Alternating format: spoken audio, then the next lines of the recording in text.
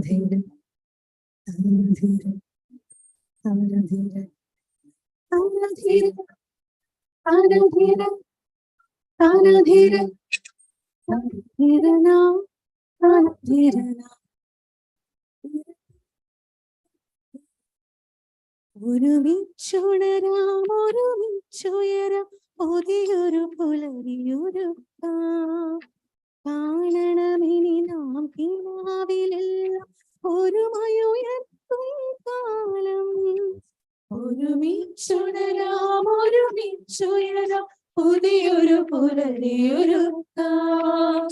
കാണണമിനി നാം കിനാവിലെല്ലാം ഒരുമയുയർത്തും കാലം തനധിരനാം തനധിരനാം തനധിരനാം തനധിരനാം തനധിരനാം തനധിരനാം തനധിരനാം തനധിരനാം അതിരുകളില്ലാതരുവികളാൽ വന്നൊഴുകാം വലിയൊരു പുഴയാകാം കഥകൾ പറഞ്ഞു കരളുപതൊത്തും തമ്മിൽ തണലായി മാറിടാം തമ്മിൽ തണലായി മാറിടാം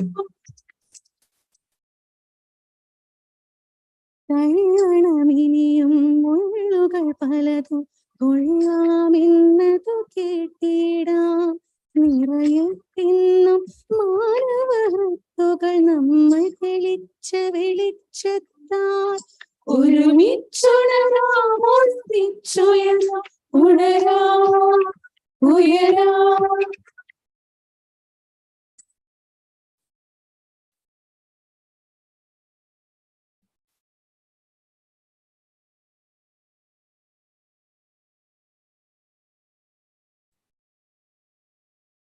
വസന്തവിനിയും നമുക്കും ഒഴിച്ചു നൽകും പൂക്കൾ വസന്തവിനിയും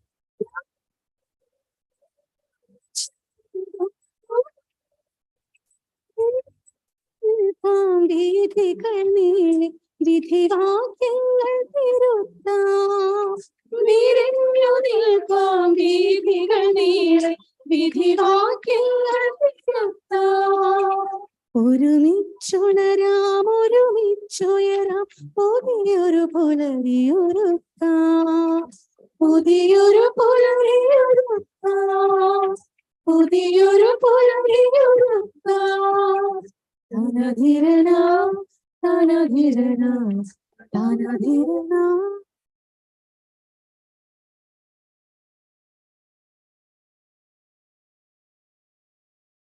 That was a fantabulous and magnificent, such a beautiful anthem, Kudumbashree anthem, sung by Kudumbashree members. Thank you so much, Kudumbashree members. I would like to take this opportunity to congratulate, and let's give a huge round of applause to them. Ladies and gentlemen, we are about to commence our event by lighting the lamp of knowledge and wisdom. This signifies dispelling of darkness and igniting of thought and enlightenment. It's our honor to invite all the dignitaries on stage to the honors. I request all the dignitaries, please move on for lighting the lamp ceremony. I would like to invite Sri P.K. Davis Master, District Panchayat President, Thrissur, Kerala, and all other dignitaries to lead the session and light the lamp of knowledge and wisdom.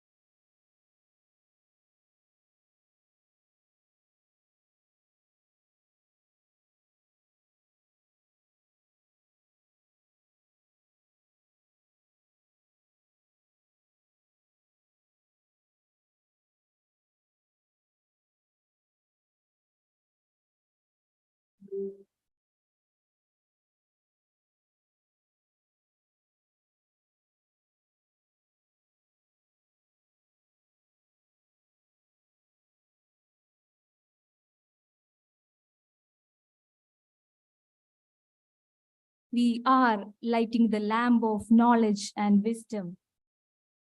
This signifies the dispelling of darkness and igniting of thought and enlightenment.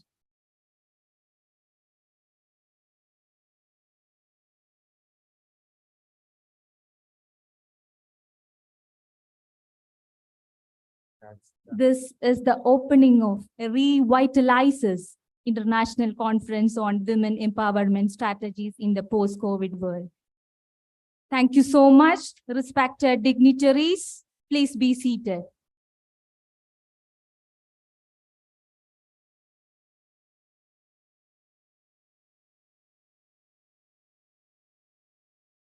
Now, it's an honor and great privilege to invite Dr. Kavita A., District Mission Coordinator, Kudumbashri Thrissur, Kerala, to accord a formal welcome to the dignitaries. Welcome, ma'am.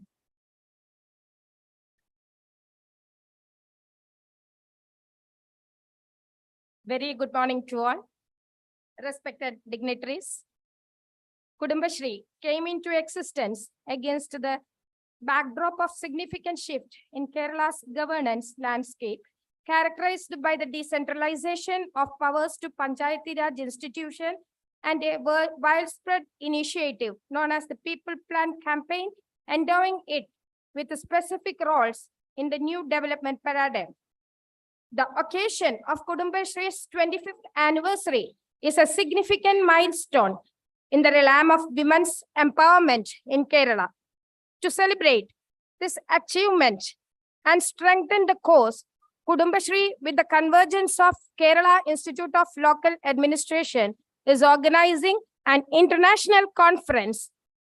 This conference aims to unite the global community to focus on women's empowerment's evolving landscape and strategies, and addresses the challenges for the future where women are genuinely empowered.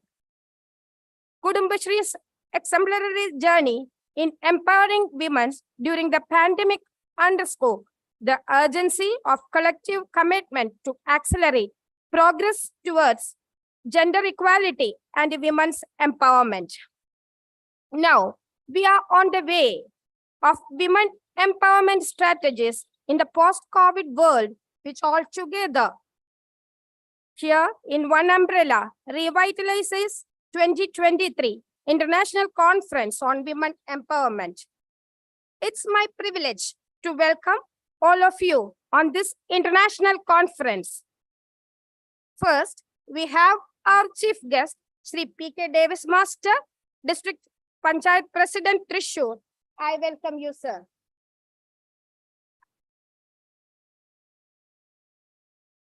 Now, we have our guest of honor, Dr. Joy Element, Director General Kila. I heartfully welcome you, sir.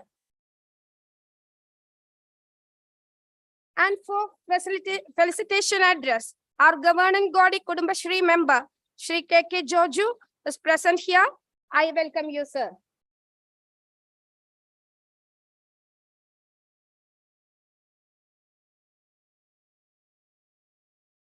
Panchayat Presidents Association President, Shri Basantlal is present here.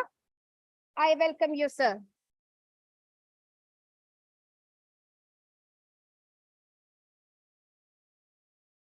We have an esteemed presence of Dr. Norby Paul, former HOD and PhD program lead in social work, the Catholic University of Eastern Africa, Norby. I welcome you, sir.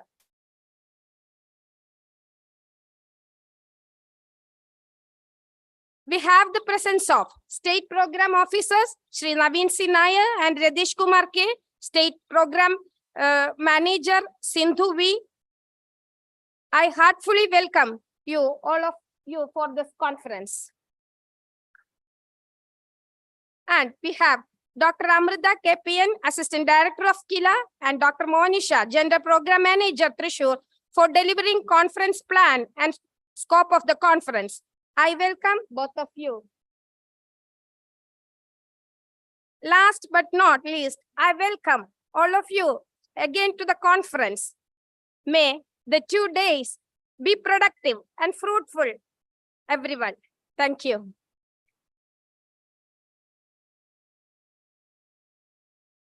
Thank you, Dr. Kavita A, District Mission Coordinator, Kudumbashree Thrissur, Kerala, for gracious welcome. Now we are going to enter into the inaugural address of this 2-day international conference, Revitalizes. With utmost respect and happiness, I would like to invite Sri P.K. Davis Master, District Panchayat President, Thrissur, Kerala, for inaugural address.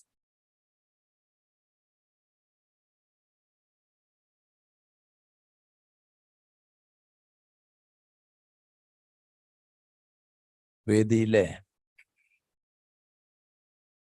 ഏറ്റവും ബഹുമാന്യരായ വ്യക്തിത്വങ്ങളെ, ഈ international സെമിനാറിൽ പങ്കെടുക്കുന്ന നമ്മുടെ ജില്ലയിലെയും സ്റ്റേറ്റിലെയും സ്റ്റേറ്റിന് പുറത്തുള്ള participants, മറ്റ് media പ്രവർത്തകരെ, സുഹൃത്തുക്കളെ,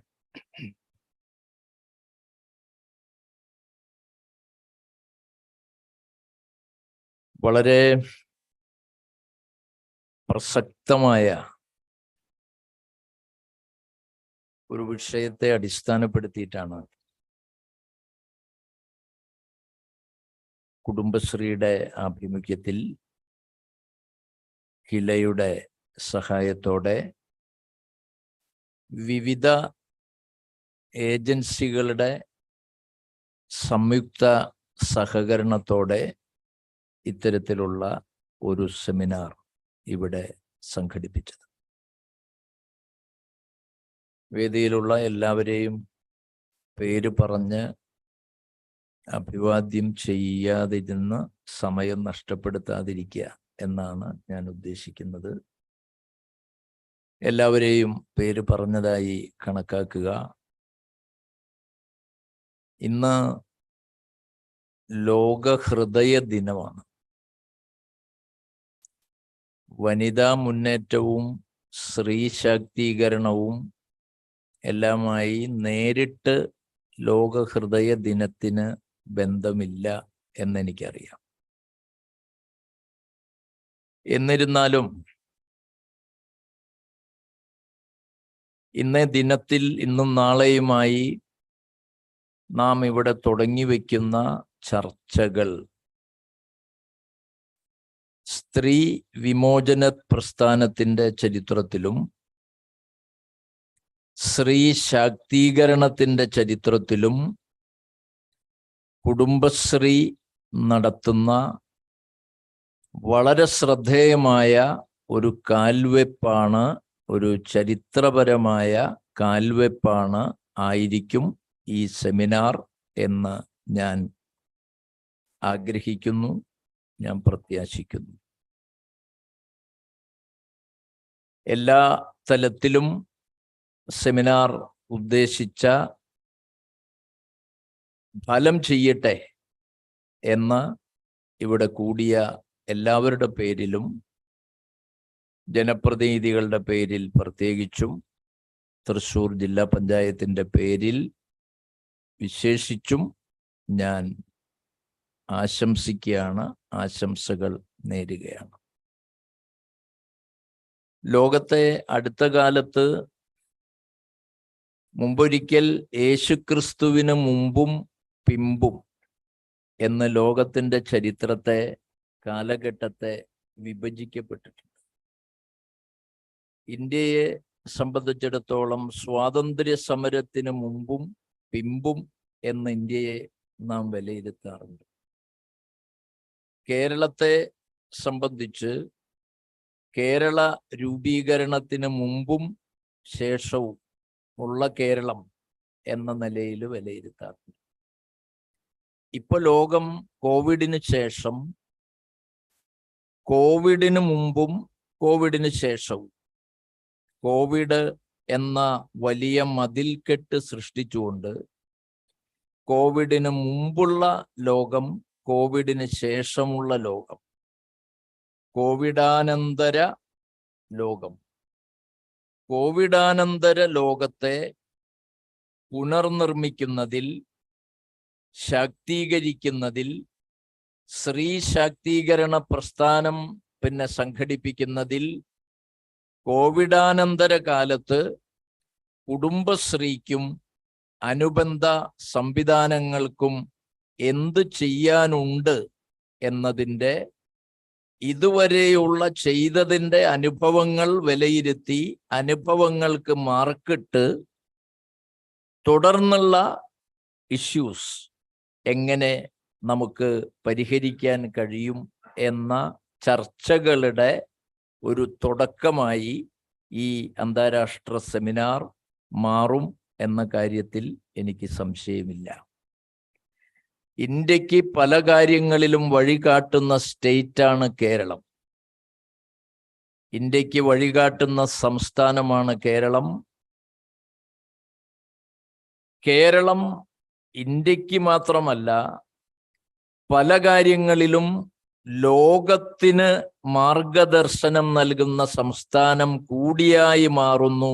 വിശേഷിച്ചും സ്ത്രീ ശാക്തീകരണ പ്രസ്ഥാനത്തിൽ കേരളം ഇന്ത്യക്ക് മാത്രമല്ല ലോകത്തിനാകെ തന്നെ മാതൃക വഹിക്കുന്ന, മാതൃകയായി മാറുന്ന ഒരു സംസ്ഥാനമായി ഇന്ത്യ യൂണിയൻ പ്രസിഡന്റ് തന്നെ കേരളത്തിൽ വന്ന് പ്രഖ്യാപിക്കപ്പെട്ടതിൻ്റെ തൊട്ടുപിറകിലാണ് സ്ത്രീ ശാക്തീകരണം. കോവിഡാനന്തര കാലത്ത് നമുക്ക് ഏത് അളവിലൂടെ സഞ്ചരിക്കേണ്ടതുണ്ട് എന്ന് ചർച്ച ചെയ്യാൻ ഈ അന്താരാഷ്ട്ര സെമിനാർ നാം സംഘടിപ്പിക്കുന്നത്. മലയാളികളല്ലാത്തവരും ഈ സെമിനാറിൻ്റെ ഭാഗമായി ഈ വേദിയിലുണ്ട്, സദസ്സിലുണ്ട് എന്നാണ് ഞാൻ കരുതുന്നത്. ഏഴാം കടലിനക്കരെ അറ്റ്ലാന്റിക് സമുദ്രം കടന്നപ്പുറത്തും കേരളത്തിൻ്റെ കുടുംബശ്രീ വഹിച്ച പ്രവർത്തനങ്ങൾ, ശ്രദ്ധേയമായ പ്രവർത്തനങ്ങൾ കണ്ടു പഠിക്കാൻ കേരളം സന്ദർശിക്കുന്ന, നമ്മുടെ കേരളത്തിലെ നിരവധി ഗ്രാമപഞ്ചായത്തുകൾ, ജില്ലാ പഞ്ചായത്തുകൾ, ബ്ലോക്ക് പഞ്ചായത്തുകൾ സന്ദർശിക്കാൻ കേരളത്തിലേക്ക് വരുന്നവരുടെ ഒഴുക്കാണ് നമുക്ക് കാണാൻ വേണ്ടി കഴിയുന്നത്. മറ്റ് സംസ്ഥാനങ്ങൾ, മറ്റ് ജില്ലകൾ, മറ്റ് നാടുകൾ, കേരളം, ഇന്ത്യ കടന്നപ്പുറത്ത് ലോകത്തിൻ്റെ വിവിധ രാജ്യങ്ങളിൽ നിന്ന് കേരളത്തിലുണ്ടാകുന്ന ഈ മുന്നേറ്റം പഠിക്കാൻ വേണ്ടി എത്തിച്ചേരുവാൻ അവസരമുണ്ടായത് കേരളത്തിലെ കുടുംബശ്രീയും വനിതാ പ്രസ്ഥാനങ്ങളും അവരുമായി ഒത്തുപോകുന്ന, സഹകരിച്ചു പോകുന്ന സർക്കാർ സംവിധാനങ്ങളും കില പോലുള്ള സംവിധാനങ്ങളും എല്ലാം വഹിച്ച വലിയ പങ്കാണ്. ചോദിക്കാറുണ്ട്, വനിതാ പ്രസ്ഥാനം, കുടുംബശ്രീ പ്രസ്ഥാനം കൈവയ്ക്കാത്ത ഏതെങ്കിലും മേഖല ബാക്കിയുണ്ടോ എന്നാണ് ഇപ്പൊ ചോദിക്കുന്നത്. കൈവച്ച മേഖലകൾ, കുടുംബശ്രീയുടെ സംഭാവനകൾ എന്ത് എന്നതിനേക്കാൾ അപ്പുറത്ത് തൃശ്ശൂര് നിങ്ങളുടെ മുമ്പിൽ നിൽക്കുമ്പോൾ അഭിമാനമുണ്ട്.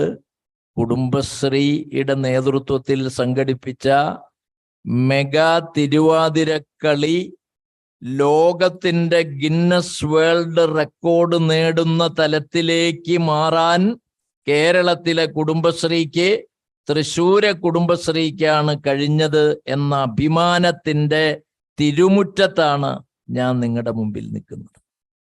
നേടിയ നേട്ടങ്ങൾ ഒരുപാടുണ്ട്. ആ നേടിയ നേട്ടങ്ങൾ, അതിനും ആ നേട്ടങ്ങൾക്കും പ്ലസും മൈനസും ഉണ്ടാവും.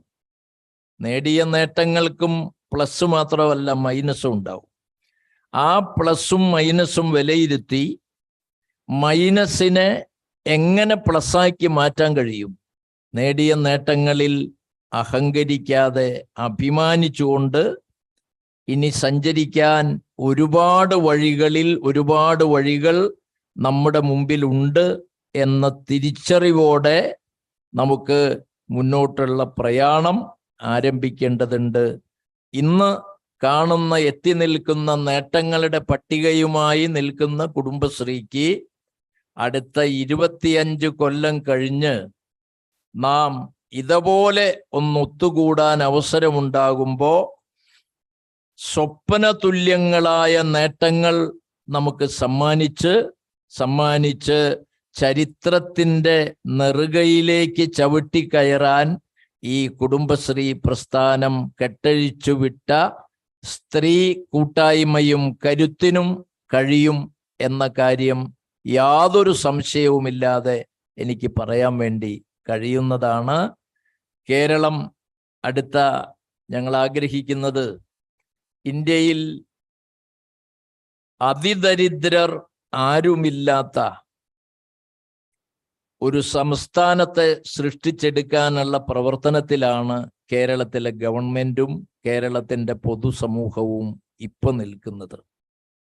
ഈ പ്രവർത്തനത്തിൽ കുടുംബശ്രീക്ക് വലിയ പങ്ക് നിർവഹിക്കാനുണ്ട്. കുടുംബശ്രീ വലിയ പങ്ക് നിർവഹിച്ചിട്ടുണ്ട്. ഞങ്ങൾ ജില്ലാ ഭരണകൂടം, ജില്ലാ കളക്ടറും മന്ത്രിയും എല്ലാമായി ആലോചിച്ച് അടുത്ത അവസരത്തിൽ ഇന്ത്യയിൽ അതിദരിദ്രർ ആരുമില്ലാത്ത ഒരു ജില്ല ഏത് എന്ന് തിരഞ്ഞെടുക്കപ്പെട്ടപ്പോൾ എറണാകുളം ആ പേരിൽ വന്നു എന്നാണ് ഞാൻ മനസ്സിലാക്കുന്നത്.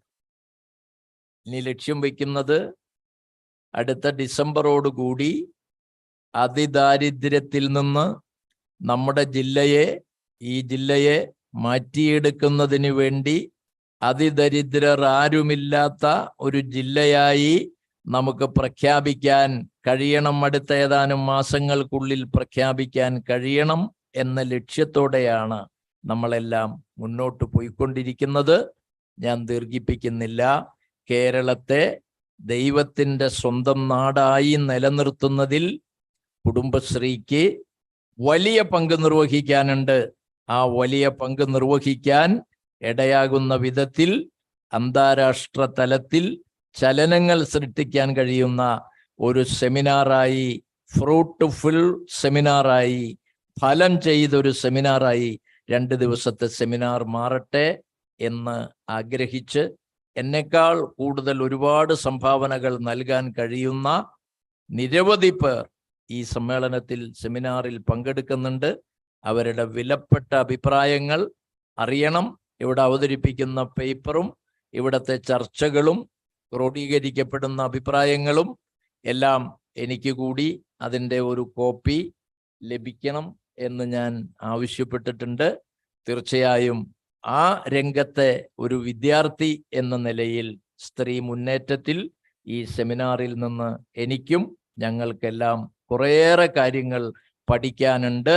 വിജയകരമായി സെമിനാർ മാറട്ടെ എന്ന് ആശംസിച്ചുകൊണ്ട് കൂടി എല്ലാവരുടെ പേരിലും തൃശ്ശൂർ ജില്ലാ പഞ്ചായത്തിൻ്റെ പേരിൽ പ്രത്യേകിച്ചും സെമിനാറിന് എല്ലാ ആശംസകളും അർപ്പിച്ചുകൊണ്ട് ഔപചാരികമായി നിങ്ങളും ഞങ്ങളും നമ്മളും കൂടി ചേർന്ന് ഈ സെമിനാർ ഔപചാരികമായി ഉദ്ഘാടനം ചെയ്തിരിക്കുന്നതായി പ്രഖ്യാപിച്ചുകൊണ്ട് എൻ്റെ വാക്കുകൾ അവസാനിപ്പിക്കുന്നു. നന്ദി, നമസ്കാരം.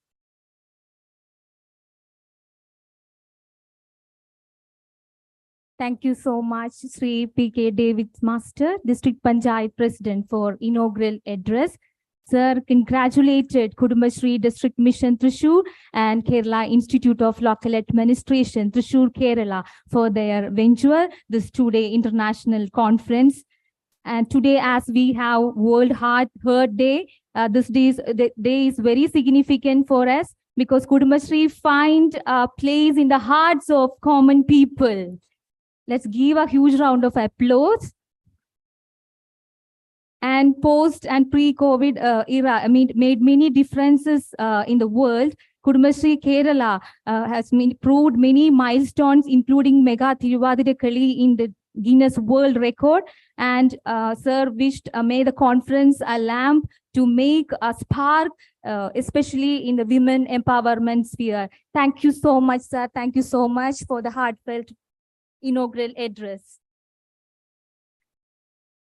Now, we have a speech by guest of honor, Dr. Joy Lemon, Director General, Kerala Institute of Local Administration. Welcome, sir.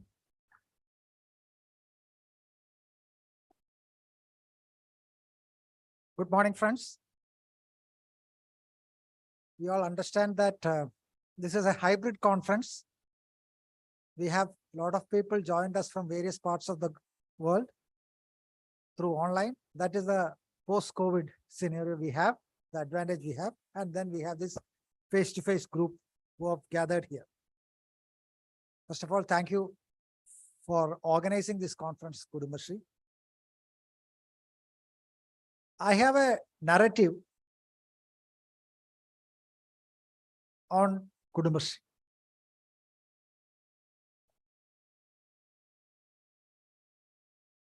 The kind of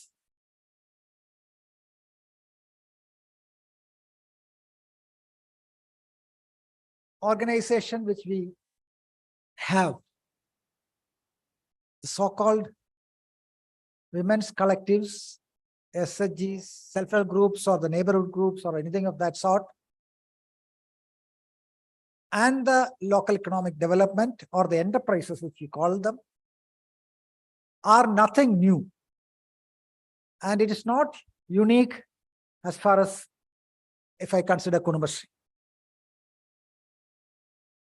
It has originated from other parts of the world, our neighboring countries, as well as in many other states of India itself. But then what makes Kudumbashri unique and different? That is a narrative I wanted to tell you. First and foremost, this is not a collective or a federation of self-help groups. What is it then? It's a federation of neighborhood groups. A lot of difference.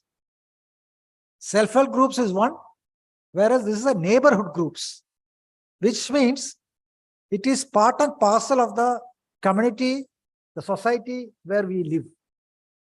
And that has its effect on its role in local governance. So that's point number one. So it's not self-help group, it's neighborhood groups, and that makes a lot of difference.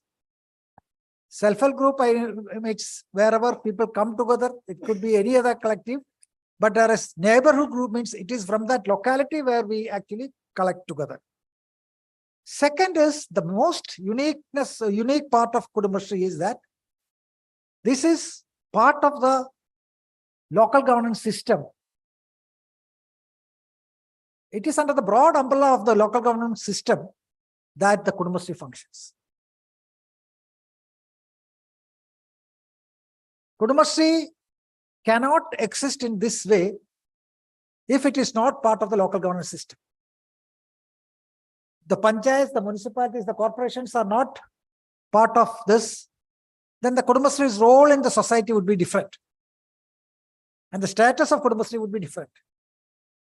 On the other hand, if Kudumbashri was not there, the local governance system would not have been same as it is now. So it's actually a symbiotic relationship where the Kudumbashri, the federation, has its autonomy, but it works together with the local governance system. And without that, you cannot actually talk about local economic development, because a simple single entrepreneur cannot actually make the entire local economic development. It can contribute, but it cannot develop. But here, this symbiotic relationship with the panchayats, the municipalities, corporations, and Kudumbashri makes it unique, where other states do not have this system. So that's towards the local economic development. But I was also talking about the governance. If some of these political leaders who are here, if they remember, in 1995, the first elections to the local governments happened in Kerala and many other states. And that was the time when this 33% reservation for women were launched. Some of them would have been panicking at that time to get women candidates to contest elections. But the last elections in 2021, what was the situation? They were finding it difficult to choose from a large number of local leaders. And the conflicts are also there, of course, because so many people have emerged as leaders in the community. Yesterday or day before yesterday, I was a call from the Ministry of Panchayat Raj asking for what are the steps taken to prevent Sarpanch Padis. Hope you understand that. That is the husbands of the local government president rules, chairs the meeting, conducts the meeting. And what are the steps taken to prevent that? But then I said, we don't have any rules or regulations to prevent them for being Panchayat Sarpanch Padi, the husband of the thing taking, because we don't have that system. Over the past 25 years or 30 years, 28 years, as I said, the local leaders have emerged. And they are not wives or sisters or mothers of any local leader. They emerged as leaders by themselves. How was this possible? This was possible because of Kudumbashree, and Kudumbashree being part of the entire local governance system where the Kudumbashree functions through the local governance system. Naturally, the leaders emerge. I actually tell some of these youth leaders that now the local leaders are women. Though your party committees will have a lot of leaders, really, who is a leader finally? Leader means people can actually access them, go to them, get things done through them, lead them. And in a village in Kerala, who does this leadership? Who is the leader? Have you checked? Not your youth organization leader, not your senior leaders. The women and the families actually go to the local leadership, means they go to the CDS chairperson, the community, the Kudumbashree Panchayat level or municipal level leadership, because they consider them as leaders, because they have evolved and emerged as leaders. Have you noticed that? At least some of you should notice that the local leadership means where do the people go? And it is to the Kudumbashree leadership. New leadership has emerged in Kerala. New leadership has emerged in Kerala. For others also you should note the development indicators of Kerala. Sometimes we say, even boast that we are on par with various developed countries. The education status of women in Kerala, that is again considered to be very high. But there is also a paradox. There was a paradox. With all these higher levels of development indicators, we also had this problem of the paradox of absence of women in public space. We are all educated, but you don't find a woman in any community gatherings, in any formal meetings. But over the last 25 years, you see them everywhere. Am I correct? At least some of the Kudumbashree or others can actually question me. If you go to your Panchayat office, you cannot escape without meeting a Kudumbashree member, in whichever capacity. Am I correct? Am I correct? And what is the body language they have? Dealing with the clerks, dealing with the secretary panchayats, dealing with other office bearers and others. What is the body language you have? Body language of the women who are there as Kudumbashree members the confidence which they show. Have you noticed that? The absence of women in public sphere to the present situation, thanks to Kudumbashree and how it works closely with the Panchayat. See, as I said, the Kudumbashree system is, the similar system is there across the country. I can suggest a few others. You have it in Telangana and Andhra, Dr. Vanishri. You have it in Bihar. Jeevika is one of the most successful programs. But I would say the kind of involvement in governance, local governance, is unique to Kerala and Kudumbashree and the Kerala local governance system. That makes Kudumbashree different. That makes it effective. That symbiotic relationship makes it different. The Panchayat planning, the local government planning system which we have, every working group has a member of the Kudumbashree. That is how the inclusion comes in.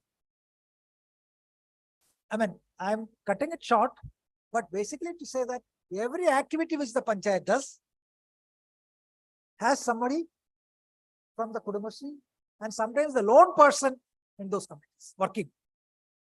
And now that we are talking about the post-COVID program, what had happened in the COVID period?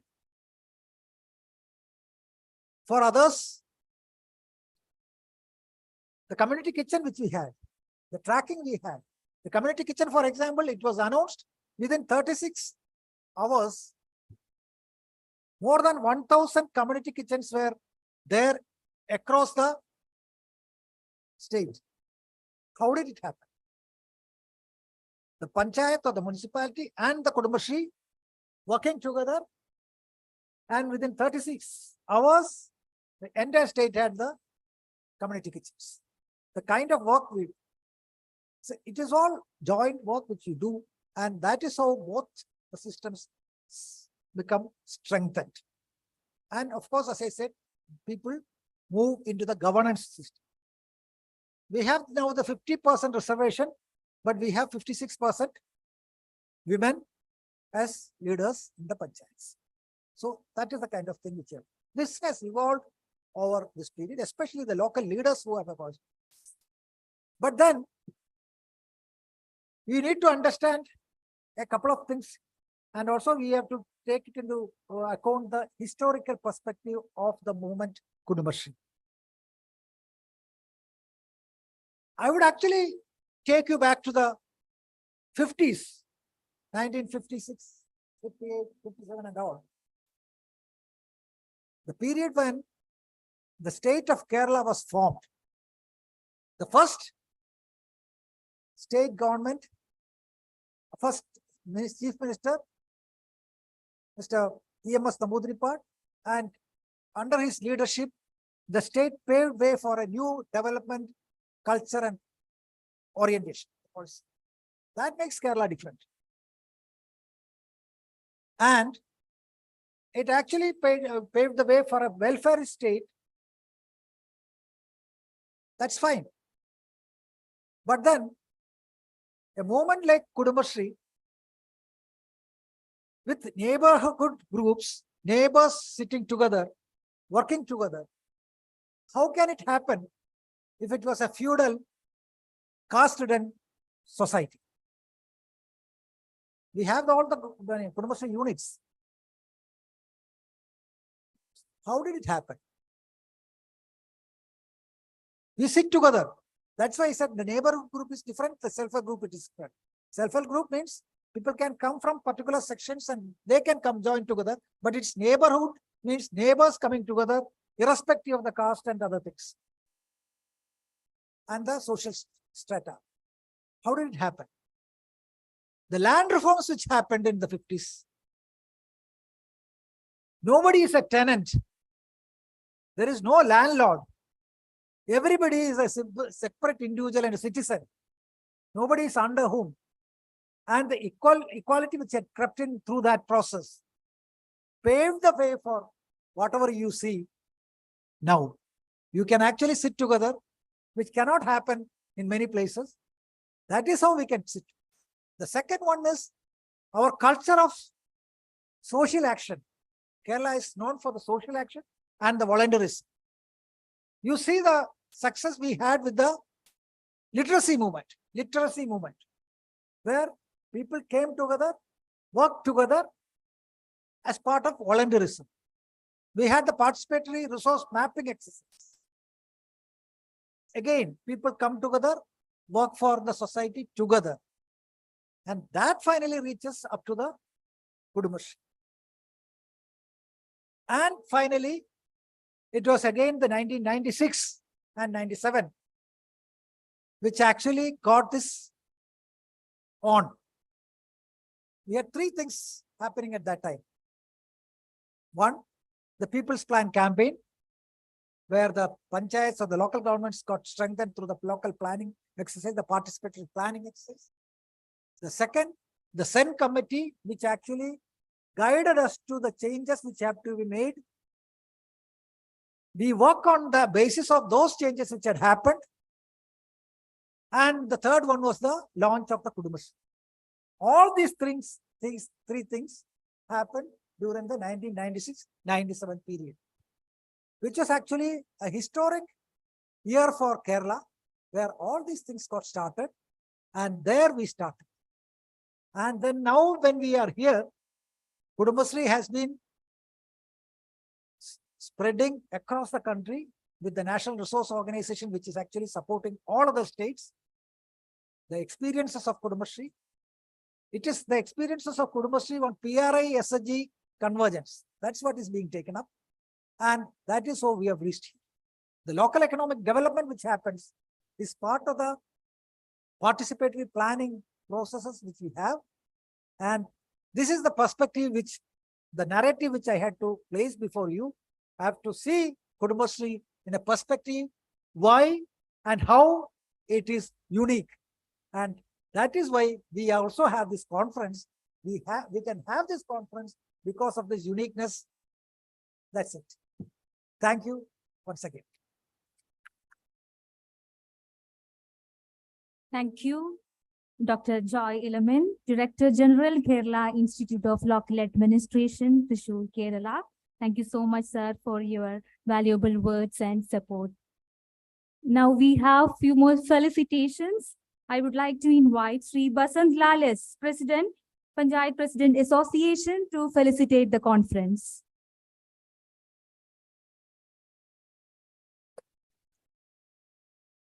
ഘടകൻ, ഏറ്റവും പ്രിയപ്പെട്ട തൃശ്ശൂർ ജില്ലാ പഞ്ചായത്തിന്റെ president Davis master,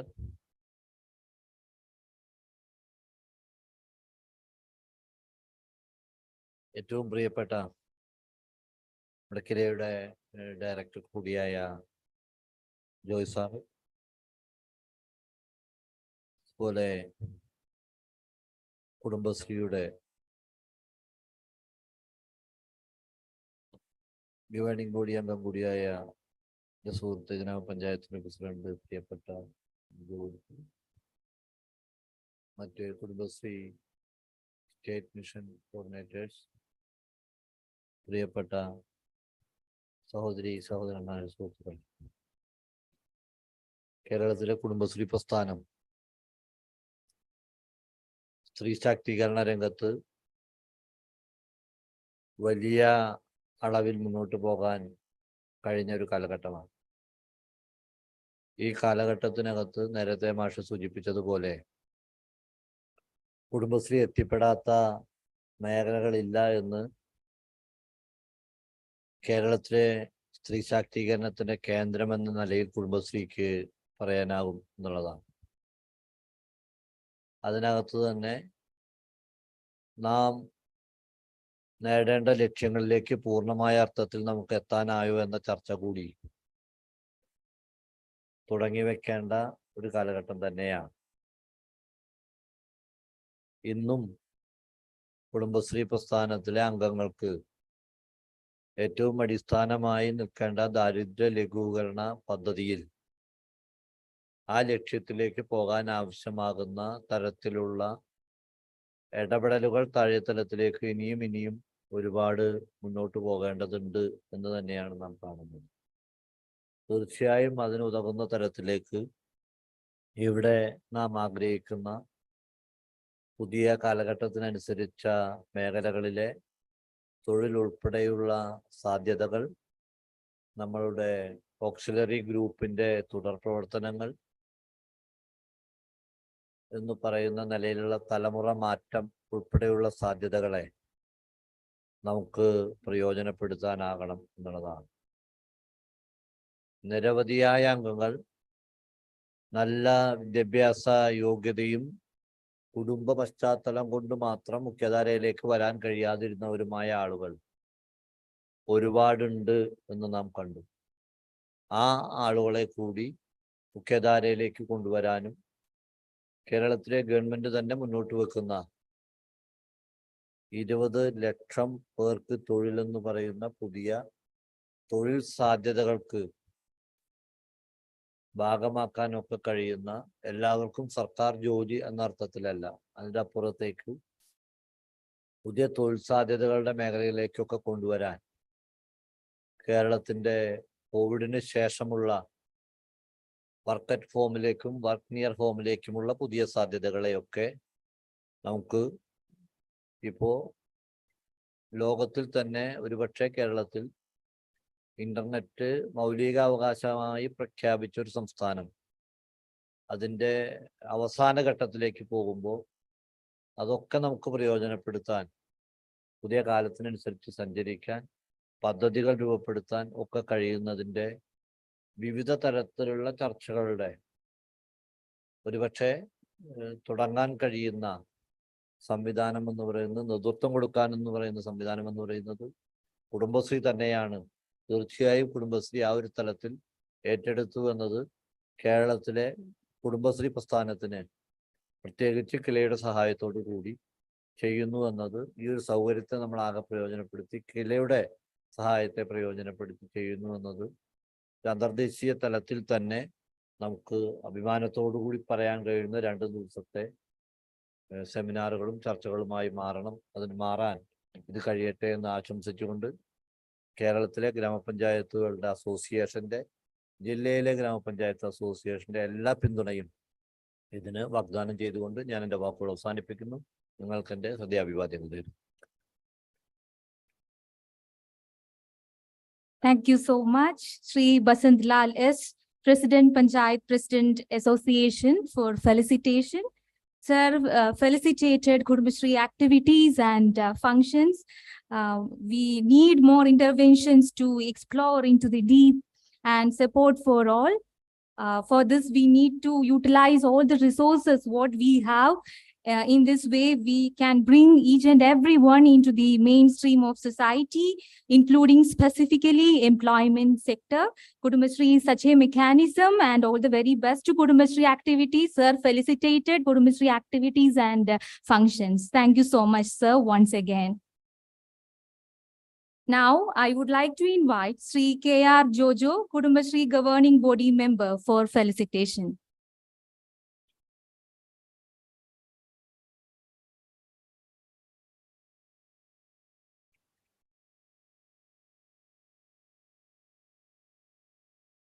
വേദിയിലെ വിശിഷ്ട അതിഥികളെ, ഈ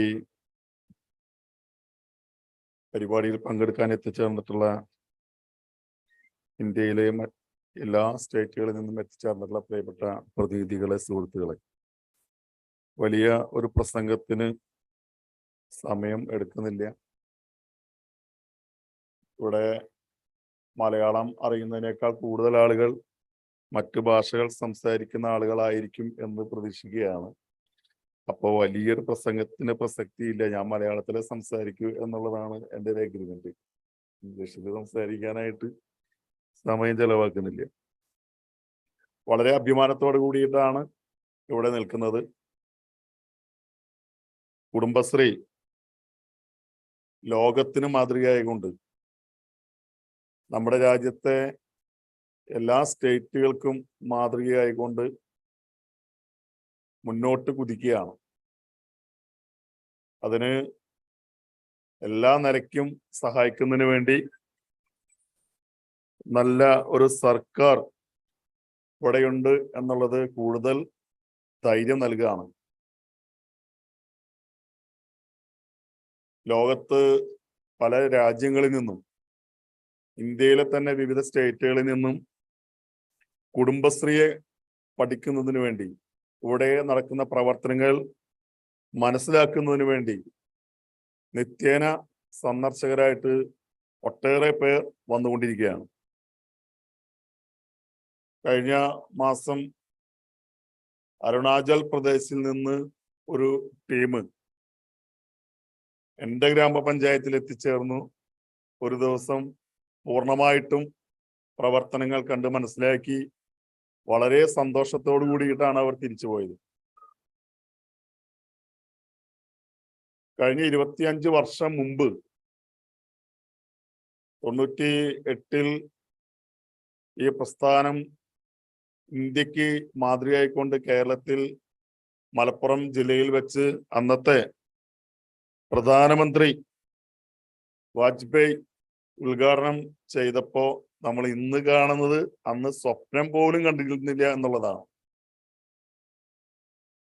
ഞാൻ 2000-ൽ ഗ്രാമപഞ്ചായത്ത് മെമ്പറായി ആളൂർ ഗ്രാമപഞ്ചായത്തിൽ വന്ന ഘട്ടത്തിൽ ആളൂരിൽ കുടുംബശ്രീ പ്രവർത്തനം പതുക്കെ ആരംഭിക്കുകയാണ്. ഒരാളെപ്പോലും അതിൻ്റെ നേതൃത്വത്തിൽ നിർത്താൻ വലിയ പ്രയാസമാണ്. അന്നത്തെ പഞ്ചായത്ത് പ്രസിഡന്റ് ഒരു വനിതയായിരുന്നു. പോൾ കോക്കാട്ട് മാസ്റ്റർ എന്ന് പറയുന്ന മാഷയുടെ ഭാര്യ കാതറിൻ ചേച്ചി ഒരു സ്ത്രീയെ നമ്മുടെ പഞ്ചായത്തിൽ കുടുംബശ്രീക്ക് വേണ്ടി കൊണ്ടുവരണം, വലിയ ശ്രമം നടത്തിയ ഒടുവിൽ വാസന്തി ആനന്ദൻ എന്ന് പറയുന്ന ഒരു ചേച്ചി ധൈര്യത്തോടുകൂടി വന്നു എന്നുള്ളത് അത്ഭുതമായിട്ടാണ് കണ്ടത്. അന്ന് സ്ത്രീകൾ ഇങ്ങനെ വഴിയിലൂടെ നടക്കുമ്പോൾ നമ്മുടെ ചുറ്റുപാടുകളും ആളുകൾ ഇങ്ങനെ ശ്രദ്ധിക്കുകയാണ്. ചായക്കടയിലേക്ക് ഇരുന്ന് ഈ സ്ത്രീയെ നോക്കുകയാണ്. സ്ത്രീ നല്ല സാരി ഉടുത്തിട്ടുണ്ട്, നന്നായിട്ട് പൗഡറൊക്കെ ഇട്ടിട്ടുണ്ട്, നല്ല പൊട്ടുകുത്തി പഞ്ചായത്തിലേക്കാണെന്നാ പറഞ്ഞു പോണത്, എന്താണ് പണി എന്നുള്ള രീതിയിൽ അന്ന് ആ രീതിയിൽ സ്ത്രീയെ ജനങ്ങൾ നോക്കി നിന്നിരുന്നു എന്നുള്ളത് അധികം നാളത്തെ മുമ്പത്തെ കഥയല്ല. ഈ കുടുംബശ്രീ നമ്മുടെ കേരളത്തിനകത്ത് ഇതുപോലെ ഒരു ശക്തിയായി മാറും എന്ന് ദീർഘവീക്ഷണത്തോടു കൂടി അന്നത്തെ മുഖ്യമന്ത്രി ഇ കെ നായനാർ മന്ത്രിസഭയിൽ, ആ മന്ത്രിസഭയുടെ സൃഷ്ടി അല്ലെങ്കിൽ ആ ഗവൺമെന്റിന്റെ സൃഷ്ടിയാണ് കുടുംബശ്രീ. അപ്പൊ അത്രയും ദീർഘവീക്ഷണത്തോടു കൂടിയിട്ട് ഒരു സംവിധാനം ഉണ്ടാക്കി എന്നുള്ളതാണ്. നമുക്കറിയാം, ഒട്ടേറെ പരിഷ്കാരങ്ങൾക്ക് വേദിയായിട്ടുള്ള കേരളമാണ്. സമ്പൂർണമായിട്ടും എല്ലാവർക്കും പഠിക്കുന്നതിന് വിദ്യാഭ്യാസ ബില്ല് പാസ്സാക്കിയിട്ടുള്ള സംസ്ഥാനം. ഇവിടെ ഭൂപരിഷ്കരണ നിയമം നടപ്പാക്കിയിട്ടുള്ള സംസ്ഥാനം.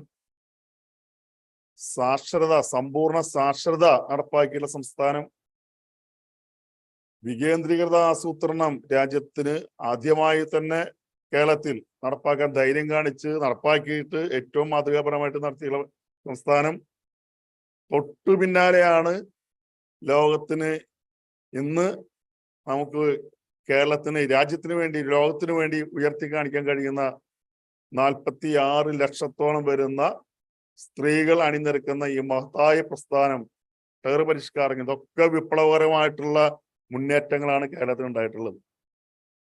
ഈ കുടുംബശ്രീയാണ് നേരത്തെ ഡേവിസ് മാഷ് സൂചിപ്പിച്ച പോലെ തന്നെ അതിദരിദ്രരായിട്ടുള്ള ആളുകളെ കണ്ടെത്തുന്നതിന് വേണ്ടി സർവേ നടത്തിയിട്ടുള്ളത്. ഈ കുടുംബശ്രീ പ്രസ്ഥാനമാണ് കേരളത്തിനകത്ത് അഭ്യസ്തവിദ്യരായിട്ടുള്ള ആളുകൾക്ക് തൊഴിൽ നൽകുന്നതിന് വേണ്ടിയിട്ട്, തൊഴിലില്ലാത്ത ആളുകളെ കണ്ടെത്തുന്നതിന് വേണ്ടി സർവേ നടത്തിയിട്ടുള്ളത്. ഇപ്പോ വരാൻ പോകുന്ന വളരെ വിപ്ലവകരമായിട്ടുള്ള ഒരു പ്രവർത്തനത്തിന് സർക്കാർ തയ്യാറായിട്ടുണ്ട്. അതിൻ്റെ ഒരു ഓർഡിനൻസ് വരാൻ പോവുകയാണ്. അത് മാലിന്യമുക്ത നവകേരളമാണ്. ഈ മാലിന്യമുക്ത നവകേരളത്തിന് ലക്ഷക്കണക്കിന് വരുന്ന കുടുംബശ്രീ പ്രവർത്തകരാണ് അതിന്റെ നെടുനായകത്വം വഹിക്കുന്നത് എന്നുള്ളതാണ് അതിന്റെ പ്രത്യേകത. അവരാണ് നമ്മുടെ ഹരിത കർമ്മ സേന അംഗങ്ങളായി കേരളം ലോകത്തിന് മാതൃകയാകുന്ന രീതിയിൽ ഈ കേരളത്തിനും വലിച്ചെറിയൽ സംവിധാനം നിർത്തലാക്കി മാലിന്യമുക്ത നവകേരളം എന്ന് പ്രഖ്യാപിക്കാൻ കേരളത്തിലെ ഗവൺമെന്റ് തയ്യാറെടുക്കുന്നത് എന്നുള്ളതാണ്. അതിനാവശ്യം നിരവധി അതിന്റെ പ്രവർത്തനങ്ങൾ വരാൻ പോവാം. അപ്പോ ഇതിന്റെ എല്ലാത്തിനും പിറകിൽ മറ്റു കാര്യങ്ങളൊന്നും ഞാൻ സൂചിപ്പിക്കുന്നില്ല. നാളിതുവരെ ഓരോ വർഷവും കുടുംബശ്രീ നമ്മുടെ കേരളത്തിനകത്ത് നടപ്പാക്കിയിട്ടുള്ള ഒട്ടേറെ പ്രവർത്തനം, കുടുംബശ്രീയിലൂടെയാണ് ഇതെല്ലാം നടപ്പാക്കുന്നത്. സമ്പത്തുൽപാദന രംഗത്ത് ചെറുതും വലുതുമായിട്ട്, കാർഷിക രംഗത്ത്, അതുപോലെ തന്നെ മൃഗ പരിപാലന രംഗത്ത്, അതുപോലെ വ്യവസായ മേഖല, ചെറിയ വ്യവസായങ്ങൾ ഉൾപ്പെടെ എല്ലാ മേഖലകളിലും കുടുംബശ്രീക്ക് എത്താൻ കഴിഞ്ഞു.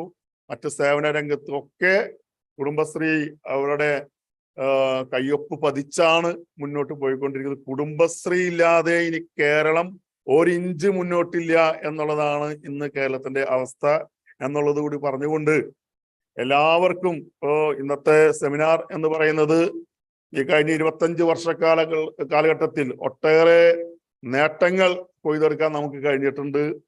കുറെ ചർച്ചകൾ നടത്തി, കുറെ പ്ലാനിങ് ഉണ്ടാക്കാൻ ശ്രമിക്കുന്നുണ്ട്. ഇതിനിടയിലൊക്കെ ചില വെല്ലുവിളികൾ ഉണ്ടായിട്ടുണ്ട്. ആ വെല്ലുവിളികൾ തിരിച്ചറിയാൻ ഇന്നത്തെ ഈ സെമിനാറിന്, ഈ കോൺഫറൻസിന് കഴിയണം. മാത്രമല്ല, കോവിഡിന് ശേഷം സ്ത്രീക്ക് മുന്നേറുന്നതിൽ ഏതെങ്കിലും തരത്തിലുള്ള വെല്ലുവിളി ഉണ്ടായിട്ടുണ്ടോ എന്നുള്ള പരിശോധന നടത്താനായിട്ടുണ്ട്. ഒട്ടേറെ കാര്യങ്ങൾ ഈ ദിവസങ്ങളിൽ ചർച്ച ചെയ്യും എന്നുള്ളത് തന്നെ ഇതിന്റെ സൂചകമായിട്ട് നൽകിയിട്ടുള്ള നോട്ടീസിൽ പറഞ്ഞിട്ടുണ്ട്. ഇതൊക്കെ നല്ലവണ്ണം ചർച്ച ചെയ്യാൻ നമുക്ക് കഴിയണം. പലവിധ സാഹചര്യങ്ങളാൽ പല സാമൂഹ്യ പ്രതിസന്ധികൾ, സാമൂഹ്യ വ്യവസ്ഥകൾക്ക് ഭാഗമായിട്ട് സ്ത്രീകൾക്ക് ഇനിയും മുന്നേറാൻ പല തടസ്സങ്ങളുണ്ട് എന്നുള്ളതൊക്കെ ചർച്ച ചെയ്യുമ്പോൾ വരും. ഈ പുരുഷാധിപത്യം അല്ലെങ്കിൽ ലിംഗ വിവേചനം വലിയ രീതിയിൽ ഇനിയും നിലനിൽക്കുന്നുണ്ടോ എന്നുള്ളതൊക്കെ പരിശോധിക്കണം. ഇതിനൊക്കെ മുറിച്ചു കടക്കാൻ നമുക്ക് എന്താണ് ചെയ്യേണ്ടത് എന്നുള്ളത് രാജ്യത്തിന്റെ ഭരണകൂടത്തിന് ഇതുമായി ബന്ധപ്പെട്ട് ചെയ്യേണ്ടതായിട്ടുള്ള കാര്യങ്ങൾ, ഓരോ സ്റ്റേറ്റുകളും ഭരിക്കുമ്പോൾ ഭരണാധികാരികളുടെ നയങ്ങൾ ഇതിന് തടസ്സം നിൽക്കുന്നുണ്ടോ, ഈ വിഷയങ്ങളെല്ലാം തന്നെ സമസ്തമായിട്ട് ഇവിടെ പരിശോധിക്കാനായിട്ട് കഴിയണം. നമ്മുടെ രാജ്യം നമുക്കറിയാം, സ്ത്രീകൾ കൂടുതൽ പുരുഷന്മാരെക്കാൾ കൂടുതൽ സ്ത്രീകൾ നമുക്ക് ഉള്ള നാടാണ്. അപ്പോ നമ്മുടെ നാടിനകത്ത് നന്നായി സ്ത്രീകൾ സ്വന്തം കാലിൽ നിൽക്കാൻ കഴിയുന്ന രീതിയിൽ രാജ്യത്തിന്റെ ദാരിദ്ര്യ ലഘൂകരണം ഉണ്ടാകുന്നതിന് വേണ്ടി, സ്ത്രീ ശാക്തീകരണം ഉറപ്പുവരുത്തുന്നതിന് വേണ്ടിയിട്ടുള്ള നമ്മുടെ ലക്ഷ്യം അതാണ്. ഇത് നമ്മുടെ രാജ്യത്തെമ്പാടും ഉണ്ടാവണം. നമ്മുടെ രാജ്യം ഇപ്പോ വളരെ പുറകിലാണ്. നമ്മുടെ ദരിദ്രനാരായണന്മാരുടെ എണ്ണം പരിശോധിക്കുമ്പോൾ നമുക്ക് അല്പം തല കുനിച്ചു പിടിച്ച് നടക്കേണ്ടതായിട്ട് വരും എന്നുള്ളതാണ്. അപ്പോ അത് മുറിച്ച് കടക്കുന്നതിന് വേണ്ടിയിട്ട് വലിയ പ്രവർത്തനം തന്നെ മുന്നോട്ട് കൊണ്ടുവരേണ്ടതായിട്ടുണ്ട് എന്നുള്ളതാണ്. ഞാൻ ദീർഘിപ്പിക്കുന്നില്ല. എല്ലാ പ്രതിനിധികൾക്കും ഊഷ്മളമായിട്ടുള്ള അഭിവാദ്യങ്ങൾ അർപ്പിച്ചുകൊണ്ട് വാക്കുകൾ നിർത്തുന്നു. നന്ദി, നമസ്കാരം.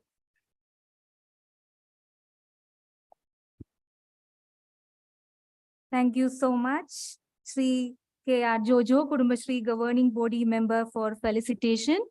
Sir explained Kudumbashri is a great mechanism and model for the world.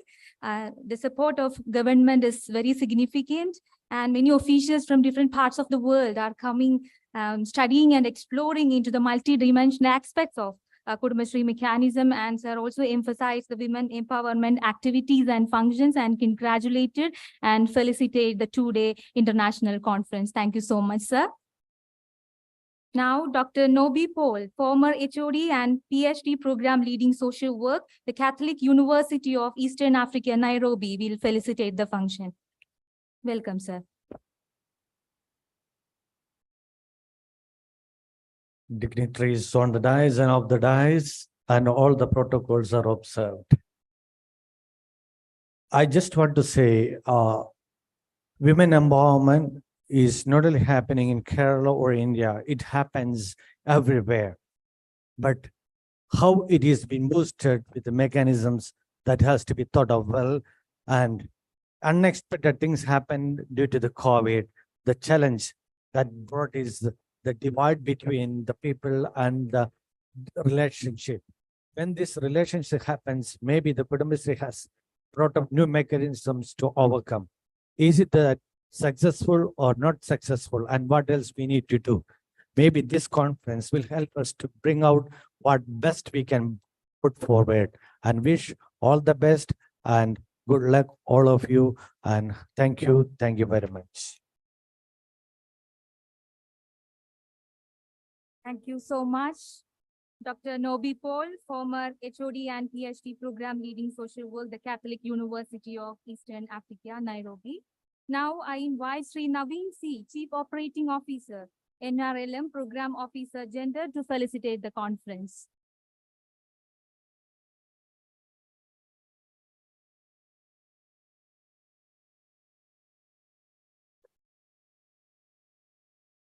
Respected dignitaries on and off the dais, my colleagues, and my dear friends.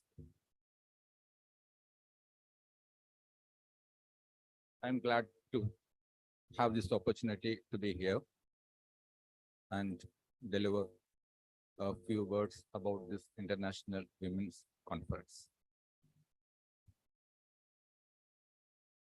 I feel proud, and I feel proud because of two reasons. The first thing, the world's largest women collective, which comprises of more than 46 lakhs of women, belong to the state of Kerala. That means my homeland. The second thing, as a program officer, that too for gender, in my service as a government service, I could be able to be a part of this administrative structure that governs and that provides guidelines and support to this biggest community organization. We all know that Kerala has achieved significant progress in the fields of poverty eradication, social development, and women empowerment. On an analysis, we can see that Kudumbashri is at the heart of this achievement. You might be well aware of the evolution of Kudumbashri better than me. We all know that Kudumbashri started as the State Poverty Eradication Mission in 1998, and it has completed 25 years of exemplary journey and celebrated the Silver Jubilee of formation only recently. I think this International Women's Conference also comes in the backdrop of this Silver Jubilee celebrations. Before that, we had done some experiments in the Alappuzha municipality in the year 1993, I think, for combating this poverty. The strategy was by forming community development societies with the help of UNICEF. Later, we replicated that model into Malappuram district in the year 1994. And the success of these experiments led to the formation of Kudumbashri. You might be knowing that. As somebody told earlier, we started from only 88 neighborhood groups in the beginning. From that, Kudumbashri has grown up to 3.1 lakh of neighborhood groups, comprising more than 46 lakhs of women. During the course of time, actually the main objective behind the formation of Kudumbashri was poverty eradication. But later on, some other objectives were incorporated with this core objective. Those were local economic development and social development.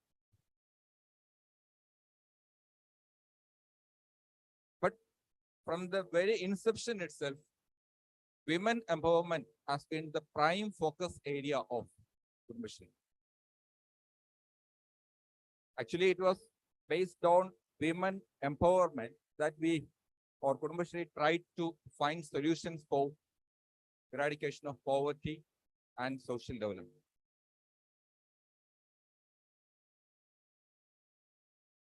Kudumbashree has always strived hard for achieving gender equality and gender neutrality in the society.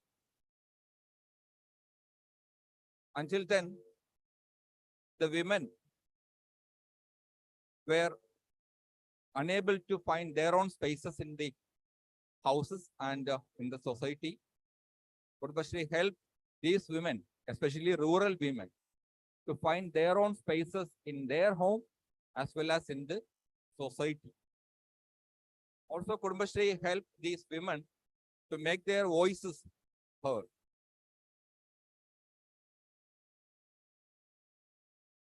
Another contribution of Kudumbashree to these women folk was by making them economically independent. It is actually the economic independence of these women that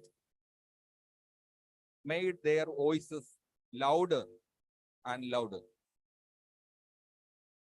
or that which helped them to make decisions in their own houses.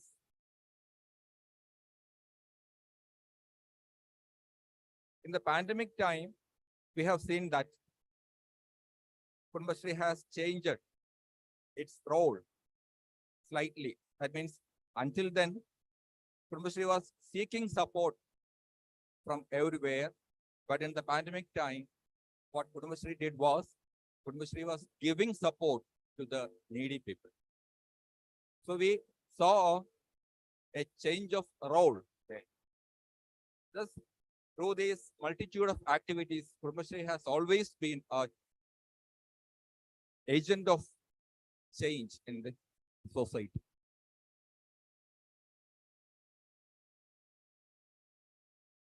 But if we introspect, we can see that even after 25 years of formation, we have not been able to achieve our core objectives. I don't think we have been able to achieve, or we have been able to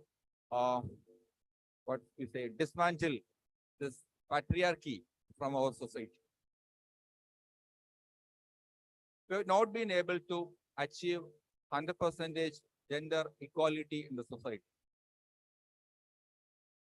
And what about the position of women in the decision-making process or in the lawmaking bodies? We have not at all been able to able to make such an advance in the decision-making process of these women. What happened was, we were not running towards achieving these objectives. We are just drifting towards these objectives. And the pandemic, the unexpected pandemic that worsened the situation of, it has ruined or destroyed all the advances that we have made in the in reducing this gender gap. We all know that during the pandemic time and after that, domestic violences and gender-based crimes increased enormously. So it is in this context that this International Women's Conference becomes relevant. I have gone through the topics selected in this conference for presentation and discussions. On a first look, we can see that these topics have been carefully chosen so as to facilitate the speakers and the spectators to form or formation or formulation of these policies and strategies for achieving our core objective, that is women empowerment. In 2 days, we will be having a lot of sessions in this conference. We hope the presenters from across the globe will be delivering a good speech on how to formulate strategies and policies for achieving gender equality. I wish all of you a very good event and even full conference, and I wish the organizers of this conference, that is the Thrissur District Mission, I also wish to congratulate this district mission for this for such an initiative. Thank you all.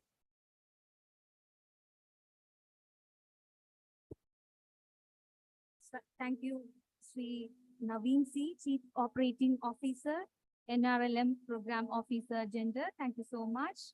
A kind attention, we are having a difficulty in transportation in Kila campus premises. Vehicle number KL45H275, Red Swift, KL48G404628, Black Pulses is strongly parked. The owners kindly make arrangements for that. Kindly cooperate. Now, I would like to invite Sri Ratish Kumar K, State Program Officer, Organization and Microfinance, Kudumbashree, for felicitation.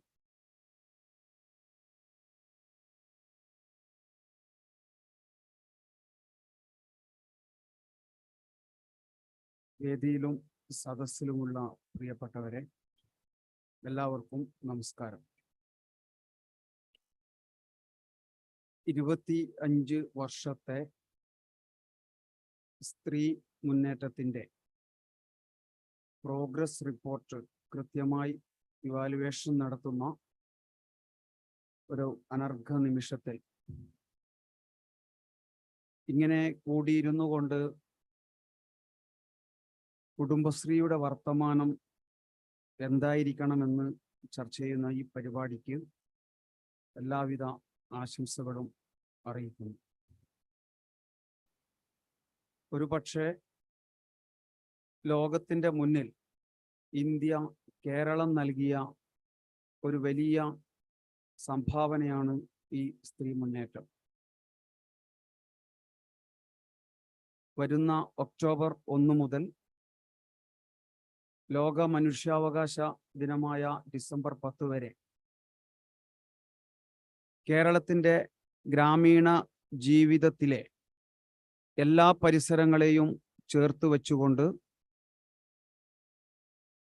പൊതുവിദ്യാഭ്യാസ വകുപ്പിൻ്റെ സഹകരണത്തോടുകൂടി തങ്ങൾ പഠിച്ച വിദ്യാലയ മുറ്റത്തേക്ക് ഒരു വട്ടം കൂടി കേരളത്തിലെ 46 ലക്ഷം അയൽക്കൂട്ടം അംഗങ്ങളും തങ്ങൾ പഠിക്കാൻ ആഗ്രഹിച്ച രീതിയിലുള്ള ഒരു ക്ലാസ് മുറി ഒരുക്കത്തിലൂടെ 5 പ്രധാനപ്പെട്ട മേഖലകളെ ഉൾപ്പെടുത്തിക്കൊണ്ടുള്ള ഒരു പഠന പ്രക്രിയയ്ക്ക് ആരംഭം കുറിക്കുകയാണ്. തീർച്ചയായിട്ടും സംഘടനാ സംവിധാനം, സാമൂഹ്യബോധം, സാമ്പത്തിക അച്ചടക്കം, ജെൻഡർ വിഷയങ്ങൾ, അതുപോലെ തന്നെ പുതിയ കാലഘട്ടത്തിൻ്റെ അനിവാര്യമായിട്ടുള്ള ഡിജിറ്റൽ സാക്ഷരത തുടങ്ങി മേഖലകളെ കൃത്യമായിട്ട് ചർച്ച ചെയ്യുന്ന ഒരു ഇടം എന്ന നിലയിലാണ് ഈ വിദ്യാഭ്യാസ പ്രക്രിയയെ ഒരുക്കി വച്ചിട്ടുള്ളത്. അതിൻ്റെ ഒരു തുടർച്ച തന്നെയായിട്ടാണ് ഈ സെമിനാറിനെ ഞാൻ കാണുന്നത്. ഈ സെമിനാറിൽ ഒരു പ്രസന്റേഷൻ കൂടിയുള്ളത് കൊണ്ട് ആ ഘട്ടത്തിൽ കൃത്യമായിട്ട് എൻ്റെ അവതരണം എനിക്ക് നടത്താൻ പറ്റും.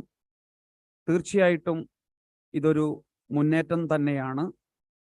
പല കാരണങ്ങളാലും വേണ്ടത്ര പരിഗണന ലഭിക്കാതിരുന്ന ജനവിഭാഗത്തിൽപ്പെട്ട ഒരു സ്ത്രീകളുടെ മുന്നേറ്റം തന്നെയാണ് കുടുംബശ്രീ. തീർച്ചയായിട്ടും അഭിമാനത്തോടു കൂടി നമുക്ക് പറയാം, കേരള സർക്കാരിൻ്റെ വികസന കാഴ്ചപ്പാടുകളിൽ ഏറ്റവും മുന്നിൽ നിൽക്കുന്ന ഒരു സംഘടിത ശക്തിയായിട്ട് ഈ സ്ത്രീ കൂട്ടായ്മ മാറി എന്നത് അതിൽ നിങ്ങൾക്കെല്ലാവർക്കും അഭിമാനിക്കാം. തീർച്ചയായിട്ടും വരും നാളുകളിൽ കുടുംബശ്രീ പ്രസ്ഥാനം ആരംഭിച്ച കാലഘട്ടത്തിൽ ഉണ്ടാക്കിയെടുത്തിട്ടുള്ള ഒരു ചിത്രം എന്ന് പറയുന്നത് ഒരു സൂക്ഷ്മ സാമ്പത്തിക സംവിധാനം എന്ന നിലയിൽ മാത്രമായിരുന്നു. ഇന്ന് അതിൽ നിന്നൊക്കെ മാറിക്കൊണ്ട് സ്വന്തമായിട്ട് ഒരു ഭദ്രതയുള്ള, ഒരു പക്ഷേ ഈ ആണധികാര വ്യവസ്ഥ എന്നൊക്കെ പറയുന്ന ഏത് കാലത്തെയും വിഷയത്തെ പൂർണ്ണമായിട്ടും ഇല്ലാതാക്കിക്കൊണ്ട് സ്ത്രീക്കും പുരുഷ അധികാര വ്യവസ്ഥയിൽ തുല്യസ്ഥാനം നേടിക്കൊടുക്കുന്നതിന് വേണ്ടിയിട്ട് അതിൻ്റെ ആ വളർച്ചയുടെ ഗ്രാഫ് വീണ്ടും വീണ്ടും ഉയർത്തുന്നതിന് വേണ്ടി സാധിച്ചു എന്ന നിലയിൽ തീർച്ചയായിട്ടും നമുക്ക് അഭിമാനിക്കാം. ഈ കുടുംബശ്രീ പ്രസ്ഥാനം തീർച്ചയായിട്ടും ഇനിയും മുന്നോട്ട് ഒരുപാട് പടവുകൾ കയറാനുണ്ട്. അതിനുള്ള എല്ലാ ഒരുക്കങ്ങളായി ഇത്തരത്തിലുള്ള ദേശീയ തലത്തിലും അതിനപ്പുറത്തും ലോകമെമ്പാടുമുള്ള കാഴ്ചപ്പാടുകളെ വെച്ചുകൊണ്ട് നമുക്ക് മുന്നേറാം. ഈ പരിപാടിക്ക് എല്ലാവിധ ആശംസകളും അറിയിച്ചുകൊണ്ട് നിർത്തുന്നു. നന്ദി, നമസ്കാരം. Thank you so much, Sri Ratish Kumar, State Program Officer, Organization and Microfinance, Kudumbashree.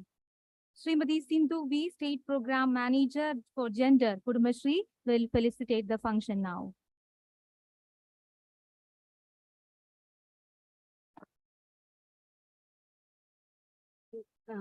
Respected dignitaries on the days and off the days, dear friends, actually we are waiting for a break, is right? Yeah, is and also the discussions and thoughts which will be happening today and tomorrow. That is the main thing.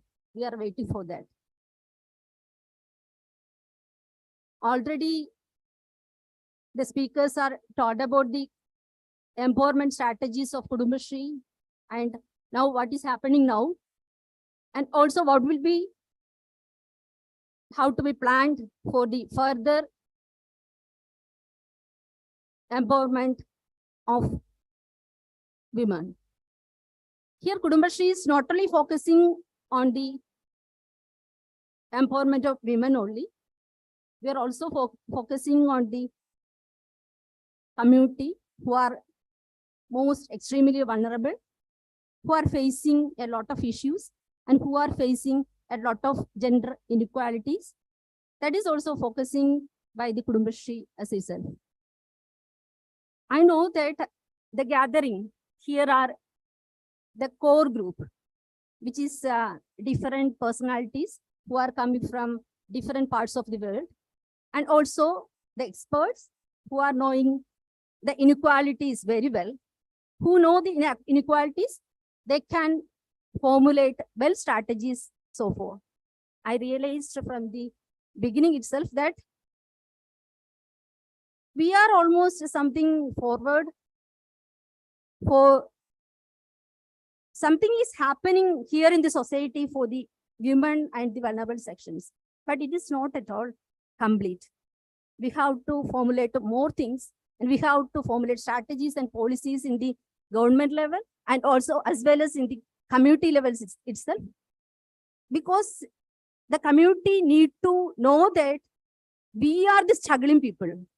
We are the achieving, we want to achieve more things, and we want to achieve gender equity in ourselves itself, because we are the struggling people, and we need to have a part of this formulation process. Here, the students are here, the experts are here, and the youth. I can see the youth mostly. I am very glad to see the male persons here. That is, female itself cannot be have to bring gender equity in the world itself. So this is a great opportunity for us as a part of that Kudumbashri as well as the Kila. I is inviting this as a national level conference, international level conference, and it is very opportunity for us in formulating different strategies after this COVID world. Because in digitalized world, after COVID world, the scenario is changed a lot. So we have to be think of it. We have to be think more effective for bringing gender equity in our society. So very warm wishes for all of them, and we are looking forward which are the strategies and policies you are suggesting, and which will be created after your that paper presentations and all. Okay, thank you all. Thank you so much, Srimati Sindhu V, State Program Officer for Gender, Kudumbashri. As we move forward, let's acknowledge that this conference is not just about listening our great ideas and also about engaging our meaningful discussions. We have an exciting lineup of panel discussions, plenary sessions, workshops, and presentations throughout the day, allowing you to delve deeper into the specific areas of interest and interact with experts from various domains. Now we have Dr. Amrita KPN, Assistant Director, Kerala Institute of Local Administration, about 2-minute conference plan. Ma'am, please. Respected dignitaries on the stage, participants of the international conference who are physically joined here and virtually on the platform of Kila and Kudumbashri, and Professor Sylvia is already online watching this program. I first of all express my big salute on behalf of Kila to all the participants. I would like to explain what will be happening these 2 days here. I think it is your right to understand what all are the processes we are undergoing through this as part of this conference. Actually, we have already completed or on the completion stage of the inaugural session. After this inaugural session, we will move to the plenary session. We have altogether 5 plenary sessions. The subjects of the plenary sessions are women collectives, global and national perspectives, empowering women's SHGs, meeting needs, confronting challenges, and crafting strategies in Kerala, which will be starting at 11:45, in between 11:45 and 12 after our tea break. Then we have a breakout session. Along with the plenary session, we have some students here. We have some participants from Kudumbashri members. We have participants from local self-government institutions, and also the scholars are here. They are going to present their experiences, their best practices here. So we have 2 breakout sessions today and day after today, tomorrow. The first breakout session will be today. It will be conducted in 2 halls parallelly. One will be here itself. The second hall is Mahatma Hall, that is in administration wing of Kila. That will be in the Kila campus. Then after the breakout session, we have a panel session which we will discuss about the bridging the divide, gender integration and inclusive society. Actually, this panel is will share and discuss about the gender politics of Kudumbashri and other local government institutions who are doing lot of activities in the women empowerment side. One more plenary session about in Swaraj Auditorium itself about collective prosperity, women's SHG, catalyzing economic independence. There will be online speakers will be there in that sessions. That will be in hybrid mode. Then there is a breakout session tomorrow also. There are the breakout sessions will be conducted parallelly. One in this Swaraj Auditorium itself and the other in Mahatma Hall. The presentations will be from Kudumbashri members, scholars and local government institutions. Then there are 2 plenary sessions. One is about charting the path forward women's SHGs, crafting strategies and shaping policy formulation. And the other will be rural women empowerment strategies. So there are 5 plenary sessions and 4 breakout sessions in this international conference. And you will be getting the book of abstract after this inaugural session, and you will get a very good idea about the what are the processes going on here.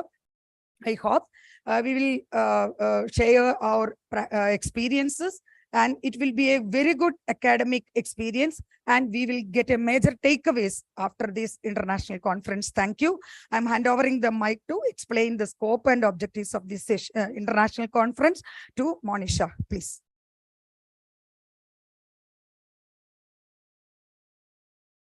Thank you, ma'am. As we look toward post-COVID era, the lessons from Kerala's Kudumbashree definitely can guide progress toward a more equitable and empowered society. Kudumbashree is celebrating its 25th anniversary. To mark this significant milestone and further strengthen the cause of women's empowerment, Kudumbashree, in collaboration with Kerala Institute of Local Administration, organizing an international conference.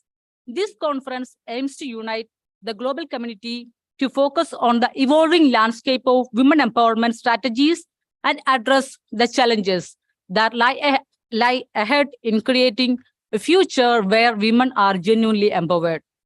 The present conference is a landmark event designed to empower women at the grassroots levels and drive sustainable women empowerment strategies in the post-COVID era.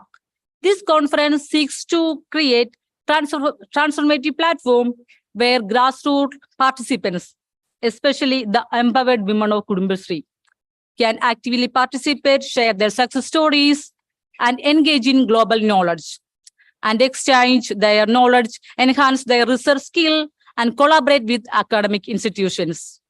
Through this holistic approach, this conference aims to empower women, create a reservoir of knowledge, and foster collaboration for a more equitable and resilient future. Thank you all. Thank you, Dr. Monisha Yu, District Program Manager, Gender, District Kudumbashree Mission. Now we are going to release a book of abstracts of this two-day international seminar by Dr. Kavita A, District Mission Coordinator, Kudumbashree, to Dr. Nobi Paul, former HOD and PhD Program Lead in Social Work, the Catholic University of Eastern Africa, Nairobi. I invite both of you and do the honor.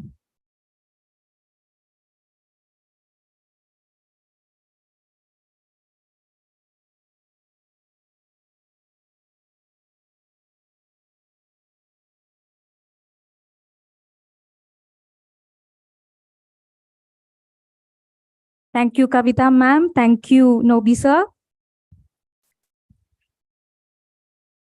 Now it's the time to give away the mementos to our dignitaries.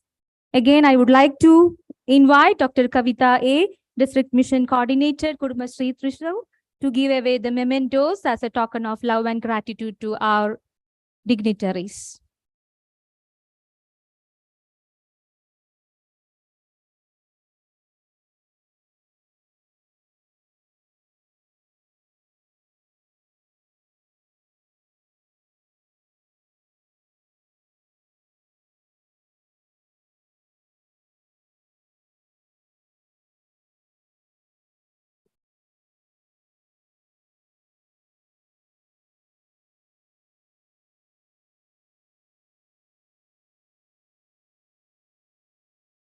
Thank you so much.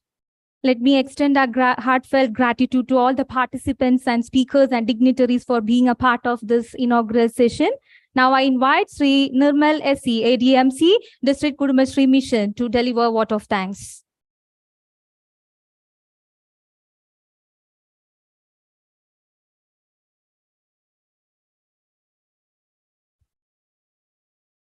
Most Honorable Chair, Dais, delegates, and all respected audience. Revitalizes 2023. Actually, it's a humble step from the District Mission Thrissur to make a bridge of platform between the international academicians, research scholars, and that of our nation, and our Kudumbashree members. And we surely believe this would keep the organization Kudumbashree to the threshold of a golden gate, where it could get a vast area of new strategies, new vision, and new path for moments. And I hope surely this would happen. And may God bless for that. And here I am for deliver the vote of thanks. Even in his absence, we can't deliver the vote of thanks from the whole Kudumbashree to a district Panchayat President for inaugurating such a marvelous function. On behalf of all of you, I thank P.K. Davis Master for his presence.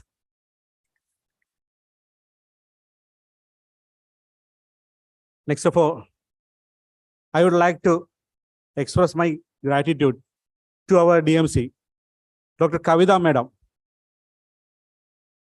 for making this event a reality and the support given from her. Thank you, ma'am. Actually, we know conducting an international seminar is not a simple one. For that, from the beginning itself, we get a very good assistance and very good advices from Kila, especially Dr. Joy Laman, sir. On behalf of the whole Kudumbashree organization, I would like to thank Dr. Joy Laman, sir, for the vast help from him.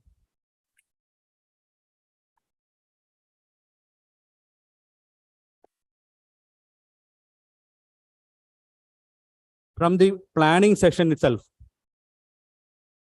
we had communication with Dr. Novi Polser. And actually, this event happened because of his words. And for the whole state itself, I would like to thank Dr. Novi Polser for this event to happen.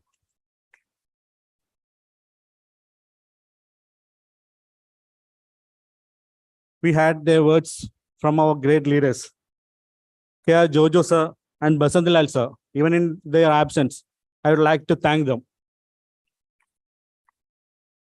We had their words from our state members, state organization, Naveen sir and Radish Kumar sir. From the district mission, I would like to thank them too. We get a better conference plan from our Assistant Director of Kila, Dr. Amrita Madam. Thank you, ma'am.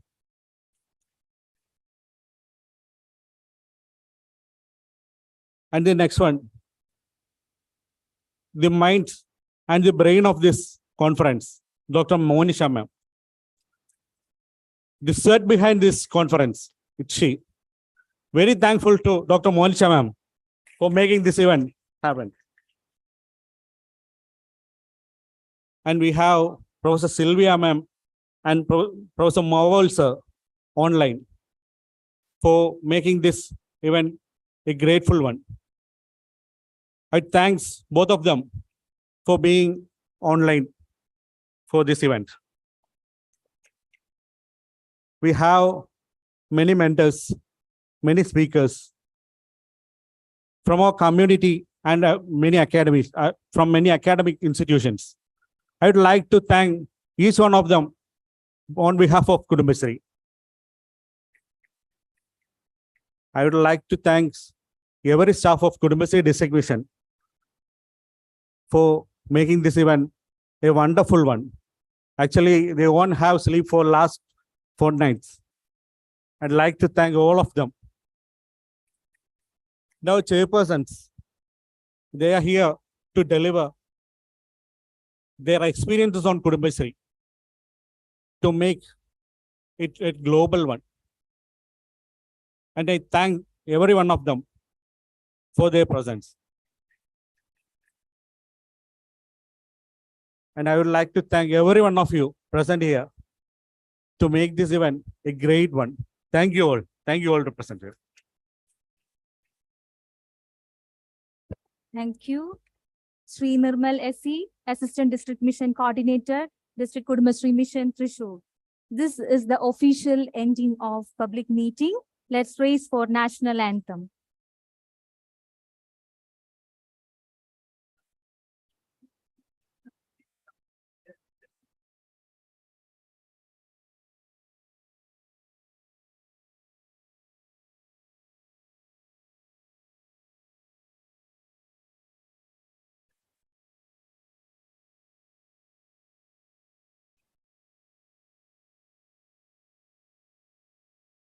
Jana Gana Mana अधिनायक जय हे भारत भाग्य विधाता पंजाब सिंध गुजरात मराठा द्राविड उत्कल बंगा विंध्य हिमाचल यमुना गंगा उच्चल जलधि तरंगा तव शुभ नामे जागे तव शुभ आशीष मागे गाहे तब जय गादा जनगण मंगलदायक जय हे भारत भाग्य विधाता जय हे जय हे जय हे जय जय जय जय हे जय Hind.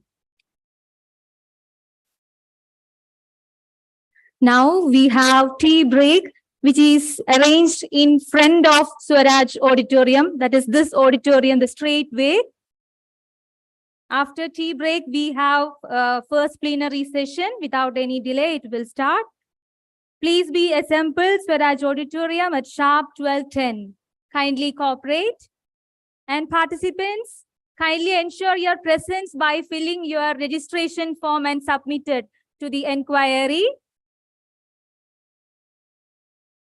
Let's embark on this remarkable journey together and make the most of the opportunities that lie ahead. Enjoy the international conferences Revitalizes, an international conference on women empowerment strategies in the post-COVID world, organized by District Kudumbashree Mission, Thrissur, in collaboration with Kerala Institute of Local Administration. Have a fruitful day. Thank you so much.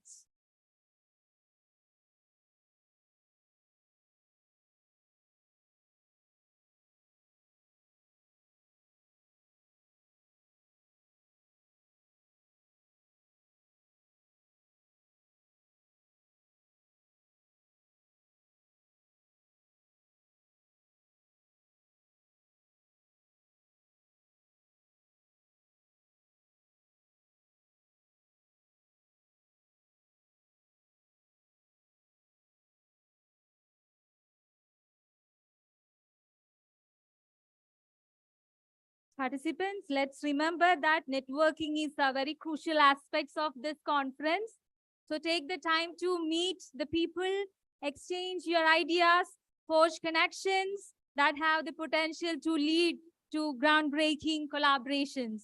Make the most of this platform to create lasting impressions and explore new horizons.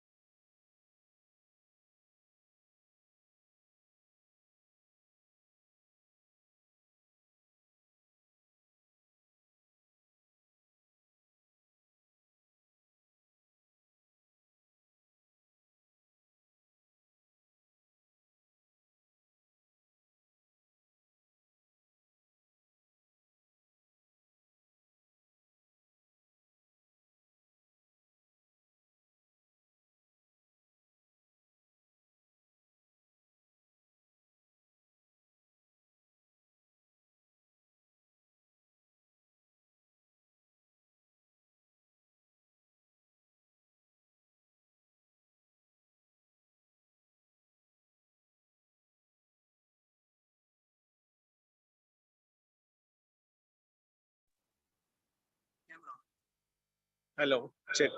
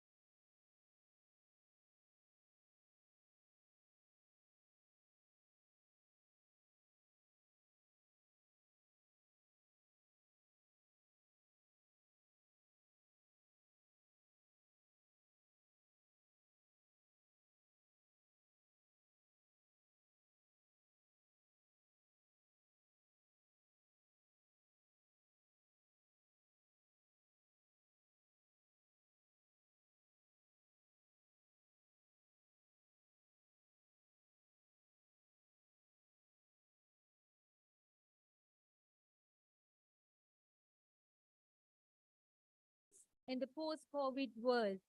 The theme of the plenary session is Women Self-Help Groups, Global and National Perspectives, and Empowering Women Self-Help Groups, Meeting Needs, Confronting Challenges, and Crafting Strategies in Kerala.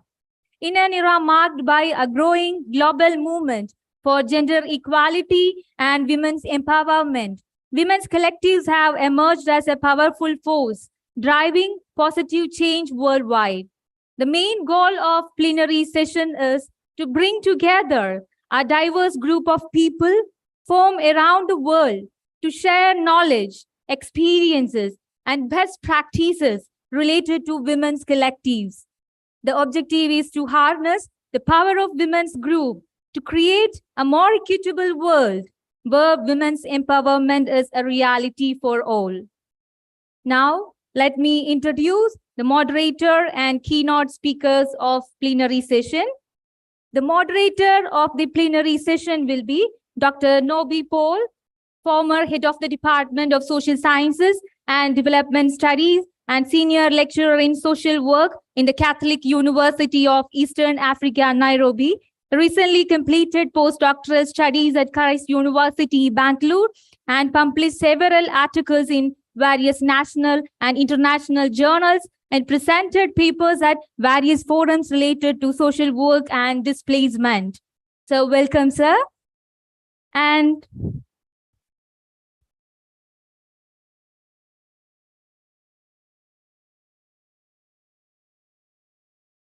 we are really honored and very happy to have you with us, sir. Please be seated. Here we have two keynote speakers. Let me introduce these keynote speakers. Professor Silvia Cataldia, Sapienza University, Italy, who will be joining us through online. Silvia Cataldia is Associate Professor of Sociology in the Department of Social and Developmental Psychology at Sapienza University, Italy. Her research focuses on methodological aspects of social research and emerging cultural and social identity models, and she is involved in many European projects. Welcome, ma'am, and going to speak about global unity, women's empowerment, the force of women's collectives. And we have one more keynote speaker, Dr. Johnson Maole, Associate Professor, Research Organization at St. Augustine University, Tanzania, who also will be joining us through online. Dr. Johnson Maole is an Associate Professor in St. Augustine University, Tanzania, Directorate of Research. His graduation and post-graduation are in social work and community health, and attained PhD in public health from St. Elizabeth University College of Healthcare and Social Work, Bratislava.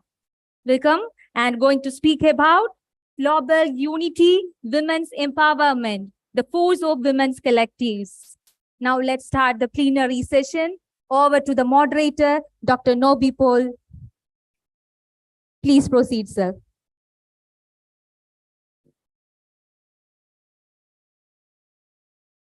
Good morning, all of you.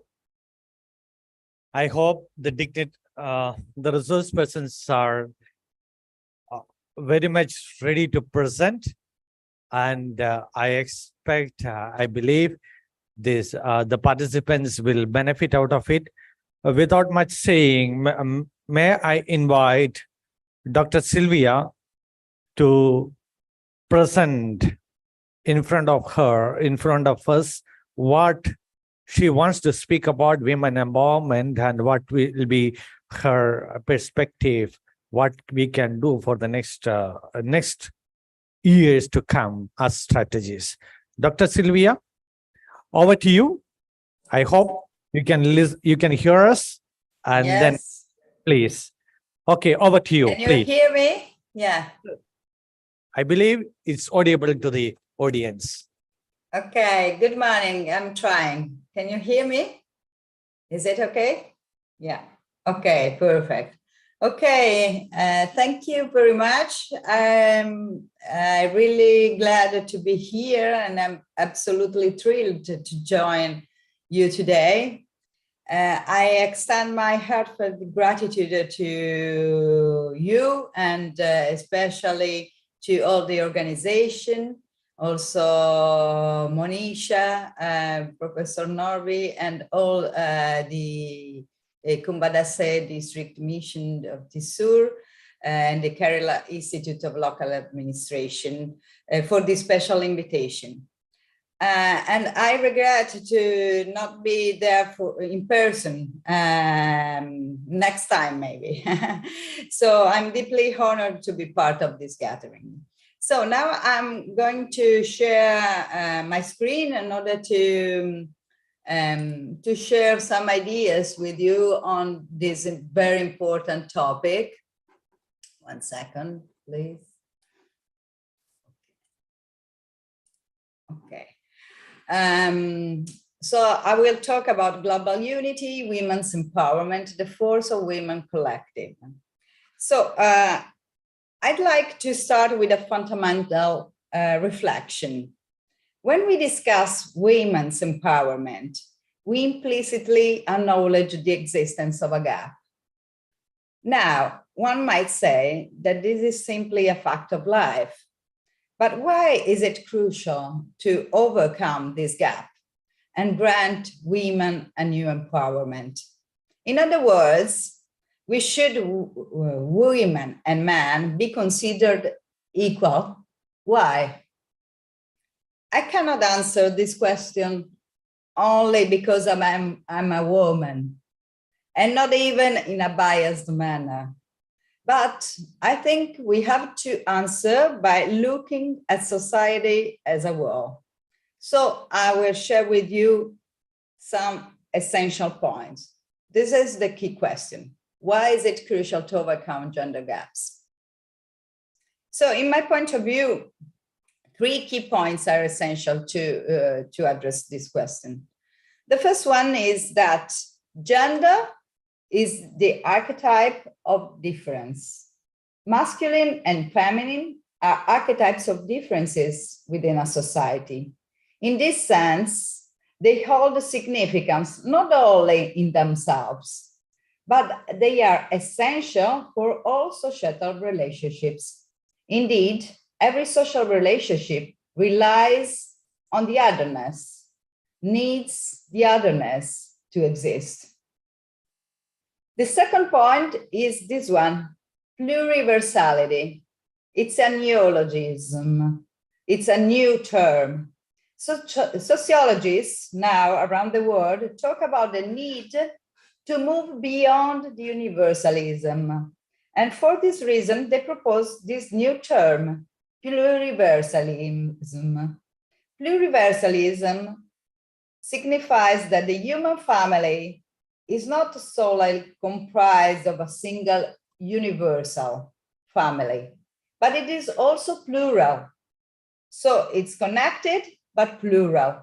It's one, yes, unique, but also plural, and therefore necessitates the recognition of differences. In this sense, gender diversities are essential not only for society as a whole, but because they can help to convey the concept of pluriversalism, which means a multi-voice universalism, where every people and individuals are acknowledged as united and interdependent with others, but also distinct and possessing their own agency. And the third key point is intersectionality. When we talk about gender inequalities, the problem cannot be viewed in isolation because the gender gap is intrinsically connected to all other inequalities, such as those related to social class, race, economics, and more. The pioneers of Black feminism in 1974, for example, in Boston, were the first to address this aspect, recognizing that sexism and racism had begun an interlocking connection. So today, it becomes evident that social inequalities must be seen as inextricably linked and stratified leading to the overlapping of different social identities and their corresponding discriminations. So this is why, from my point of view, the issue of gender inequalities is crucial, not only for masculine and feminine, and not only for women, but for the world society. And because we know that the diversity can turn into inequalities through mechanisms of unequal allocation of material and immaterial resources, and through social mechanisms of power management, labeling, and exclusion. But we can ask ourselves, where are we today? We can certainly say that there have been many steps forward. We have to recognize it and to be grateful for this. And I would like to mention only some of steps which are significant for our purposes. I start with a European milestone, which is in 1791, when Olympe de Gouges, a French woman, a writer, authored the Declaration of the Rights of Women and the Female Citizen. It's interesting because it was modeled after the declaration of the French Revolution in 1789. Why it was so important? Because even the French Revolution in Europe, which championed, for example, yes, freedom and fraternity, in reality, this fraternity was only for males, for similars, only male dominated. And so Olympe de Gouges said that, with irony, highlighted the failed outcome of the French Revolution, which was only for the half of the society concerning the concept of equality. And she stated, this revolution will take effect of freedom and fraternity only when all women become fully aware of their deplorable condition and the rights they have lost in society. Another step in the world was the Industrial Revolution. Also, even now in some countries it's going on, this Industrial Revolution with different speeding, but very important because women and children worked in the Industrial Revolution, marking a significant change. And however, they were still lacked voting rights. And so this led to the first feminist movement, universal suffrage, spanning in the 19th and in the 20th centuries, which was very important. But we have to recognize that many other rights, not only the vote, the right for vote, but many other rights, such as, for example, freedom of movement, should not be taken for granted in all around the world. For example, even now in Yemen, a woman cannot live without a man's consent. And I would like also to remember one other step, which is important. In 1979, the Convention on the Elimination of all Forms of Discrimination Against Women, which was adopted by the United Nations and signed by 189 nations. So we are here. We can say that we have to recognize that a lot of steps forward have been done, but at the same time, we are in the journey of this female empowerment. And where are we now? I think that the most authoritative global source to answer this question is the Global Gender Gap Index. It is done by the World Economic Forum, and it is published annually. And this report measures the extent of gender gaps across 4 dimensions: the economic participation and opportunities, educational level, health and survival, and political empowerment. And it assigns each country a score ranging from 0% to 100%, the highest possible gender parity. So where are we now regarding this? If we look at the data, we can say that globally, out of 145 covered countries in 2023, there is an overall score that has increased this year from 68.1% to 68.4%, showing a little improvement compared to last year's edition. However, in any case, the situation remains highly critical, because at the current pace of progress, it will take 131 years to achieve a full parity. And so we have to consider that we have returned to different pre-pandemic levels. And so the overall rate of change has significantly slowed down. Let's consider different dimensions. The first one is public life. In the Gender Gap Index, the dimension of political empowerment registers now, once again, the largest gender gap, at only the 22.1%, and the greatest spread of scores across countries. We have, for example, Iceland, which stands out as best performer with 91% parity scores, but we have also to register the lowest parity scores for Afghanistan, Lebanon, and Iran. And we have to recognize then, well, 67 other countries, in 67 other countries, women have never served as a head of state in the past 50 years. So this is crucial. Another dimension, opportunities and work. We have to talk about gender inequalities in the workplace. As it was in the inaugural session, I have to mention that the labor force participation globally registers a very big gap. For example, the female labor force participation rate stands at 47.4% compared to the 74% of men. And so this 25% of gap means that inactivity disproportionately affects women nearly twice as much as men. But we have also to consider in this dimension also other gaps in the work.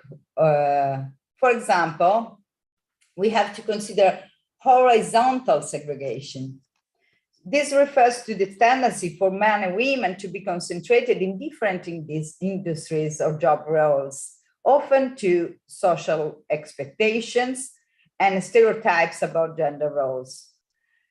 Betty Friedan's book, The Feminine Mystique, explored how women were often pushed into certain roles. For example, teachers, nurses, and usually professions which are less paid ones, and discouraged from pursuing careers traditionally considered more suitable for men. For example, drivers, technical professions, and so on. There is also the crystal ceiling, the vertical segregation that we have to consider, or glass ceiling. Vertical segregation is the phenomenon where women, despite entering in the workforce, face barriers that limit their advancement to top leadership positions. And the glass ceiling concept represents an invisible barrier that prevents women from reaching the highest levels of organizations, hierarchies. And then we have to consider the gender pay gap. For example, only to have an idea, in Europe, where, of course, there is a lot of low coverage against this gender pay gap. However, in practice, women's average gross hourly wage is 12.7% lower for women than for men in the European Union. And so the gender pay gap highlights the disparity in earnings between men and women for similar work and for the same levels. And this gap persists despite efforts to address it, and it remains a significant issue in many countries. We have also to consider another dimension, family, only to have some highlights. Family. For women, the concept of conciliation and sharing of domestic labor often implies a lack of balance between work and private life. Domestic labor, which includes household chores and caregiving responsibilities, is estimated to account for a significant portion of the overall wealth. Approximately, it is 25 to 40% in a country's overall wealth. However, the burden of this labor tends to fall disproportionately on women, which can hinder their ability to effectively balance their professional and personal lives. There is still an extensive sociological literature on this subject. And I only briefly mention this because it focuses on how women are often burdened with a second shift alongside their employment as positioned by Hochschild. And also, additionally, in many societies, the male breadwinner model still prevails, and there is a delayed adaptation in family models. And lastly, we have to consider violence. Worldwide, it is estimated that approximately 35% of women have experienced violence, both sexual and non-sexual, at least once in their life. And we have also to consider, this is also important, that in 38% of cases of female homicides, the perpetrator is the partner. So we need a culture change, a very urgent culture change. And we have also to consider that in the world, approximately 22 million girls are already married to men, usually much older. So this is the framework, not very positive, but this is the framework. Now, I would like to return to the initial question. Why is it necessary to overcome these inequalities? We have seen inequalities and these gender gaps is underpinning many different dimensions. And it's urgent to address these problems. But at the same time, why is it necessary to overcome these inequalities in these areas? We have mentioned that we want to provide answers, not only considering women as a category, but considering the benefits for the society as a whole. And so during this period, I've been studying social love as the capacity of individuals and also groups and also institutions to care for others and for the world. Based on this foundation, we have conducted studies using international surveys to examine how people's attitudes and behaviors can change and can be manifest social love in various countries around the world. For instance, welcoming migrants, assisting a stranger in need, donating time or donating money, respecting the environment, and so on. Those are manifestations of social love. And these are examples which involve caring for others and the world. So expanding on these studies, we sought to formulate this research question, which is strictly connected with our conference. This is the question. When policies to combat gender inequalities are implemented in different areas, for example, in the public sphere, work, gender violence, family, and so on, does this affect how people care for others and the world? In other words, does combating gender inequality have a positive impact on how people from different countries think and behave when it comes to caring for the world or not? This is the research question. To investigate this issue, we conducted a multivariate analysis, specifically employing an ANOVA, utilizing data from secondary sources that covered the global population. Specifically, we integrated indicators from two sources: the Sustainable Development Goals, you can see them on the right, you know them very well, the SDGs on global scales. And we cross-referenced them with the findings of the World Love Index on the left. This is an innovative global index based on international surveys from Gallup and the World Value Survey that quantifies how much people in each country care for others in the world. And so we conducted a multivariate analysis that revealed several statistical trends. And now I would like to share the results with you. So first of all, the first result, in the countries where there is a stronger legal coverage in public life, so equality legal protection of public life of gender inequalities, of course. So in these countries, there is an association with a greater openness towards foreigners. So for example, people show a higher level of openness. And so people are more willing to have foreign workers and immigrants as neighbors, for example. And also in those countries with a stronger legal coverage in public life, there is more trust in individuals for other nationalities, coming from other nationalities.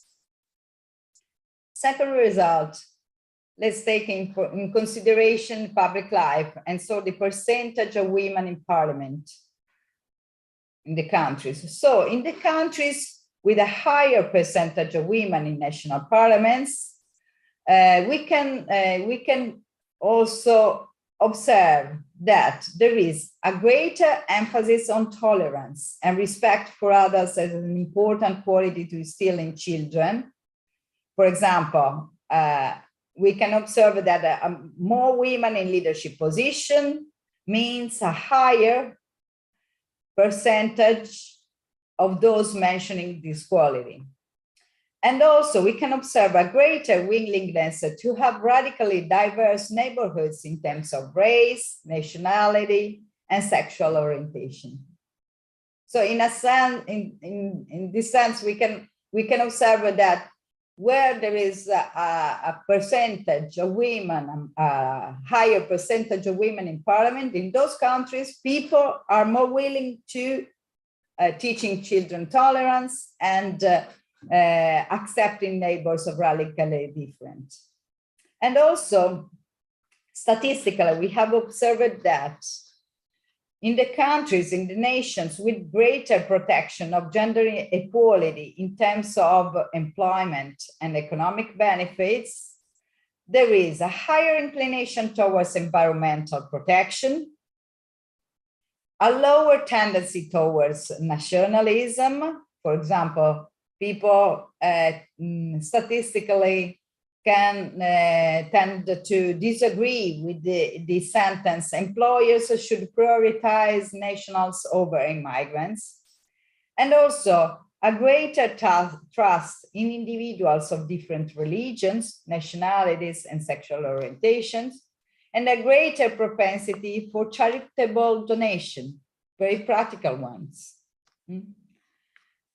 And lastly, we can observe statistically that in the countries with a stronger focus on combating gender violence, so where there is a stronger focus on policies contrasting gender violence, so there is a greater inclination toward recognizing others, the otherness, and the universalistic attitude.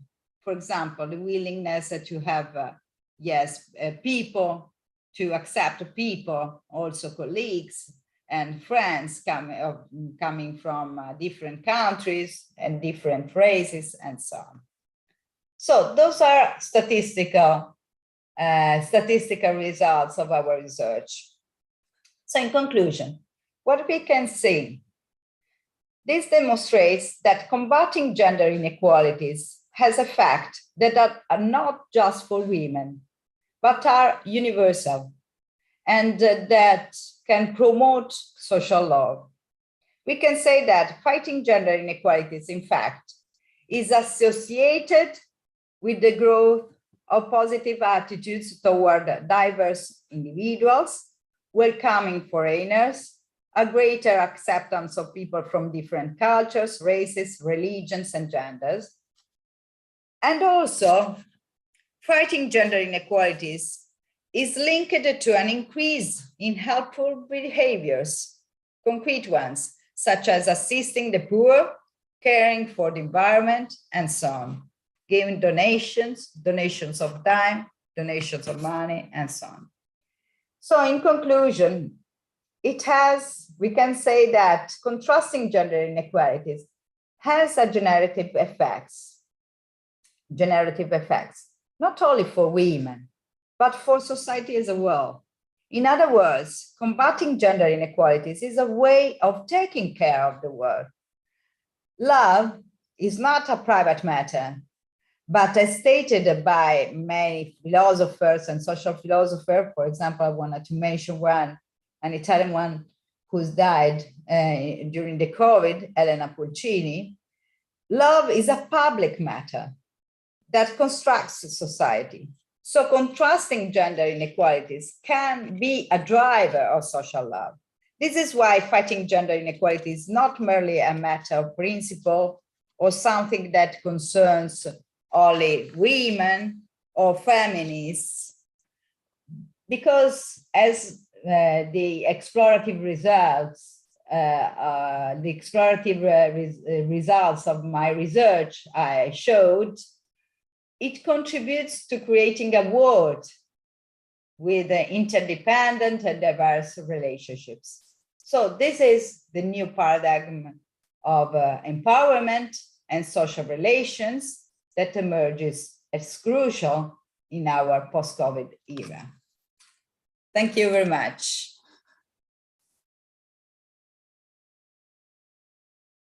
Thank you, Sylvia, for wonderful presentation, and it's being honored. I know that technically there was errors, otherwise you could have been physically present over here. Thank you for wonderful presentation, and kindly be online, and we will take Dr. Johnson to present it, and then we'll have we will have the subsequent sessions coming in, and we will have the audience to raise their concerns or their have further discussions as time permits. Can be online. I believe Dr. Johnson is there online. Yes, I'm online. Yeah. Can you kindly share your screen, or should we share? You can share my screen, please. Yeah, we will share. Yeah, thank you, Dr. Johnson. Now, floor is yours. Right. Thank you very much.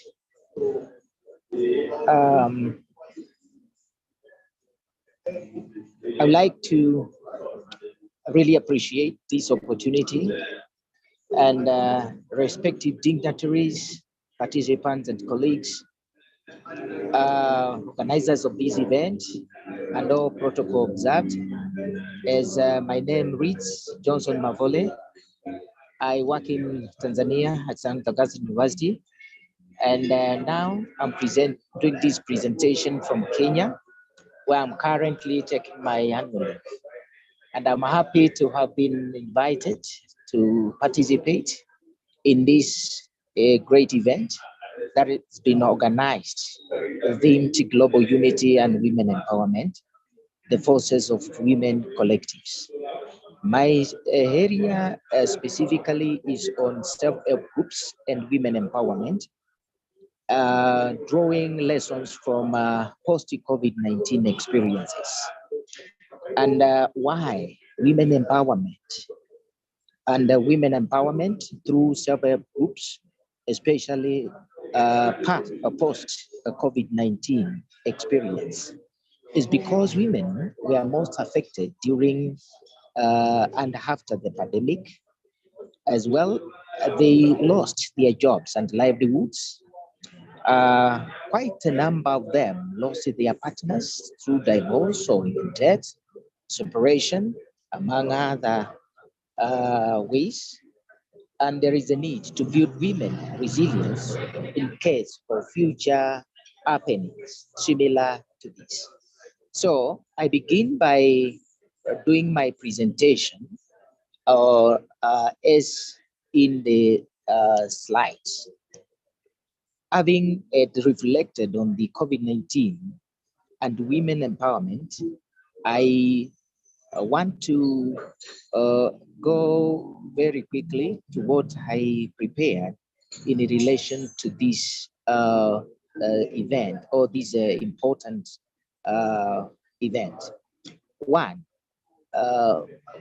as my colleague has presented, focusing on the history of women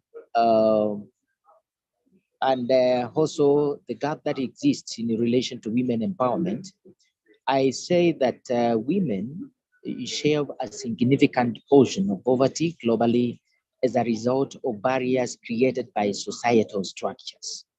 It is a society that has created these barriers for their advantage of the other gender.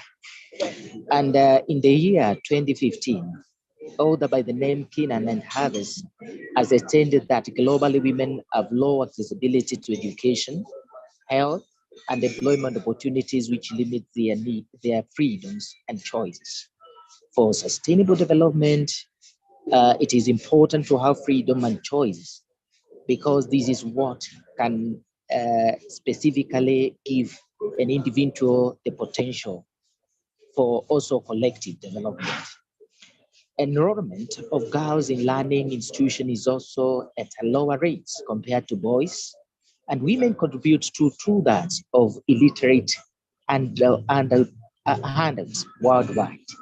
So the result of this dimension of more boys than girls leads to a bigger gap in relation to literacy levels compared to the two genders. Women have no proper accessibility to healthcare and also childhood care at birth or through their years. And they are also not represented locally, regionally, and also nationally in government institutions. Good case is in Africa, where women are left behind when it comes to political participation and also leadership at local levels, at the regional levels, and also at the national levels. Women have less economic freedom as compared to males, according to that Howe. And 6% of loan facilities, for example, issued in small and medium enterprises in South Asia go to women-owned businesses. So you ask yourself, why does the other gender get 94% of these loan facilities, ignoring women existence and their contribution to SMEs in this region? The agricultural labor force in Asia is made up of about 60% of women, but less than 10% of women farmers own the land. So as a result, for basic production, land is majorly 90% owned by men, but 60% of women are the ones who are involved in the daily participation or contribution to its production. This is the true picture of poverty feminization. So what we get from what we have understood from the points that I've spoken about is a mere poverty feminization. That is an equal share of poverty among women in view of choices and wealth as described by Desai and Taros in 2011. Then, why women self-help groups? Particularly, women in rural India play a very important role in community-based development activities, which are very broad and complex. And this basically includes food production for home consumption and cash crops, supplement for the family income. Also, local and government organizations target their rural areas as avenues for economic development. The approach is built on the belief that the empowerment of women is the empowerment of the whole community once given a chance. And this, the previous speaker has narrated about. And the purpose of self-help group is for the members to save and borrow on a rotational basis. But also, there are other reasons. They also help in sharing and transferring ideas and news, while at the same time offering social support to members. This may translate to promoting economic independence of women through generation of jobs opportunities, accessibility to credit and the resources, literacy and health opportunities among women. So they also enhance equality of status of women as participants and also as decision makers. So self-help groups that I'm talking about are very important when it comes to the collective empowerment of women to speak in one voice and also to share ideas and knowledge as far as their improvement is concerned. I want to also share some of the strategies that we can enhance or strengthen self-help groups in localities from which these organizations, which we are discussing about today, can draw lessons for their success. And this is strengthening group rules, regulations, and the success of women's self-help groups. And they help in governing the self-help groups, which vary based on the members' preferences and those announcing the formation of them. For example, these rules can be related to attendance. They can be related to the fines that are inflicted to those who do not adhere to them, contributions, personal contact, interest rates, group norms, memberships, among others. They should be written, these rules and regulations. Another strategy is group meetings and success of the self-help groups for women empowerment. And the meetings are important because they help women to engage and hold discussions on matters concerning the group. They also enhance confidence and communication skills. They are important because they help in the development of social networks and realizing ideas for collective action. And also they are important because they help in regular contributions, and the key decisions are made during these group meetings. There is also maintenance of records on women empowerment in these groups. And maintenance of records is one of the most important aspects or strategy that we can use to strengthen these groups. And they equip women also with skills on how to effectively maintain their own records. They also important in maintenance of relevant information pertaining funds and activities of the group members, that they feel confidence, and they help in monitoring and controlling activities. They also help in building checks and balances. So basically, the records are very, maintaining records is a very important exercise. There is also the aspect of training and development, and initiating training and development initiatives is very key for the success of these self-help groups among women, because relevant skills and knowledge as well as competencies, which are important in running the group, are shared during these sessions. Also, entrepreneurial abilities for the group in self-development also initiated. So training and development is key in strengthening self-help. And lastly is what we call infrastructure enrichment on women empowerment for self-help. COVID-19 infrastructure is very key. Not only relevant financial structures, financial institutions like microfinance institutions, geo-infrastructure, learning institutions, but also information, communication, and also technology-related infrastructure would be very key in relation to women's self-help group development. So, because of what we went through as the globe or the world,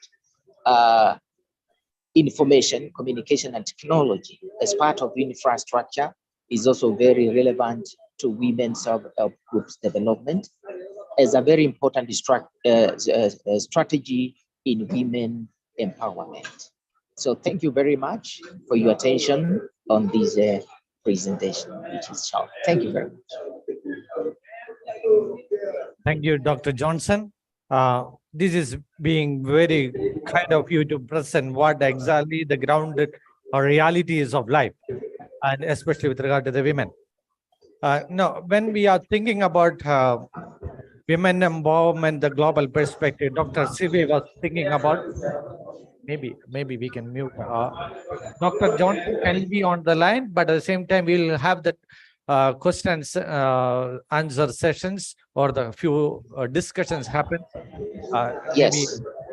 Maybe after a few minutes. Yes, I can be online. For the time being, if not to interrupt the sound system, we can, you may please mute if it is possible. And when the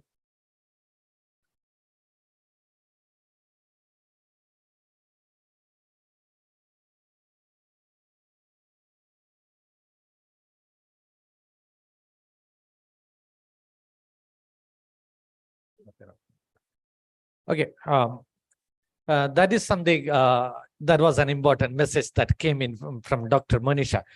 So there is slight change that what we have planned. We are running short of time. That's why I know that you are hungry because it's 1 o'clock, but still we need to have few things to be discussed. That's what I believe. Let me try to summarize what Dr. Sylvia and Dr. Johnson was saying. Dr. Sylvia was trying to say that we have the cultural plurality that comes in our life, which has to be thought of intersectionality. Then she has looked into the current situation. She was saying that any welfare of women has to, it has to be percolated, or it has to be circulated to the community. That was also emphasis of the Dr. Johnson. And she was saying a new concept. I don't know how many of you really heard of it, a concept called social love index. Social love index. I was happy to listen to it again because I read a book on social love. So it was marvelous to have this index. Of course, we all think that we are socially outward people. Women are sometimes women empowerment that will give more leverage to the women for the community outreach programs and economic and political empowerment. But this does not end up with sometimes to the reality which is expected. Therefore, we need to have more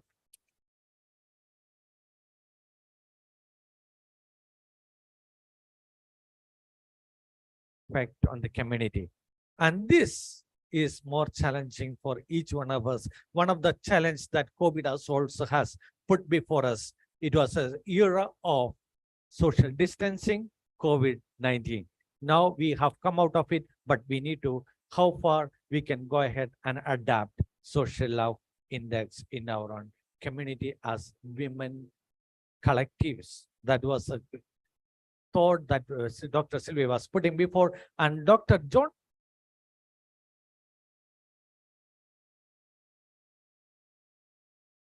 Empowerment. Every empowerment effort taken for women is an effort to empower the community, because women stand as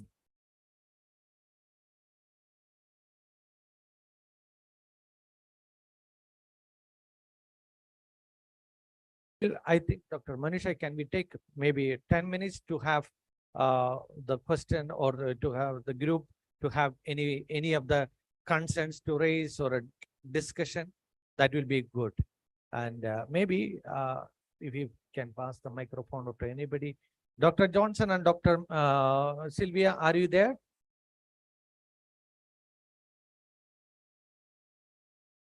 I believe. Yes, I'm around. I'm around. Yeah, you are there. And Dr. Sylvia? Yes, I am.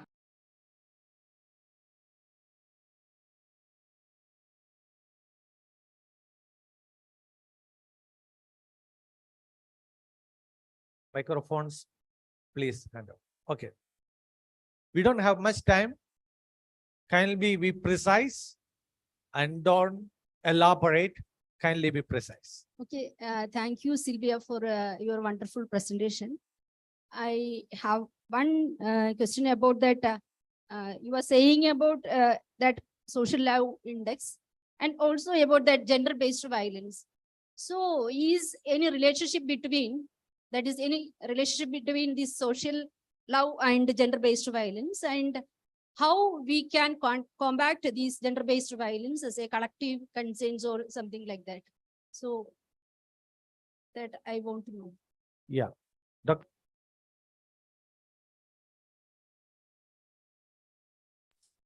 Do we collect questions, or I don't know? You want me to repeat it? No. I have listened. I was waiting if we are collecting questions or... No, Dr. No? Sylvia. Okay. Please. Only, yeah, very short answer. Thank you very much for your comment and also for your question. Very interesting. So, yes, I showed you only the results of an exploratory study. Yes, in which I tried to explore if there was a sort of relationship tendency, of course, a statistical tendency between contrasting, for example, social violence, yes, gender violence, and amplifying the social love. So, in the results of the study show that if the country has policies against gender violence, and especially strong policies against gender violence, so population is more, of course, it's a statistical tendency, but however, is more willing to accept people, to to take care of the others, to help strangers, and so on. So gender, in a sense, gender violence, we can conclude, can be, it is in reality an obstacle to social love, to social generativity. So it's important to contrast, and so this is what I wanted to show you, that contrasting gender inequalities and gender violence is the base, is important not only for women, but for the world society to have another kind of idea of social relationships, which is based on social love in this sense. I don't know if it was clearer. Is it? She has answered. She was trying to say that social love is an important dimension to address the concerns of the social violence, that is gender violence that is happening, because that also related to the social policies of the countries. How strong the social policies of the country can contribute. If it is strong, it can contribute also to reduction of the gender violence, and it can be triggered. It can be a catalyst. Social love can be a catalyst. That's what she was trying to say. Any other concerns? Any other questions, analysis? Yeah, Michael.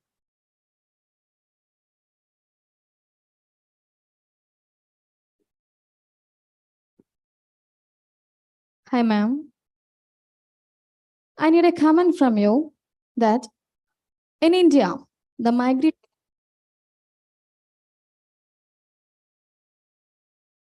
relationship inequality and the higher migration rate, especially in India. Have you given a comment on that? Could you please repeat, because the sound has stopped? Can you keep? Yes, please. Maybe. mic- No. It is not a problem of microphone. I think a connection. However, Yeah. yes, thank Yeah. you. Can I repeat, ma'am? Yeah. Yeah. So my question is there any relationship between the higher migration rate and gender inequality?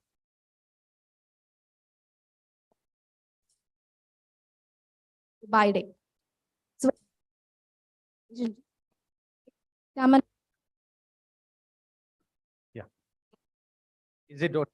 So I've understood. I've understood the question, but yes, the sound sometimes stops. However, how can we say it's a complex question? Because of course there is a big, in the sense that it is not a causation. Okay, so no,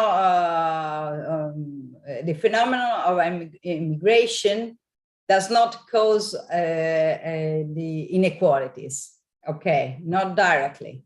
But of course, that could be in different senses. For example, here in Italy, we have a lot of women coming from Kerala, and they take care of our elder people.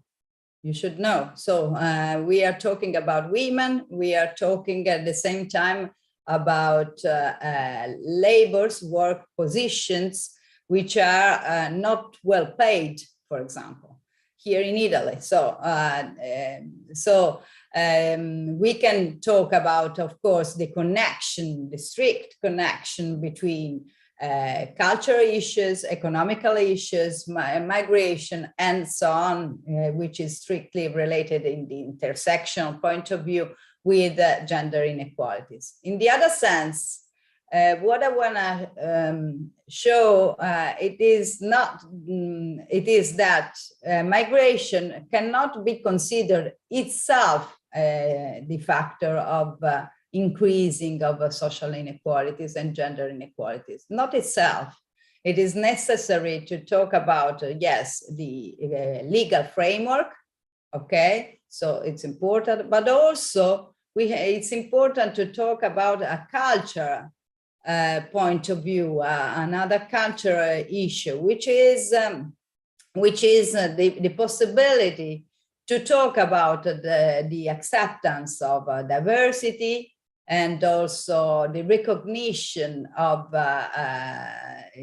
not only the rights, but also the presence of different people in this sense that we were talking about, for example, pluriversalism. So it is important not only to talk about, yes, the legal framework, but also to talk about a cultural shift.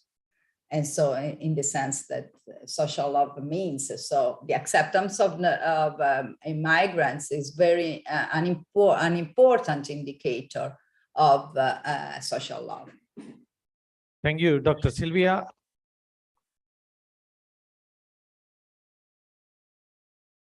Or no, shut up. I would like of you, if concern, kindly write down in a piece of paper so that the organizers can collect it. Kindly submit. Nina is there, isn't it? You submit to Nina. Nina is standing on the in the middle, and if you can submit to her, and she can forward them. And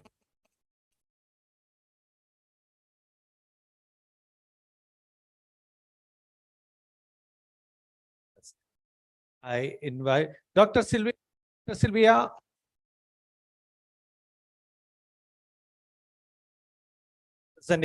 Only the theme. Your input was your inputs were so wonderful, and we acknowledge, we appreciate. Thank you very much. Over to the. So this is the end of first.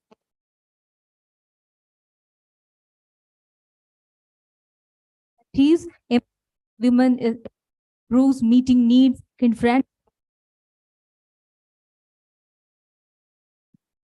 On behalf of District Mission, Kudumbashree District Mission Thrissur and Kerala Institute of Local Administration, thank you so much.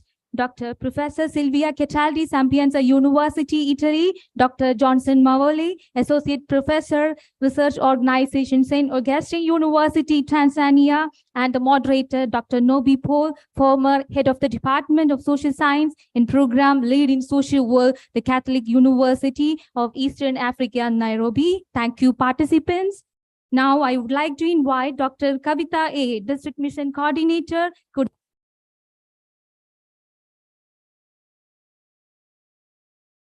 of love and gratitude. Welcome, ma'am.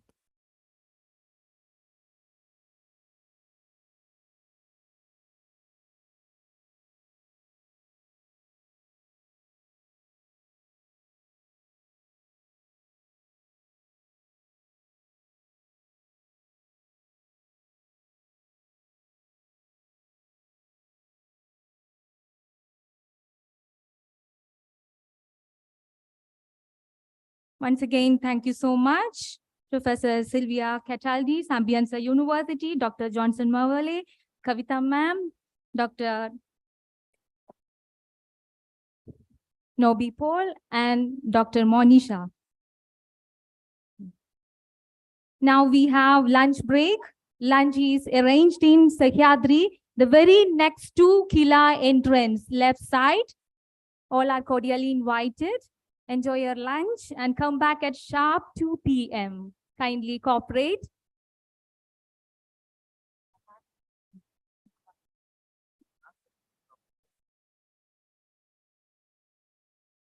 Please assemble 150. Kindly cooperate. The lunch is ready in Sahyadri, the very next to Kila entrance, left side. We have, after the lunch break, we have breakout session, case studies from Kudumbashree in Swaraj Auditorium. That is this auditorium. At the same time, we have a session of paper presentations for academicians and research scholars at Mahatma Hall. Thank you.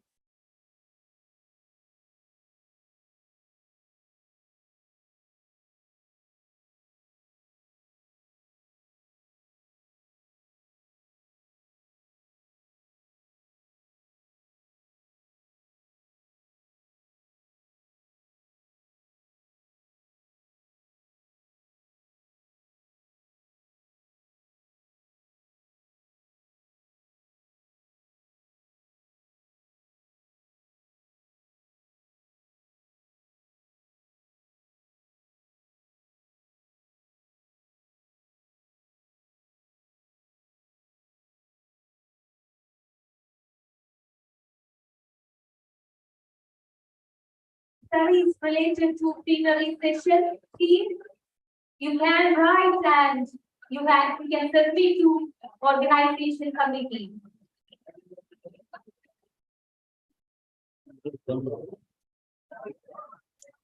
Have a nice lunch and fruitful day.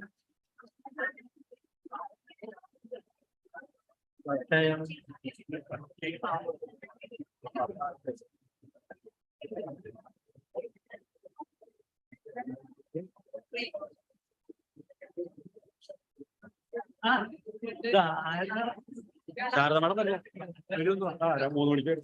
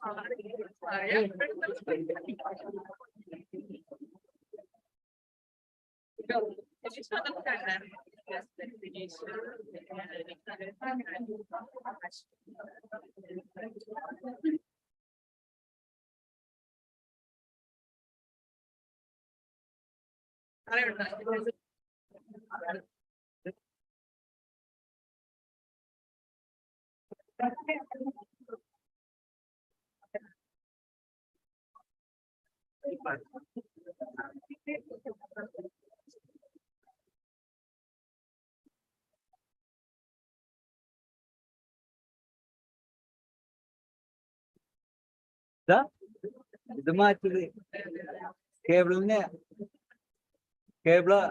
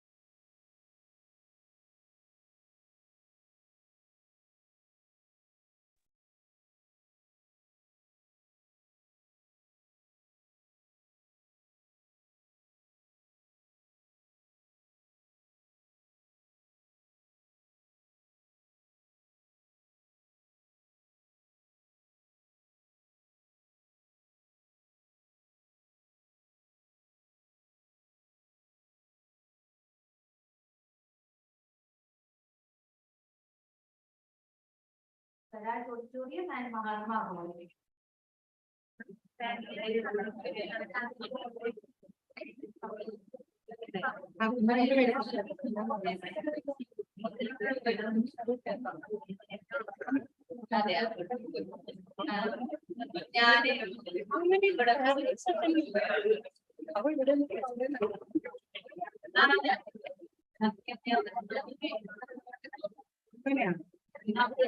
Not like that.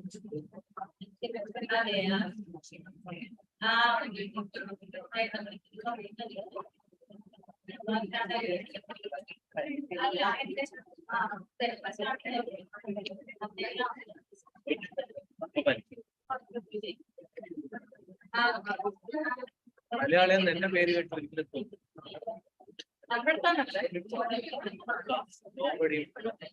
എന്റെ പേര് അതെ ഇവിടെ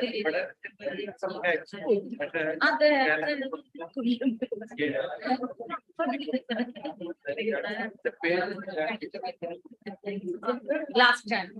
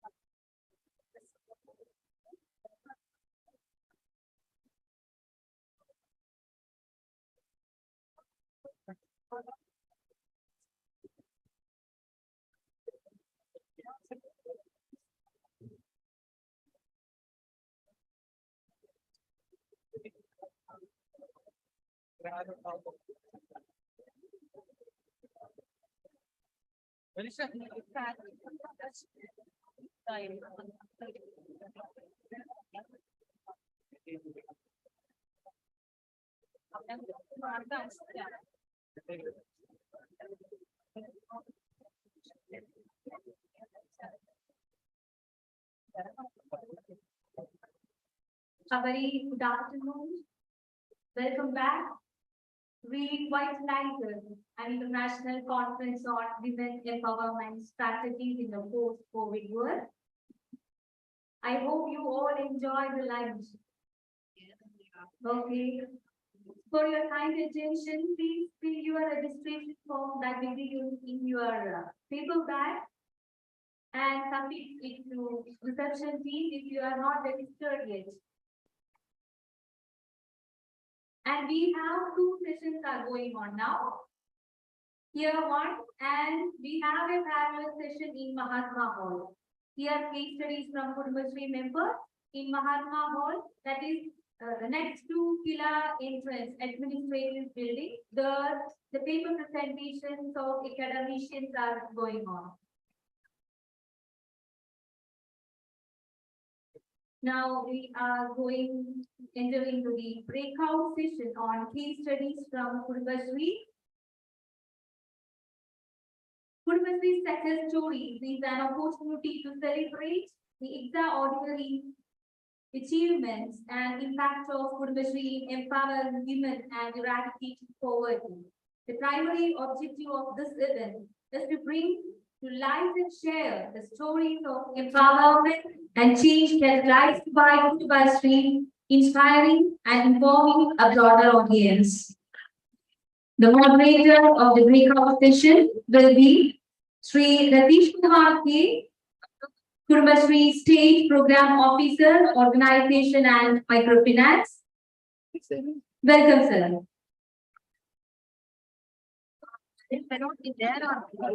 Really honored and very happy to have you with us, sir. For the kind attention, the medium of language of speakers will be in Malayalam. There will be PowerPoint presentation on screen for each speaker. So your queries can be clarified at the end of presentations. Now over to the moderator.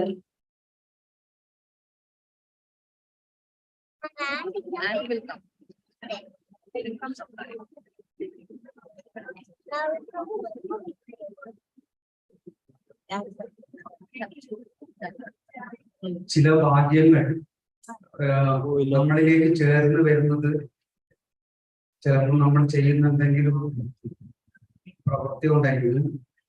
ഈ session ഇവിടെ അവതരിപ്പിക്കേണ്ടത് അല്ലെങ്കിൽ ഇതിന്റെ മോഡറേറ്ററായി നിൽക്കേണ്ടത് മുൻ programme officer ഇപ്പോ ഈ ശുചിത്വ മിഷന്റെ കൺസൾട്ടന്റ് ആയിട്ടുള്ള ജഗജീവൻ സാറാണ്. അദ്ദേഹത്തിന്റെ അഭാവത്തിലാണ് ഈ ദൗത്യം ഏറ്റെടുത്തത്. കുറച്ചു വർഷങ്ങൾക്ക് മുമ്പ് കടലുണ്ടി പാലത്തിന്റെ മുകളിൽ നിന്ന് മദ്രാസിലേക്ക് മംഗലാപുരത്ത് നിന്ന് പോകുന്ന മെയിൽ പാളം തെറ്റി ആ പുഴയിലേക്ക് വീണ കാര്യവും നിങ്ങൾ ചിലർക്ക് ഞാനിപ്പോൾ പറയുമ്പോൾ ഓർമ്മ വരുന്നുണ്ടെങ്കിൽ ആ ഓർമ്മകളിലൂടെ എന്നെ ഏൽപ്പിച്ച ദൗത്യം തുടരാമെന്നാണ് ഞാൻ വിചാരിക്കുന്നത്. ഈ ചെന്നൈ മെയിൽ കടലുണ്ടി പാലത്തിന്റെ മുകളിൽ നിന്നും പാളം തെറ്റി വീഴുകയും ഒരു പക്ഷേ ആയിരക്കണക്കിന് പേരുടെ ജീവൻ നഷ്ടപ്പെടാൻ സാധ്യതയുള്ള ഒരു ദുരന്തമായിരുന്നു. നമുക്കറിയാം, ഈ തീരദേശത്ത് ജീവിക്കുന്ന മനുഷ്യർ ഒരുപക്ഷെ അവരുടെ ഉപജീവനം എന്നത് മീൻപിടുത്തം തൊഴിലാക്കിയ വ്യക്തിത്വങ്ങളായിരുന്നു. ഓരോ ദിവസത്തെ ജീവിതം മുന്നോട്ട് കൊണ്ടുപോകാൻ വേണ്ടി അവർ പുഴയിലേക്ക് ഇറങ്ങുന്നു എന്നുള്ളതും ചെറു തോണികളായി. ഈ ചെന്നൈ മെയില് പാളം തെറ്റിയപ്പോൾ എന്റെ വീട്ടിലെ എന്റെ മക്കൾക്ക് ഇന്ന് ലഭിക്കേണ്ടുന്ന ഭക്ഷണത്തിന്റെ തൊഴില് ആണ് ഞാനിപ്പോൾ ചെയ്യുന്നത് എന്ന് മറന്നുകൊണ്ട് ഈ പാളം തെറ്റി വീണ സ്ഥലത്തേക്ക് പല ചെറു തോണികൾ ഓടിയെത്തുകയാണ്. മാത്രമല്ല, ഒരു പക്ഷേ ഇന്ത്യൻ മനസ്സ് ഇന്ന് നമുക്ക് ഒന്ന് കണ്ണോടിച്ച് നോക്കിയാൽ ഒരുപക്ഷെ കേരളത്തിൽ അത്ര ഭീകരല്ല. ജാതിയുടെയും മതത്തിന്റെയും വർഗത്തിന്റെയും ഭാഷാ വേഷങ്ങളുടെയും ഒക്കെ പേരിൽ വിഭജിച്ചുകൊണ്ടുള്ള ഒരു ജീവിത പരിസരം നമുക്ക് കാണാൻ വേണ്ടി സാധിക്കും. എന്നാൽ ഈ കടലുണ്ടി പുഴയുടെ ഓരത്തുള്ള ക്രിസ്തീയ പള്ളികളും മുസ്ലിം പള്ളികളും ക്ഷേത്രങ്ങളും ഒക്കെ വാങ്കുവിളികളുടെ ഭാഗമായിട്ടുള്ള മുസ്ലിം പള്ളികളിൽ നിന്ന് ഈ ദുരന്തം, വാങ്കുവിളിക്ക് പകരം ഈ ദുരന്തമാണ് മൈക്കിലൂടെ മെസ്സേജ് ആയിട്ട് പോയത്. അത് മറ്റൊരു സ്ഥലത്തേക്ക് വ്യാപിക്കുകയും അങ്ങനെ ജാതിയുടെയും മതത്തിന്റെയും അതിർവരമ്പുകൾ ലംഘിച്ചുകൊണ്ട് എല്ലാവരും ഒഴുകിയെത്തുകയാണ്. അന്ന് മന്ത്രിയായിരുന്ന, എനിക്ക് തോന്നുന്നു രമേശ് ചെന്നിത്തലയൊക്കെയാണെന്ന് തോന്നുന്നു, ഈ മന്ത്രിമാരൊക്കെ വരുന്ന സമയത്ത് ചാനലിന്റെ മുമ്പിൽ നിന്ന് പുഞ്ചിരിച്ച് നിൽക്കുന്ന മനുഷ്യരെ അവിടെ എവിടെയും നമ്മൾ കണ്ടിരുന്നില്ല. പുഴയിൽ ഉണ്ടായിരുന്ന മത്സ്യത്തൊഴിലാളികൾ മുഴുവനും രക്ഷാപ്രവർത്തനം ഏറ്റെടുത്തുകൊണ്ട് ഫയർഫോഴ്സുകാരുടെ ഒക്കെ സഹായത്തോട് കൂടിയിട്ട് ഈ മനുഷ്യരൊക്കെ കരയിലേക്ക് എത്തിക്കുമ്പോൾ നമ്മൾ എപ്പോഴും ചർച്ച ചെയ്യപ്പെടുന്ന ഒരു വിഭാഗമാണ് ഓട്ടോറിക്ഷ തൊഴിലാളികൾ. അവരുടെ കൂലിക്ക് വേണ്ടി പോലും അവർക്ക് കൊടുക്കേണ്ട വാടകക്ക് പോലും ശാഠ്യം പിടിക്കുന്ന മനുഷ്യർ അതൊക്കെ മറന്ന് ചെറു വാഹനങ്ങളിലടക്കം ഈ അപകടത്തിൽ പെട്ടവരെ പള്ളി മിനാരങ്ങളിൽ നിന്ന് മറ്റൊരു പള്ളി മിനാരങ്ങളിലേക്ക് മെസ്സേജ് വിട്ടുകൊണ്ടുള്ള അവരുടെ ദൗത്യം അവർ നിർവഹിച്ചുകൊണ്ട് ജാതിയുടെയും മതത്തിന്റെയും അതിർവരമ്പുകൾ ലംഘിച്ചുകൊണ്ട് ഈ രക്ഷാപ്രവർത്തനത്തിൽ ഏർപ്പെട്ട ഒരു കാലം. ഒരു പക്ഷെ അന്നത്തെ മാധ്യമം പത്രത്തിലാണ് എന്ന് തോന്നുന്നു, ഭൂമിയിലെ മാലാഖമാർ എന്ന് പറഞ്ഞുകൊണ്ട് ഒരു ലേഖനവും അന്ന് പ്രസിദ്ധീകരിച്ചിട്ടുണ്ടായിരുന്നു. ഞാൻ ആമുഖമായിട്ട് ഇത് പറയാനുള്ള കാരണം, ഒരു പക്ഷേ കേരളം ഇതുവരെ കണ്ടിട്ടില്ലാത്ത 2 or 3 പ്രളയങ്ങൾ, അതുപോലെ തന്നെ ലോകത്തെ മുഴുവനും പേടിപ്പിച്ചുകൊണ്ട് നമ്മളെല്ലാവരെയും പുറത്താക്കിക്കൊണ്ട് നമ്മൾ നേരിട്ട് കാണാത്ത ഒരു സൂക്ഷ്മജീവി നമ്മളെ എല്ലാവരെയും എന്താണ് പുറത്താക്കിക്കൊണ്ട് ഭീകര താണ്ഡവം ആടിയപ്പോൾ ഒരു പക്ഷേ ഇതിനെയൊക്കെ അതിജീവിക്കാനുള്ള തന്റേടവും ചങ്കുറപ്പും കാട്ടിയ ഒരു മഹാപ്രസ്ഥാനത്തിന്റെ പേരാണ് കുടുംബശ്രീ. ആ കുടുംബശ്രീയുടെ നട്ടെല്ലാണ് നമ്മളൊക്കെ തന്നെ.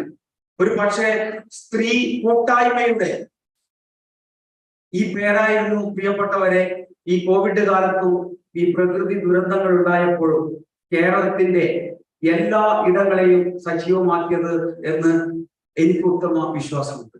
മാത്രമല്ല, നമ്മുടെ ജീവിത പരിസരത്ത് വളരെ തുച്ഛമായ വരുമാനം കൊണ്ട് നമ്മുടെ ജീവിതം തള്ളി നീക്കുന്ന ഒരുപാട് സാധാരണക്കാരായ മനുഷ്യരുണ്ടായിരുന്നു.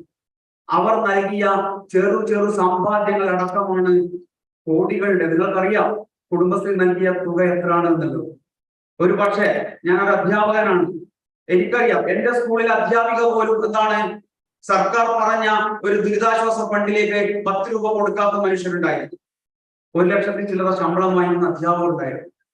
അവരൊക്കെ പുറംതിരിഞ്ഞപ്പോഴും ഈ മഹാദുരന്തത്തെ വളരെ കൃത്യമായി സ്വീകരിച്ച് അതിന്റെ ഏറ്റവും ചാലക ശക്തിയായി പ്രവർത്തിച്ച ഈ കുടുംബശ്രീ കോവിഡിന് മുമ്പ്, കോവിഡ് കാലത്ത്, കോവിഡ് അനന്തരം അല്ലെ, മാറുന്ന കേരളം, മാറിയ കേരളം, മാറേണ്ട കേരളം.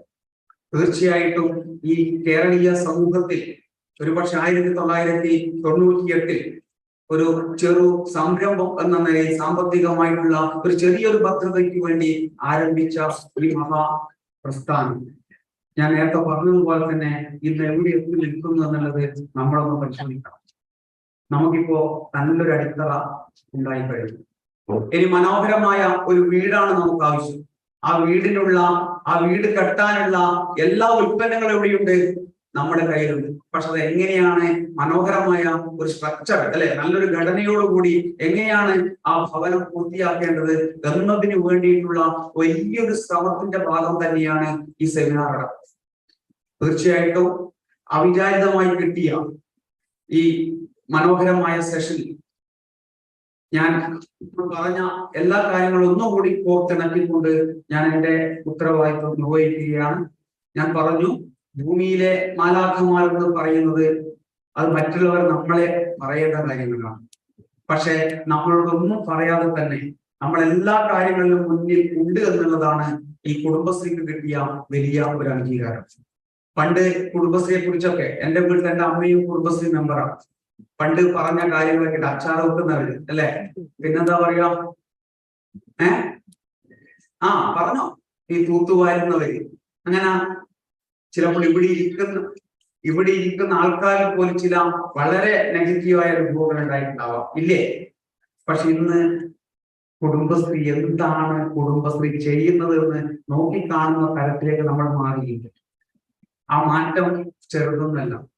നോക്കുക നിങ്ങള്, ഏറ്റവും അവസാനം ഇപ്പോഴെന്താണ്, എന്റെ നാട്ടിലെ ഒരു ബിന്ദു എന്ന് പറയുന്ന ഒരു പെൺകുട്ടി ഇപ്പൊ എന്താണെന്നറിയോ, യമുന എന്ന് പറഞ്ഞ ബസ്സിന്റെ ഡ്രൈവറാണ്, ബസ് ഓടിക്കുകയാണ്. ഇനിയും പല രീതികളിലേക്ക് നമുക്ക് മാറേണ്ടതുണ്ട്. ഒരു പക്ഷെ ഞാൻ നേരത്തെ പറഞ്ഞ പോലെ പാട്രിയാർക്ക് എന്നൊക്കെ പറയാം ഇംഗ്ലീഷിൽ അല്ലെ, എന്താണ് ആണധികാര വ്യവസ്ഥ നമ്മുടെ നാട്ടിൽ നിന്ന് ഒരു കാലത്ത് ചരിത്രം വായിക്കുന്നത് നമുക്കറിയാം അല്ലെ. ആണധികാര വ്യവസ്ഥ, പുരുഷന്റെ അധികാരത്തിന്റെ മുമ്പിൽ ഈ KR മീരയുടെ ഓർമ്മയുടെ ഞരമ്പ് എന്ന കവിതയൊക്കെ നിങ്ങൾ വായിച്ചിട്ടുണ്ടാവും. എല്ലാം പുരുഷനിൽ മാത്രം കേന്ദ്രീകരിച്ചു പോകുന്ന ഒരു ലോകത്ത് പുരുഷനോടൊപ്പം തുല്യനീതി, എല്ലാ രീതിയിലുമുള്ള ഒരു സമത്വം ഉണ്ടാക്കുന്നതിന്റെ ഒരു ഇടപെടലാണ് നടന്നത്. അത് ശക്തമായ ഒരു കരുതലായിട്ട് നമ്മുടെ സർക്കാർ നമ്മളോടൊപ്പം ഉണ്ട് എന്നുള്ളതാണ്. മറ്റ് ഏത് മേഖലയ്ക്കും സാമ്പത്തികമായിട്ട് കൊടുക്കുന്ന തുകയേക്കാൾ കൂടുതൽ നമ്മുടെ ഈ കുടുംബശ്രീ പ്രസ്ഥാനത്തിന്റെ വളർച്ചയ്ക്ക് വേണ്ടി നൽകുന്നു എന്നുള്ളത് ഒരു പോസിറ്റീവാണെന്ന് നിലനിൽക്കാം. തീർച്ചയായിട്ടും കോവിഡ് കാലത്ത് നമ്മൾ ചെയ്ത പ്രവർത്തനങ്ങൾ, സാനിറ്റൈസറും അതുപോലെ തന്നെ മാസ്ക് എത്രയാണ് നമ്മൾ കൊടുത്തതെന്ന് നിങ്ങളൊന്ന് പുറകോട്ട് പോയി നോക്കുക. നമ്മൾ എന്തൊക്കെ സഹിച്ചു. നമ്മൾ എവിടെയൊക്കെ നമ്മൾ മറ്റുള്ളവർ പോകാത്ത ഇടങ്ങളിലൊക്കെ തന്നെ നമ്മൾ പോയിക്കൊണ്ട് എന്തൊക്കെ കാര്യങ്ങൾ നമ്മൾ ചെയ്തു. ഇതൊക്കെ നിങ്ങളുടെ നന്മയാണ്. തീർച്ചയായിട്ടും കോവിഡാനന്തരം ഒരു പുതിയ സാഹചര്യം നമ്മുടെ നാട്ടിൽ വന്നിരിക്കുകയാണ്. അതിൽ നിങ്ങൾക്ക് ഒരുപാട് കാര്യങ്ങൾ ചെയ്യാനുണ്ട്. നമുക്ക് നമ്മുടെ വീട്ടകങ്ങളുടെ ഉള്ളിലേക്ക് ഒരു പക്ഷേ ഒതുങ്ങിപ്പോയിട്ടുള്ള ഒരുപാട് അമ്മമാരുണ്ട്. ഈ തിരികെ സ്കൂളിൽ എന്ന പ്രോഗ്രാം കഴിഞ്ഞതിന് ശേഷം തീർച്ചയായിട്ടും പ്രിയപ്പെട്ടവരെ 4ാം ക്ലാസ്, 7ാം ക്ലാസ്, 10ാം ക്ലാസ്, 12ാം ക്ലാസ് തുടങ്ങി ഈ തുടർ സാക്ഷരതാ പദ്ധതിയുമായി ബന്ധപ്പെട്ടുകൊണ്ടുള്ള സാക്ഷരതാ പ്രവർത്തനം നടക്കുന്നുണ്ട്. നമുക്ക് ഇവർക്കൊക്കെ ഈ തിരികെ സ്കൂളിൽ എന്നതിന് ശേഷം ഇവരുടെ ഏത് മേഖലയിലാണ് ഇവരുടെ വിദ്യാഭ്യാസം നഷ്ടപ്പെട്ടു പോയത് അവിടെ നമുക്ക് ഒരു തുടർ വിദ്യാഭ്യാസ പദ്ധതി കൂടി നമുക്ക് ആരംഭിക്കാം.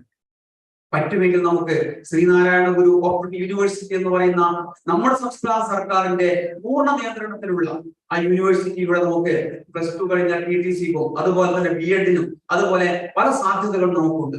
ഈ രീതിയിൽ കേവലം കുടുംബശ്രീ എന്ന ഈ മഹാപ്രസ്ഥാനത്തെ നമ്മുടെ സംസ്ഥാന സർക്കാരിന്റെ വികസന മുന്നേറ്റത്തിന് മോനിഷ വന്ന് ഞാൻ നിർത്തുകയാണ്.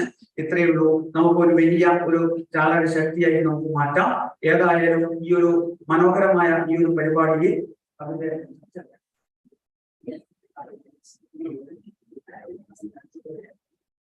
ഏതായാലും നമുക്ക് മികച്ച ഒരു ചർച്ചയാണ് ഇനി ആവശ്യം. പിന്നെ ഞാനൊരു കുറച്ച് സമയം കൂടി നിന്നിട്ട് ഞാൻ പോകും. പിന്നെ സിന്ധു അത് നിയന്ത്രിക്കും. സിന്ധു കൂടി ഇങ്ങോട്ടേക്ക് വരിക. നമ്മുടെ ചർച്ച ആരംഭിക്കാം. Thank you so much. Our moderator, Shri Ratish Kumar K, Kurbashri State Program Officer, Organization and Microfinance. And I would like to invite Srimati Sindhu B, State Program Manager, Gender. Please come to the stage. We are directly going to the first presentation of breakout session, case studies from Kurbashri members. I would like to invite Srimati Achita MP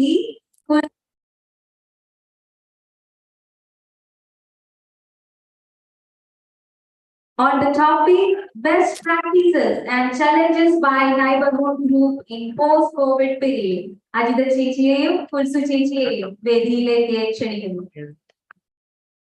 Let's give them a huge round of applause.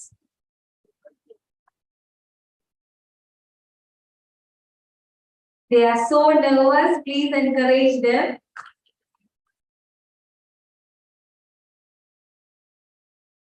Their dreams are more than words.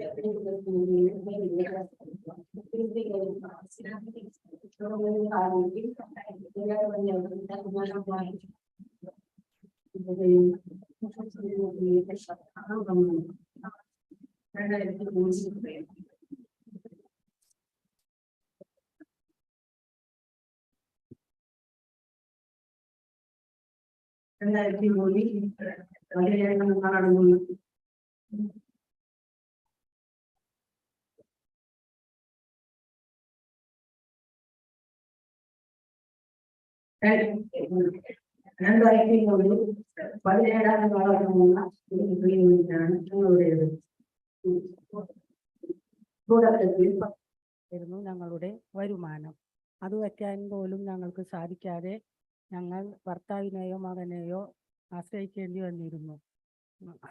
അതുകൊണ്ട് തന്നെ ഞങ്ങൾ ഒരു സംരംഭം ചെയ്യണമെന്നും അതിലൂടെ ഒരു വരുമാനം ഉണ്ടാക്കണമെന്നും ഞങ്ങൾക്ക് തോന്നി.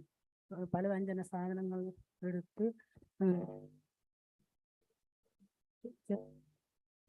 ഞങ്ങൾ തുടങ്ങി. അതിനുശേഷം ഒരു കാറ്ററിംഗ് യൂണിറ്റ് തുടങ്ങി. അതിനുവേണ്ടി സബ്സിഡി ലോണും ലഭിക്കുകയുണ്ടായി. സബ്സിഡി ലോണിന്റെ പകുതി ഭാഗം യൂണിറ്റിന് വേണ്ടി ഉപയോഗിച്ചു. പകുതി ഭാഗം എടുത്ത് 3 സെന്റ് സ്ഥലം വാങ്ങുകയും ചെയ്തു. കാറ്ററിംഗ് യൂണിറ്റിൽ നിന്ന് കിട്ടിയ ലാഭവും മുട്ടക്കോഴി വളർത്തൽ, പച്ചക്കറി കൃഷി, പൂക്കൃഷി, ഭക്ഷ്യവസ്തുക്കൾ വിതരണം, ഓയിൽ ഉൽപാദനം എന്നിങ്ങനെ പല സംരംഭങ്ങളും ഞങ്ങൾ ചെയ്തു. അതിലൂടെ വരുമാനം കണ്ടെത്തി അതിൻ്റെ ലാഭവിഹിതം മാറ്റിവെച്ചു. അതിൽ 3 സെന്റ് ഭൂമിയിൽ ഒരു കെട്ടിടവും പണിതീർത്തു.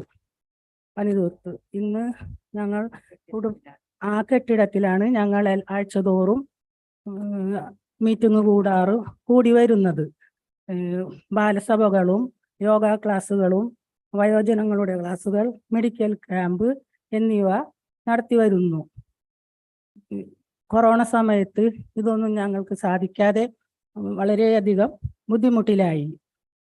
ഫോണുകളൊന്നും ഉപയോഗിക്കാൻ അറിയാത്ത ഞങ്ങൾക്ക് കുടുംബശ്രീ വഴി ഡിജിറ്റൽ സാക്ഷരത ക്ലാസ്, ടച്ച് ഫോണും മറ്റും ഉപയോഗിക്കാൻ ഞങ്ങൾ പഠിച്ചു.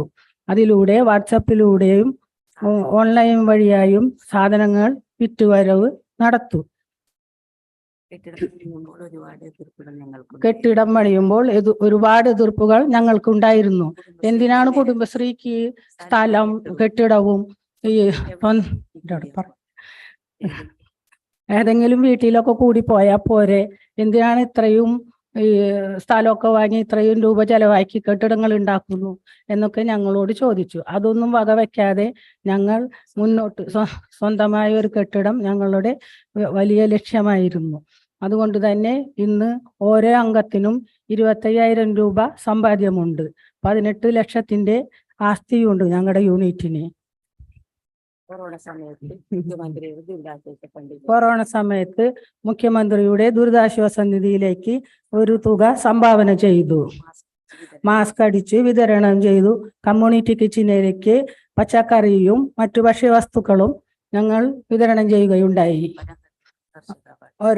ഞങ്ങളുടെ യൂണിറ്റിൽ ഒരംഗത്തിന് കർഷക അവാർഡ് ലഭിക്കുകയുണ്ടായി. ഞങ്ങളുടെ പ്രവർത്തനം ഒരു ഷോർട്ട് ഫിലിം, മയക്കുമരുന്നിന് ഉണർവെന്ന ഷോർട്ട് ഫിലിം ഞങ്ങളെ യൂണിറ്റിൽ വെച്ച് ഞങ്ങൾ എടുക്കുകയുണ്ടായി. കോവിഡ് കാലത്തും പ്രളയകാലത്തും ഞങ്ങളുടെ അംഗങ്ങളും ഞങ്ങളുടെ കൂട്ടായ്മയും സജീവമായി പ്രവർത്തിച്ചിരുന്നു. ഒരുപാട് കാര്യങ്ങൾ ചെയ്ത് ഞങ്ങൾക്ക് ഇനിയും മുന്നോട്ട് പോകണമെന്ന് ഞങ്ങൾ ആഗ്രഹിക്കുന്നു. ക്യാൻസർ രോഗികൾക്ക്, കിഡ്നി സംബന്ധമായ രോഗികൾക്കും ചികിത്സ, മാനസിക വിഷമം മൂലം അനുഭവിക്കുന്ന രോഗികളെ ചെന്ന് കണ്ട് സന്ദർശിച്ച് അവർക്ക് വേണ്ടുന്ന പരിചരണങ്ങളും മരുന്ന് വാങ്ങാൻ പൈസയും ഞങ്ങൾ കൊടുത്തു പോയിരുന്നു.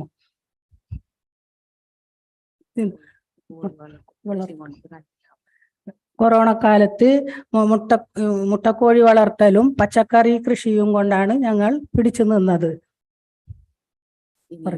ഇനിയും മുന്നോട്ട് പോകണമെന്നാണ് ഞങ്ങൾക്ക് ആഗ്രഹം. ഞങ്ങളുടെ എല്ലാം പ്രവർത്തന മികവ് കണ്ട് ഞങ്ങൾക്ക് ദേശീയ അവാർഡ് വരെ കിട്ടുകയുണ്ടായി. 11 പേര് ഞങ്ങൾ ഡൽഹിയിലൊക്കെ പോയി ഒരാഴ്ച അവിടെ താമസിച്ച് എല്ലാവരെയും കണ്ട് തിരിച്ചു പോന്നു. ഞങ്ങള് ഈ ഒരു അവസരം ഒരുക്കി തന്ന ജില്ലാ മിഷനും മറ്റ് കുടുംബശ്രീ അംഗങ്ങൾക്കും എല്ലാവർക്കും ഒരുപാട് നന്ദി.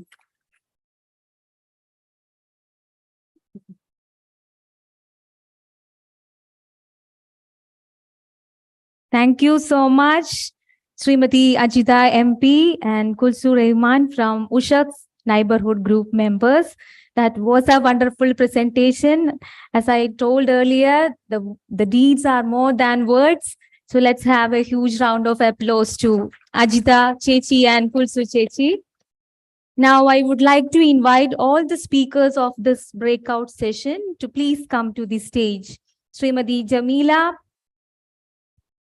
Srimati Regila Krishna Kumar, Srimati Preeta, Srimati Rasina, Srimati Savitri, please come to the stage.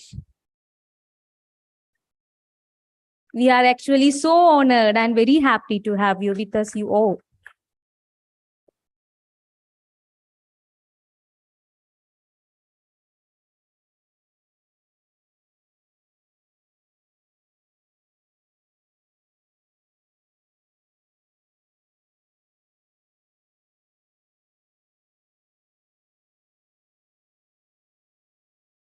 So the next presentation by Srimati Jamila Abubakar, CDS chairperson from Riyadh, on challenges and strategies of CDS in coastal and rural area in post-COVID period.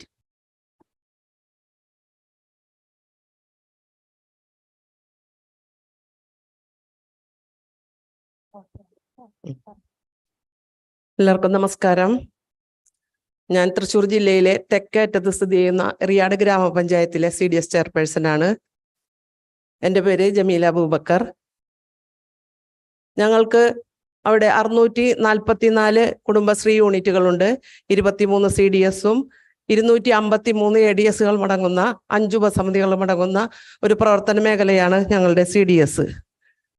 കോവിഡിന് മുൻപും Covid സമയത്തും കോവിഡിന് ശേഷവും ഞങ്ങളുടെ യൂണിറ്റുകൾ വളരെ നല്ല നിലയിൽ പ്രവർത്തിച്ചിരുന്നത്. കോവിഡ് കാലത്ത് കുറച്ച് താഴെ മാർജിനിൽ നിന്ന് താഴെ വന്ന സമയത്ത് ഒരുപാട് വെല്ലുവിളികളെ ഏറ്റെടുത്തുകൊണ്ട് നമ്മൾ സംരംഭങ്ങൾ വളരെ നല്ല നിലയിൽ ഉയർത്തിക്കൊണ്ടുവരുവാനുള്ള പ്രവർത്തനങ്ങൾ നടത്തി. ആദ്യമായി ഞങ്ങൾ ചെയ്തത് ഞങ്ങളുടെ തീരദേശ വാർഡുകളായ 8 വാർഡുകളെ സംരംഭ ഗ്രാമങ്ങളാക്കി മാറ്റി. അതിൽ അച്ചാർ ഗ്രാമം, പൊടി ഗ്രാമം, രുചി ഗ്രാമം, നെയ്ത്ത് ഗ്രാമം, തയ്യൽ ഗ്രാമം മുതലായവ ഗ്രാമങ്ങളായിട്ടാണ് തിരിച്ചത്. ഒരു ഗ്രാമത്തിൽ ഒരു ഉൽപ്പന്നം മാത്രമേ ഉൽപ്പാദിപ്പിക്കാൻ പാടുള്ളൂ എന്നുള്ള ഒരു പ്രവർത്തനം വെച്ചപ്പോൾ അവർക്ക് മാർക്കറ്റിംഗ് കണ്ടെത്താനായിട്ട് ഒട്ടും ബുദ്ധിമുട്ടുണ്ടായില്ല. അങ്ങനെ ആ ഗ്രാമങ്ങളിൽ ഉള്ള കോവിഡ് കാലത്ത് ഗ്രാമങ്ങളിലുള്ളവർ ലോക്ക്ഡൌണിൽ വീടിനുള്ളിൽ ട്രാപ്ഡായി പോയ സമയത്ത് നമ്മൾക്ക് അവിടുത്തെ RRTമാരും ആശാ വർക്കർമാരും അതുപോലെ തന്നെ നമ്മളുടെ കുടുംബശ്രീ അംഗങ്ങളും CDSകളും അവരുടെ ഈ സാധനങ്ങൾ മാർക്കറ്റിംഗ് കണ്ടെത്താൻ വേണ്ടി ഒരു പരിധിവരെ അവരെ സഹായിച്ചിട്ടുണ്ട്. പിന്നെ നമ്മൾ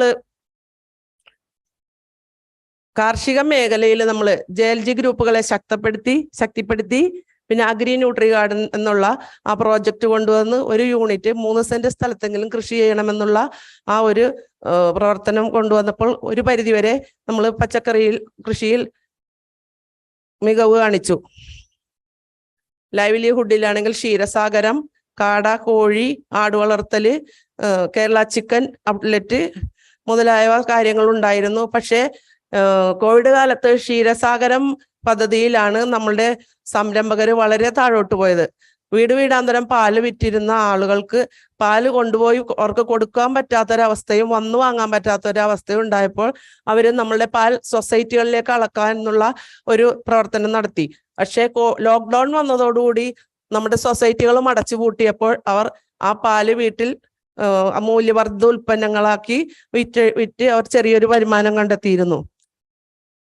പിന്നെ നമുക്ക് എടുത്തു പറയാൻ പറ്റിയ ഒരു സംരംഭം അവിടെയുണ്ട്, ചെരുപ്പ് ഉൽപാദനം. ചെരുപ്പ് ട്രേഡ് അല്ല, നമ്മുടെ റോ മെറ്റീരിയൽസ് കൊണ്ടുവന്നിട്ട് മെഷീനറീസിന്റെ സഹായത്തോടു കൂടി അവർ ചെരുപ്പുണ്ടാക്കി എറണാകുളം ജില്ലയിലും തൃശ്ശൂർ ജില്ലയിലും നല്ല നിലയിൽ സെയിൽസ് നടത്തി. നമ്മുടെ കുടുംബശ്രീയിലെ 5 അംഗങ്ങൾ, യൂണിറ്റിലെ 5 അംഗങ്ങളാണ് അത് ചെയ്യുന്നത്. DDUGK വഴി നമ്മൾ അഭ്യസ്ത വിദ്യരായ കുട്ടികൾക്ക് ക്ലാസ് കൊടുക്കുകയും റിയാഡ് പഞ്ചായത്തിൽ അതിൽ ഏറ്റവും കൂടുതൽ ഉദ്യോഗം വാങ്ങിക്കൊടുത്ത ഒരു പഞ്ചായത്താണ്. പിന്നെ കാറ്ററിംഗ് സർവീസ്, നൗക കാറ്ററിംഗ്, ടൂറിസ്റ്റുകൾ വരുന്ന ഒരു പ്രദേശമാണ് മുനക്കൽ ബീച്ച്. അവിടെ നൗക കാറ്ററിംഗ് അതുപോലെയുള്ള ടൂറിസ്റ്റുകൾക്ക് വേണ്ട അടിസ്ഥാന സൗകര്യങ്ങളൊക്കെ ഒരുക്കാൻ വേണ്ടി നമ്മുടെ കുടുംബശ്രീകൾ ഒരു പരിധിവരെ പ്രവർത്തനം നടത്തുന്നുണ്ട്. മത്സ്യമേഖലയിലാണ് പ്രധാന ബുദ്ധിമുട്ടുണ്ടായത്. മത്സ്യം പിടിച്ചു കൊണ്ടുവന്നാൽ അത് സെയിൽ ചെയ്യാനുള്ള ബുദ്ധിമുട്ട് വന്നപ്പോൾ കോവിഡ് കാലത്ത് അവര് മൂല്യവർദ്ധിത ഉൽപ്പന്നങ്ങളാക്കി മീനച്ചാറ്, ഡ്രൈ ഫിഷ് മുതലായവ ആയിട്ടാണ് അത് മാർക്കറ്റ് കണ്ടെത്തി വിൽപ്പന നടത്തിയിരുന്നത്. ഇത്രയൊക്കെ ബുദ്ധിമുട്ടുകൾ ഈ കോവിഡ് കാലത്തുണ്ടായിട്ട് അതിൽ നിന്നെല്ലാം നമ്മൾ ഒരു വെല്ലുവിളി ഏറ്റെടുത്തുകൊണ്ടാണ് ഈ കാര്യങ്ങളൊക്കെ നമ്മുടെ കുടുംബശ്രീയിലെ സുഹൃത്തുക്കൾ ചെയ്തത്. അതുമൂലം അവർക്ക് സാമ്പത്തിക പരാധീനത ഇല്ല. അതുപോലെ തന്നെ മാർക്കറ്റിംഗ് കണ്ടെത്തി. പിന്നെ അവരുടെ വീടുകളിൽ ഇരുന്ന് പോലും അവർ ഇത്തരത്തിലുള്ള പ്രവർത്തനങ്ങൾ ചെയ്തു. പിന്നെ എടുത്തു പറയാൻ പറ്റിയ വേറൊരു പ്രോജക്റ്റ് മതിലകം ബ്ലോക്കിൽ RKIDP 2018 വെള്ളപ്പൊക്കത്തിന് ശേഷം ഒരുപാട് ആളുകൾ ജോലി നഷ്ടപ്പെട്ടു. മറ്റു പല മേഖലകളിൽ നിന്ന് തിരിച്ച് നാട്ടിലേക്ക് വന്നു. അതിൽ നമുക്ക് കൈത്താങ്ങായിട്ട് RKIDP പ്രോജക്റ്റ് കൊണ്ടുവന്ന് അതിൽ നമ്മളുടെ MEC കുട്ടികൾ MECമാർ അവിടെ വന്നിട്ട് മൊബിലൈസേഷൻ നടത്തി, GOT നടത്തി, EDP നടത്തി അവരെ ഈ സംരംഭങ്ങളിലേക്ക് എത്തിക്കുക. ഒരു വർഷക്കാലത്തോളം അവരെ സംരംഭങ്ങൾ എങ്ങനെ കൊണ്ടുപോകുന്ന നോക്കുക. അത് എടുത്തു പറയാൻ പറ്റിയ ഒരു പ്രോജക്റ്റാണ് നമ്മളുടെ നാട്ടിൽ നടക്കുന്നത്. സാമൂഹ്യ ശാക്തീകരണ രംഗത്ത് ഒരു പ്രധാന ലക്ഷ്യം വെച്ച് ഞങ്ങൾ വയോജനങ്ങളെ കൈപിടിച്ചുയർത്തുക, അവർക്ക് മാനസിക സപ്പോർട്ട് കൊടുക്കുക മുതലായ കാര്യങ്ങളിലാണ് പ്രധാനം കൊടുത്തത്. അതിൻ്റെ ഒരു ഭാഗമായിട്ട് നമ്മൾക്ക് action group aimed social reconstruction എന്ന അഗ്രസാർ എന്നറിയപ്പെടുന്ന ഒരു പ്രോജക്റ്റ് കേരളത്തിൽ 10 സ്ഥലത്ത് CDSൽ മാത്രമേ കിട്ടിയുള്ളൂ. അതിലൊരു CDS റിയാഡ് CDS ആയിരുന്നു. അതിൻ്റെ പ്രവർത്തനങ്ങൾ നമ്മൾ തുടങ്ങി വെച്ചു. അവർക്ക് മാനസിക സപ്പോർട്ട്, ടൂർ കൊണ്ടുപോക്ക്, അതുപോലെ അവരെ ഒരു 2 മാസമൊക്കെ എത്തുമ്പോൾ ഒന്ന് വീട്ടിൽ നിന്ന് പുറത്തേക്ക് കൊണ്ടുവന്ന ഒരു കൂട്ടായ്മകൾ മുതലായവ നമ്മൾ ചെയ്തു. ഹെൽത്ത് ക്യാമ്പ് നടത്തി കൊടുത്തു. അവർക്ക് വേണ്ട ഒരു ചെറിയൊരു വരുമാനം അവർക്ക് വേണം എന്നുള്ളതിൽ ഒരു ചെറിയ റിവോൾവിംഗ് ഫണ്ട് കൊടുത്തിട്ട് അവര് ചെറിയ അതായത് ചന്ദനത്തിരി, മെഴുകുതിരി, മെഡിസിൻ കവറൊക്കെ ഉണ്ടാക്കുന്ന ഒരു പ്രവർത്തനങ്ങളിൽ അവർ ഏർപ്പെട്ട് ഒരു വരുമാനമല്ല അവരുടെ പ്രധാന ലക്ഷ്യം. അവർക്ക് ബോറടിക്കാതെ വീടിനുള്ളിൽ കുടുങ്ങി ഇങ്ങനെ ഒറ്റപ്പെട്ടു പോകാതെ ഇരിക്കുന്നതിനുള്ള ഒരു പദ്ധതിയാണത്. പിന്നെ ബാലസഭ കുട്ടികൾക്കുള്ള ഫുട്ബോൾ കോച്ചിങ് ക്യാമ്പ്, നിർധനരായ വിദ്യാർത്ഥികൾക്ക് ട്യൂഷൻ കൊടുത്ത് കോവിഡ് സമയത്ത് നമ്മൾ ഈ കോവിഡ് രോഗികൾക്ക് മാനസിക സപ്പോർട്ട്, പിന്നെ മെഡിസിൻസ് നമ്മൾ ഇപ്പൊ മുമ്പ് സാറോട് സംസാരിച്ചു കഴിഞ്ഞു അതിനെക്കുറിച്ച്. നമ്മൾ കോവിഡ് കാലത്ത് നമ്മൾ ഇറങ്ങിച്ചെല്ലാത്ത സ്ഥലങ്ങളില്ല, കോവിഡ് പകരുമോ എന്നുള്ള പേടിയില്ലാതെ കുടുംബശ്രീയിലെ സുഹൃത്തുക്കൾ വളരെ കൃത്യമായ രീതിയിൽ ആ പ്രവർത്തനങ്ങൾ നടത്തി.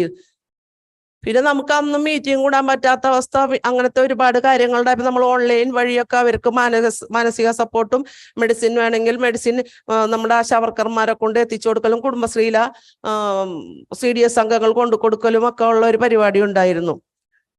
പിന്നെ ഹരിതകർമ്മസേനയുടെ പ്രവർത്തനങ്ങൾ വളരെ എടുത്തു പറയേണ്ട ഒരു പ്രവർത്തനങ്ങളാണ്. ഹരിതകർമ്മസേനക്കാർ വീടാന്തരം പോയി എല്ലാ പഞ്ചായത്തുകളിലും ഉണ്ടെങ്കിലും റിയാഡ് പഞ്ചായത്തിൽ അത് കുറച്ചുകൂടി മുന്നിലോട്ട് പ്രവർത്തനം നടക്കുന്നുണ്ട്.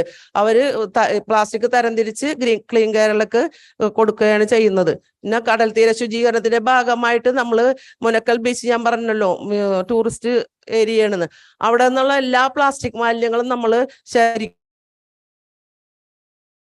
എന്നുള്ള ഒരു ബോധവൽക്കരണ ക്ലാസ്സിന് വേണ്ടി നമ്മൾ മെഴുകുതിരി ജാഥകൾ നടത്തുകയും ചെയ്തിരുന്നു. പിന്നെ സ്ത്രീ ശാക്തീകരണത്തിന്റെ ഇതിൽ നമ്മൾ ആദ്യം കൊടുത്ത ഡിജിറ്റൽ ലിറ്ററസിയാണ്. കാരണം നമ്മൾ കോവിഡ് കാലത്ത് ഈ ഓൺലൈൻ മാർക്കറ്റിങ്ങിനൊക്കെ അറിയാത്ത ആളുകൾ ഉണ്ടായി, അവർ കുറെ ബുദ്ധിമുട്ടുണ്ടാക്കി. അപ്പൊ അവർക്ക് വേണ്ടി ഡിജിറ്റൽ ലിറ്ററസി, പിന്നെ ഫിനാൻഷ്യൽ ലിറ്ററസി.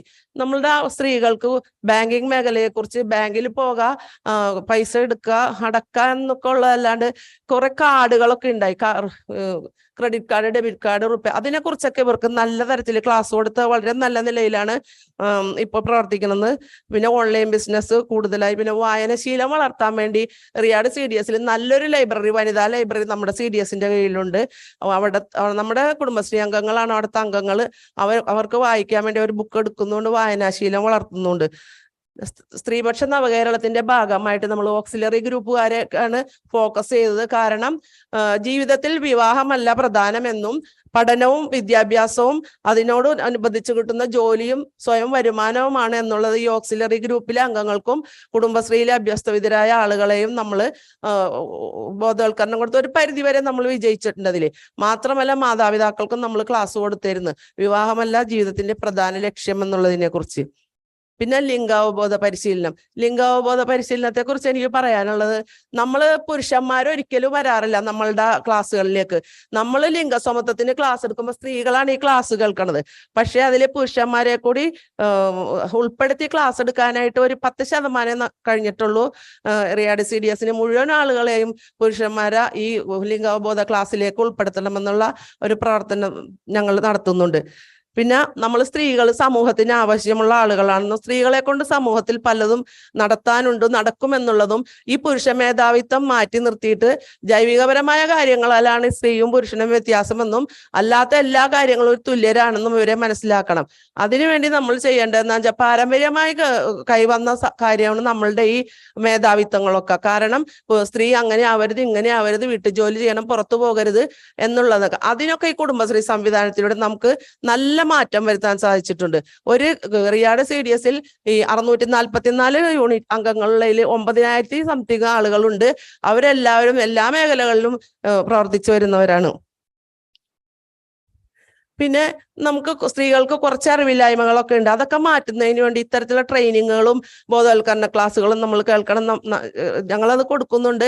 കാരണം ഗവൺമെന്റിന്റെ സംവിധാനങ്ങൾ എന്താണ്, ഇതൊക്കെ എവിടെ നിന്ന് കിട്ടും എന്നുള്ളതും, സ്ത്രീകൾക്ക് കുറെ അവകാശങ്ങളുണ്ടെന്നും സ്ത്രീകൾക്ക് കുറെ നിയമങ്ങളുണ്ടെന്നും സ്ത്രീകൾക്കെതിരെയുള്ള നമ്മുടെ അതിക്രമങ്ങൾക്കെതിരെ നമ്മൾ കുടുംബശ്രീ പ്രവർത്തിക്കുന്നെന്നും വിജിലൻസ് ഗ്രൂപ്പ് ഉണ്ടെന്നും GRC ഉണ്ടെന്നും ഒക്കെ നമ്മളവരെ പഠിപ്പിച്ചിട്ടുണ്ട്. ഞങ്ങളുടെ CDSൽ ഇത് വളരെ കൃത്യമായി നടന്നു പോകുന്നുണ്ട്. കേസുകൾ വാർഡുകളിൽ നിന്ന് വന്നാൽ നമ്മുടെ കമ്മ്യൂണിറ്റി കൗൺസിലർ വഴി അവിടുത്തെ CDS അംഗങ്ങൾ വഴിയൊക്കെ അത് കൃത്യമായി നടത്താറുണ്ട്. പിന്നെ ഞങ്ങൾക്ക് കിട്ടിയ ഏറ്റവും വലിയ സ്ത്രീ ശാക്തീകരണത്തിന്റെ നേട്ടമാണല്ലോ നമ്മുടെ ഇതിനു മുമ്പ് അവതരിപ്പിച്ച ഉഷസ് കുടുംബശ്രീയുടെ നാഷണൽ അവാർഡ്. ഒരു കൂട്ടം സ്ത്രീകളുടെ അക്ഷീണ പരിശ്രമത്തിന്റെ ഫലമായി ഈ അവാർഡ് ഞങ്ങളുടെ CDSലേക്ക് എത്തപ്പെട്ടത്. ഒരുപാട് കാര്യങ്ങൾ ഇനിയും പറയാനുണ്ട്, പക്ഷേ ഇവിടെ ടൈം ലിമിറ്റ് പറഞ്ഞിരുന്നു. അതുകൊണ്ട് എനിക്ക് ഇവിടെ ഇത്തരത്തിലൊരു വേദി ഒരുക്കി തന്ന എൻ്റെ എല്ലാ ജെൻഡർ സുഹൃത്തുക്കൾക്കും പിന്നെ എൻ്റെ കുടുംബശ്രീ അംഗങ്ങൾക്കും ഈ ജില്ലാ മിഷനും എല്ലാ തരത്തിലുള്ള നന്ദിയും അറിയിച്ചുകൊണ്ട് നിർത്തുന്നു.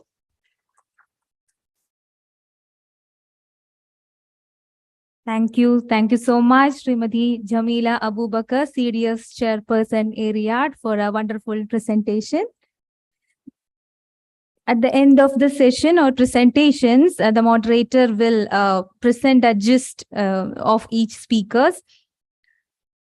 Now, I would like to invite Srimati Rajila Krishna Kumar, CDS Chairperson, Trishur, on the topic Socio-economic and women empowerment strategies implemented by Kudumbashri Community Development Society, CDS, in urban area in the post-COVID world.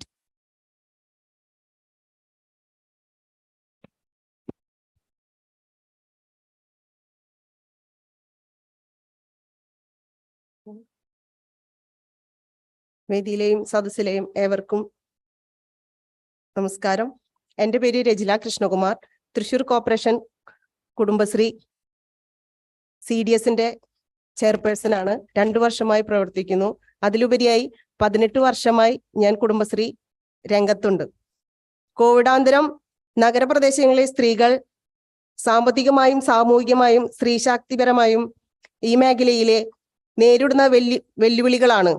അതിനുമായി മറികടക്കുന്നതിനുമായി നടപ്പിലാക്കിയിട്ടുള്ള വിവിധ തന്ത്രങ്ങളും അതിൽ നിന്നുണ്ടായിട്ടുള്ള നേട്ടങ്ങളാണ് ഞാൻ ഇന്നിവിടെ അവതരിപ്പിക്കുന്നത്.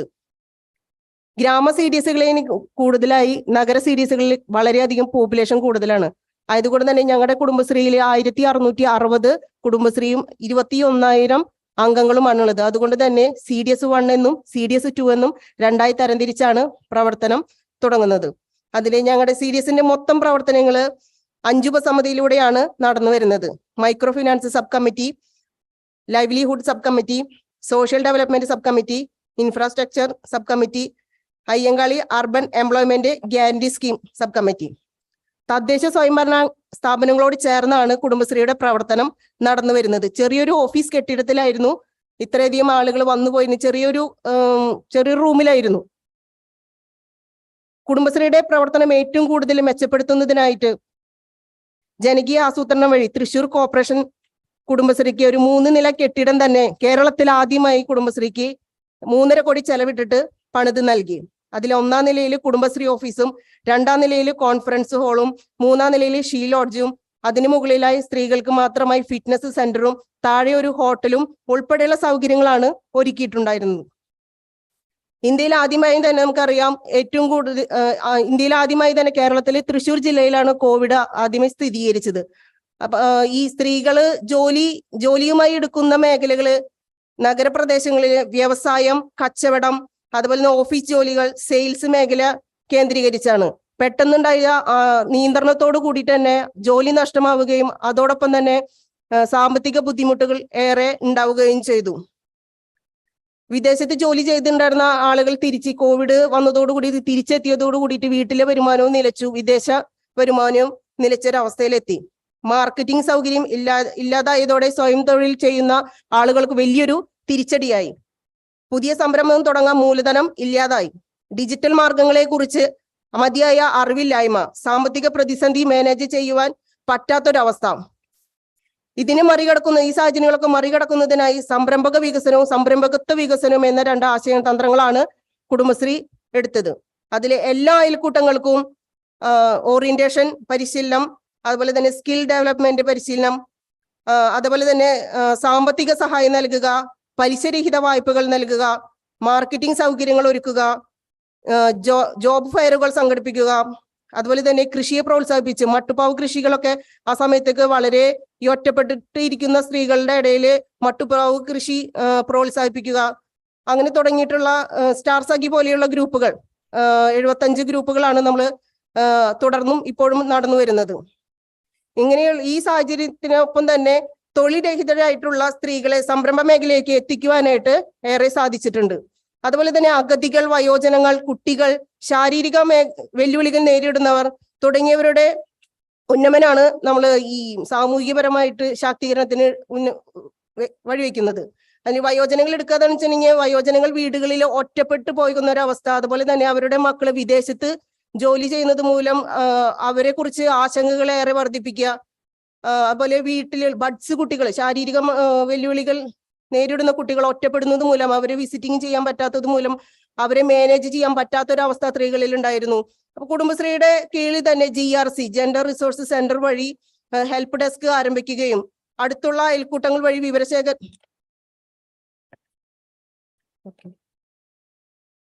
വിവരങ്ങൾ ശേഖരിക്കുകയും അവർക്ക് വേണ്ടി മാനസിക സപ്പോർട്ട് നൽകുകയും ടെലി കൗൺസിലിങ്ങും കൊടുക്കുകയും ചെയ്തു. അതുപോലെ തന്നെ കുട്ടികളെ സംബന്ധിച്ച് പറയുകയാണെന്നുവെച്ചിട്ടുണ്ടെങ്കിൽ ഓൺലൈൻ വഴി പഠനമായതോട് കൂടിയിട്ട് വീട്ടിൽ നിന്ന് പുറത്തേക്ക് ഇറങ്ങാൻ പറ്റാത്തൊരവസ്ഥയിലേക്ക് ഉണ്ടായി. ആ ഒരു അവസ്ഥ വന്നപ്പോൾ തന്നെ കുട്ടികൾ കലാപരമായിട്ടുള്ള രീതിയിൽ ഓൺലൈൻ വഴി തന്നെ അവർക്ക് മാനസിക ഒരു സപ്പോർട്ട് നമുക്ക് നൽകിയിരുന്നു ആ സമയത്ത്. അതിനുശേഷം നമുക്ക് കുട്ടികളെ ദുരന്ത നിവാരണ പ്രവർത്തനങ്ങളെ അവരെ എങ്ങനെ മറികടക്കാം എന്നുള്ളൊരു സംവിധാനത്തോടു കൂടി അവരെങ്ങനെ സജ്ജരാക്കാം എന്നുള്ള ഒരു പരിപാടിയായിരുന്നു സജ്ജം. ആ സജ്ജം പരിപാടി കുട്ടികളിലേക്ക് എത്തിക്കാനായിട്ട് സാധിച്ചു. അതുപോലെ തന്നെ നമ്മൾ സ്ത്രീ ശാക്തീകരണ മേഖലയിൽ ഇരിക്കുമ്പോൾ ബാറും മദ്യഷോപ്പുകളൊക്കെ കൂടുതലായിട്ടുള്ള ഒരു പ്രദേശം തന്നെയായിരുന്നു നഗരപ്രദേശങ്ങളിൽ. അപ്പൊ അതോട് കൂടിയിട്ട് തന്നെ പല വീടുകളിലും പ്രശ്നങ്ങൾ നിരവധിയായിട്ടാണ് വന്നിരുന്നത്.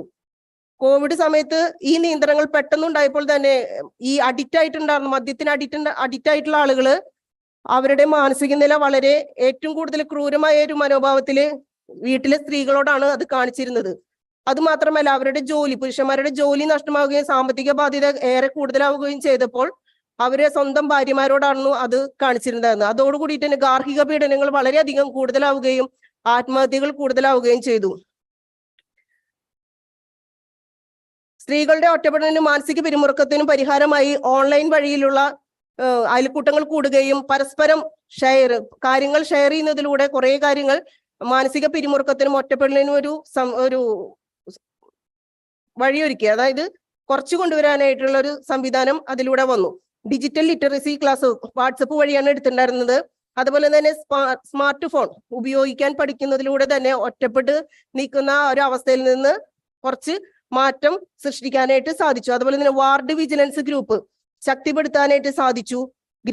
ഗ്രാസ് റൂട്ട് ലെവലിൽ അതിക്രമം കണ്ടെത്തുവാനും അതേപോലെ തന്നെ CDS തലത്തിൽ GRC വഴി ഇത്തരത്തിലുള്ള ഗാർഹിക പീഡനം നേരിടുന്ന അവസ്ഥ കണ്ടെത്തുകയും കമ്മ്യൂണിറ്റി കൗൺസിലറുടെ സേവനം ഉപയോഗിച്ച് അവർക്ക് വേണ്ടിയുള്ള പിന്തുണയും നിയമസഹായവും എത്തിക്കാനായിട്ട് സാധിച്ചിട്ടുണ്ട്.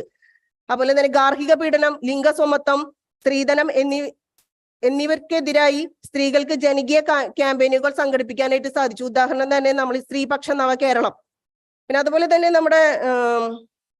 ഞങ്ങളുടെ ഭാവി പ്രവർത്തനങ്ങളെ സംബന്ധിച്ച് പറയുകയാണെന്ന് വെച്ചിട്ടുണ്ടെങ്കിൽ പുറത്തു നിൽക്കുന്ന വനിതകളെ, അതായത് കഴിഞ്ഞ സാമ്പത്തിക വർഷത്തിലെ 82 ഗ്രൂപ്പുകളായിട്ടാണ് ഇത്തവണ 100 1,00,000 വനിതകളെ കുടുംബശ്രീയോട് അടുപ്പിച്ച് അല്ലെങ്കിൽ രജിസ്ട്രേഷനിൽ കുടുംബശ്രീക്ക് ഒപ്പം കൊണ്ടുവരാനായിട്ടുള്ള ഒരു സംവിധാനം എടുക്കണം. അതുപോലെ തന്നെ എല്ലാ വാർഡുകളിലും കിയോസ്കുകൾ കൊണ്ടുവന്ന് വിധവകളായിട്ടുള്ള അതുപോലെ തന്നെ അങ്ങനത്തെ പാർശ്വവൽക്കരിക്കപ്പെട്ടുള്ള ആളുകളെ കണ്ടെത്തി അവർക്കൊരു ഉപജീവന മാർഗം കണ്ടെത്തി കൊടുക്കുക എന്നുള്ളത് കൂടിയാണ് ഞങ്ങളൊരു ഭാവി പ്രവർത്തനം എന്നുള്ള രീതിയിലേക്ക് പറയാനുള്ളത്. ഇങ്ങനെ ഒരു വേദി, ഇത്രയും വലിയൊരു വേദി ഒരുക്കി തന്ന ജില്ലാ മിഷനും ഇതിന്റെ സംഘാടകർക്കും ഏറെ നന്ദിയോടെ ഞാൻ നിർത്തുന്നു.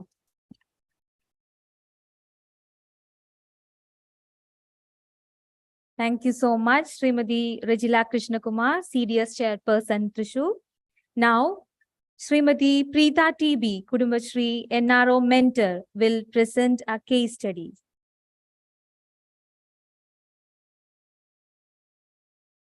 എല്ലാവർക്കും എൻ്റെ നമസ്കാരം. ഇവിടെ എന്നോട് പറഞ്ഞിരിക്കുന്ന എന്നെ തന്നെ പറയാനാണ് പറഞ്ഞിരിക്കുന്നത്. ഞാൻ എങ്ങനെയാണ് കുടുംബശ്രീയിലൂടെ വന്നത്, ഇപ്പൊ എവിടെ എത്തി നിൽക്കുന്നു, അതാണ് എനിക്കുള്ള വിഷയം. ഞാൻ ഇപ്പോ കുടുംബശ്രീ NROയിലെ നാഷണൽ റിസോഴ്സ് ഓർഗനൈസേഷനിലെ മെൻറ്ററായിട്ട് 10 വർഷമായിട്ട് മറ്റ് സംസ്ഥാനത്താണ് ജോലി ചെയ്യുന്നത്. എൻ്റെ പേര് പ്രീത. ഞാൻ അവണൂർ ഗ്രാമപഞ്ചായത്ത്, തൃശ്ശൂർ ജില്ലയിലെ അവണൂർ ഗ്രാമപഞ്ചായത്തിലാണ് എൻ്റെ വീട്. എനിക്കിപ്പോൾ 46 വയസ്സാണുള്ളത്. എൻ്റെ ചെറുപ്പം എന്ന് പറഞ്ഞാൽ ഈ പിള്ളവാദം ബാധിച്ചിട്ട് നടക്കാൻ വയ്യാത്തൊരു സ്റ്റേജായിരുന്നു. ചെറിയ കുട്ടിയായിരുന്നപ്പോൾ ഒരു 4 വയസ്സ് വരെ ഒന്നും നടന്നിട്ടില്ല. അങ്ങനത്തെ ഒരു കണ്ടീഷനിൽ എൻ്റെ ട്രീറ്റ്മെൻ്റ് ഒക്കെ കഴിഞ്ഞതിന് ശേഷം പതുക്കെ ഞാൻ നടക്കാൻ തുടങ്ങി. നടന്നു തുടങ്ങിയപ്പോൾ എൻ്റെ പഠനവും കാര്യങ്ങളൊക്കെ അതോടൊപ്പം ക്ലാസിക്കൽ ഡാൻസൊക്കെ ചെറുതായിട്ട് തുടങ്ങി.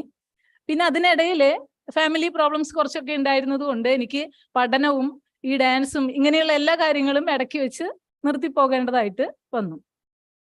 തുടർന്ന് അങ്ങോട്ട് എല്ലാ പെൺകുട്ടികളെ പോലെ 23 വയസ്സിൽ കല്യാണം. അതിനുശേഷം കല്യാണത്തിന് ശേഷം പിന്നെ അറിയാലോ, നമ്മുടെ മനസ്സിലുള്ള ചില മോഹങ്ങളൊന്നും നടക്കാതെ പോകുന്ന ഒരു അവസ്ഥ തന്നെയായിരുന്നു. അതിനുശേഷം ഒരു നിർഭാഗ്യവശാൽ 27ാമത്തെ വയസ്സിൽ ഞാനൊരു വിധവയായി മാറി. പിന്നെ 28 വയസ്സിലാണ് ഞാൻ കുടുംബശ്രീയിൽ അംഗമാവുന്നത്. അപ്പൊ കുടുംബശ്രീയിൽ അംഗമാവുന്നതിന് മുമ്പ് ഞാൻ എങ്ങനെയായിരുന്നോ എന്തായിരുന്നോ ഇതൊന്നും തന്നെ ചിന്തിക്കാൻ പോലും ശേഷിയില്ലാത്തൊരു അവസ്ഥയിലായിരുന്നു 27 വയസ്സിലുള്ള എൻ്റെ ഒരു അവസ്ഥ. കാരണം എൻ്റെ ബോധം നഷ്ടപ്പെട്ട് ഒരു എന്താ പറയുക, മനസ്സ് നഷ്ടപ്പെട്ട ഒരാൾ.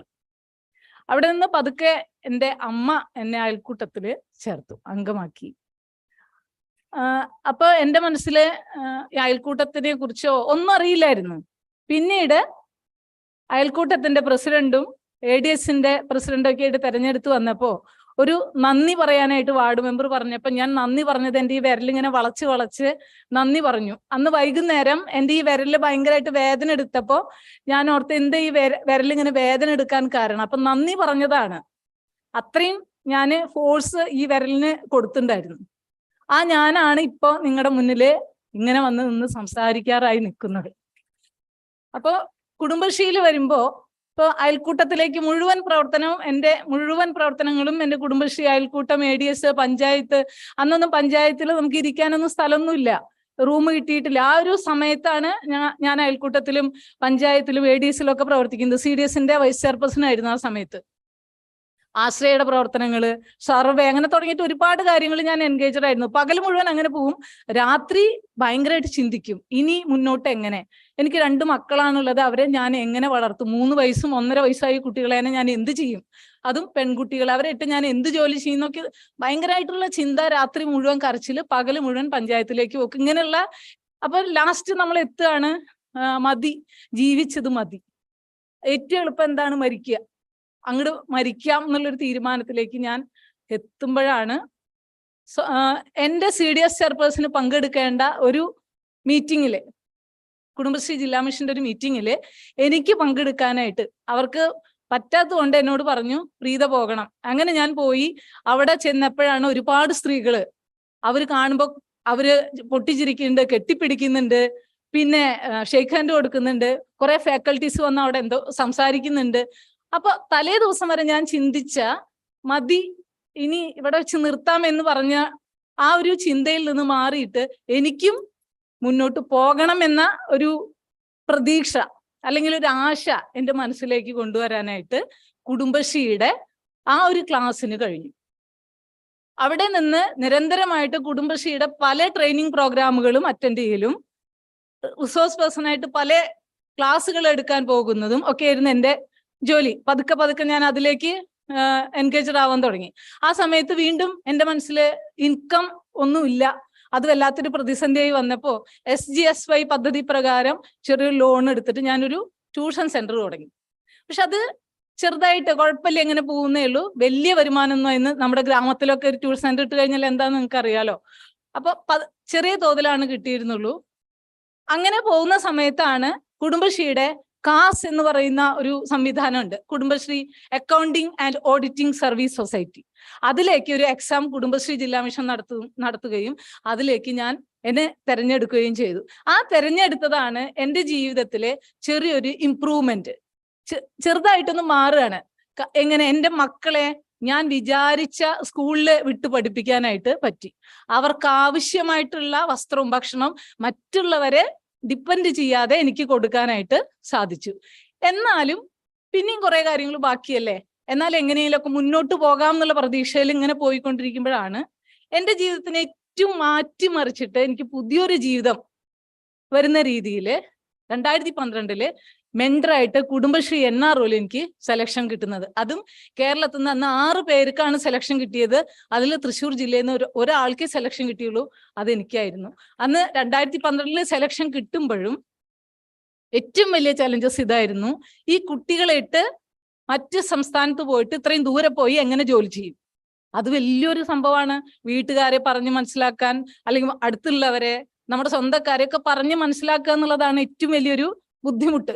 നിങ്ങൾക്കറിയാലോ, ഒരു വിധവ എങ്ങനെയാണ് ഒരു സമൂഹത്തിൽ ജീവിക്കേണ്ടത് എന്ന് ഭയങ്കര ബുദ്ധിമുട്ടാണ്. പലരെയും മനസ്സിലാക്കിച്ചും പറഞ്ഞും ഇങ്ങനെയൊക്കെയാണ് നമ്മൾ ജീവിച്ചു പോണേ. പക്ഷെ എൻ്റെ അമ്മ എൻ്റെ ഒപ്പം നിന്നു എന്നുള്ളതാണ്. അമ്മ പറഞ്ഞു, എൻ്റെ മോൻ പോയിട്ട് വാ, അമ്മയുണ്ട് ഇവിടെ. ആ ഒരു ധൈര്യത്തിലാണ് ഞാൻ ഫസ്റ്റ് എൻ്റെ പോസ്റ്റിങ് ബീഹാറിൽ പോയപ്പോ വലിയ സന്തോഷത്തിൽ അവിടുന്ന് പോകുന്നേ. അവിടെ ചെന്നപ്പോഴാണ് എനിക്കൊന്നും അവിടെ നിന്നിട്ടൊന്നും മിണ്ടാൻ പറ്റുന്നില്ല. കാരണം എനിക്ക് ഭാഷ അറിയില്ല, ഒന്നും അറിയില്ല. ഞാൻ അവിടെ ചെന്ന് എന്ത് പറയണം? പതുക്കെ നമ്മള് ഒരു കാര്യം മനസ്സിലാക്കി, ഇതെനിക്ക് പറ്റില്ല എന്നുള്ളത് മനസ്സിലാക്കുമ്പോൾ വീണ്ടും എൻ്റെ മനസ്സിൽ എൻ്റെ പ്രതീക്ഷകളൊക്കെ മാറുകയാണ്. അപ്പൊ ഞാൻ അന്ന് വൈകുന്നേരം വീണ്ടും ചിന്തിക്കുമ്പോൾ എന്നേക്കാൾ ഒരുപാട് താഴ്ന്ന് ജീവിക്കുന്ന സ്ത്രീകളും എന്നെക്കാട്ടിലും ഭയങ്കര വിഷമത്തിൽ ജീവിക്കുന്ന സ്ത്രീകളെയും ഞാൻ അവിടെ കണ്ടു, കുട്ടികളെയും കണ്ടു. അപ്പൊ ഞാൻ വിചാരിച്ചു, ഇവിടെ എന്നെ കൊണ്ട് എന്തെങ്കിലും ചെയ്യാൻ പറ്റുകയാണെങ്കിൽ ഇവിടെ തന്നെ ഞാൻ തുടങ്ങും.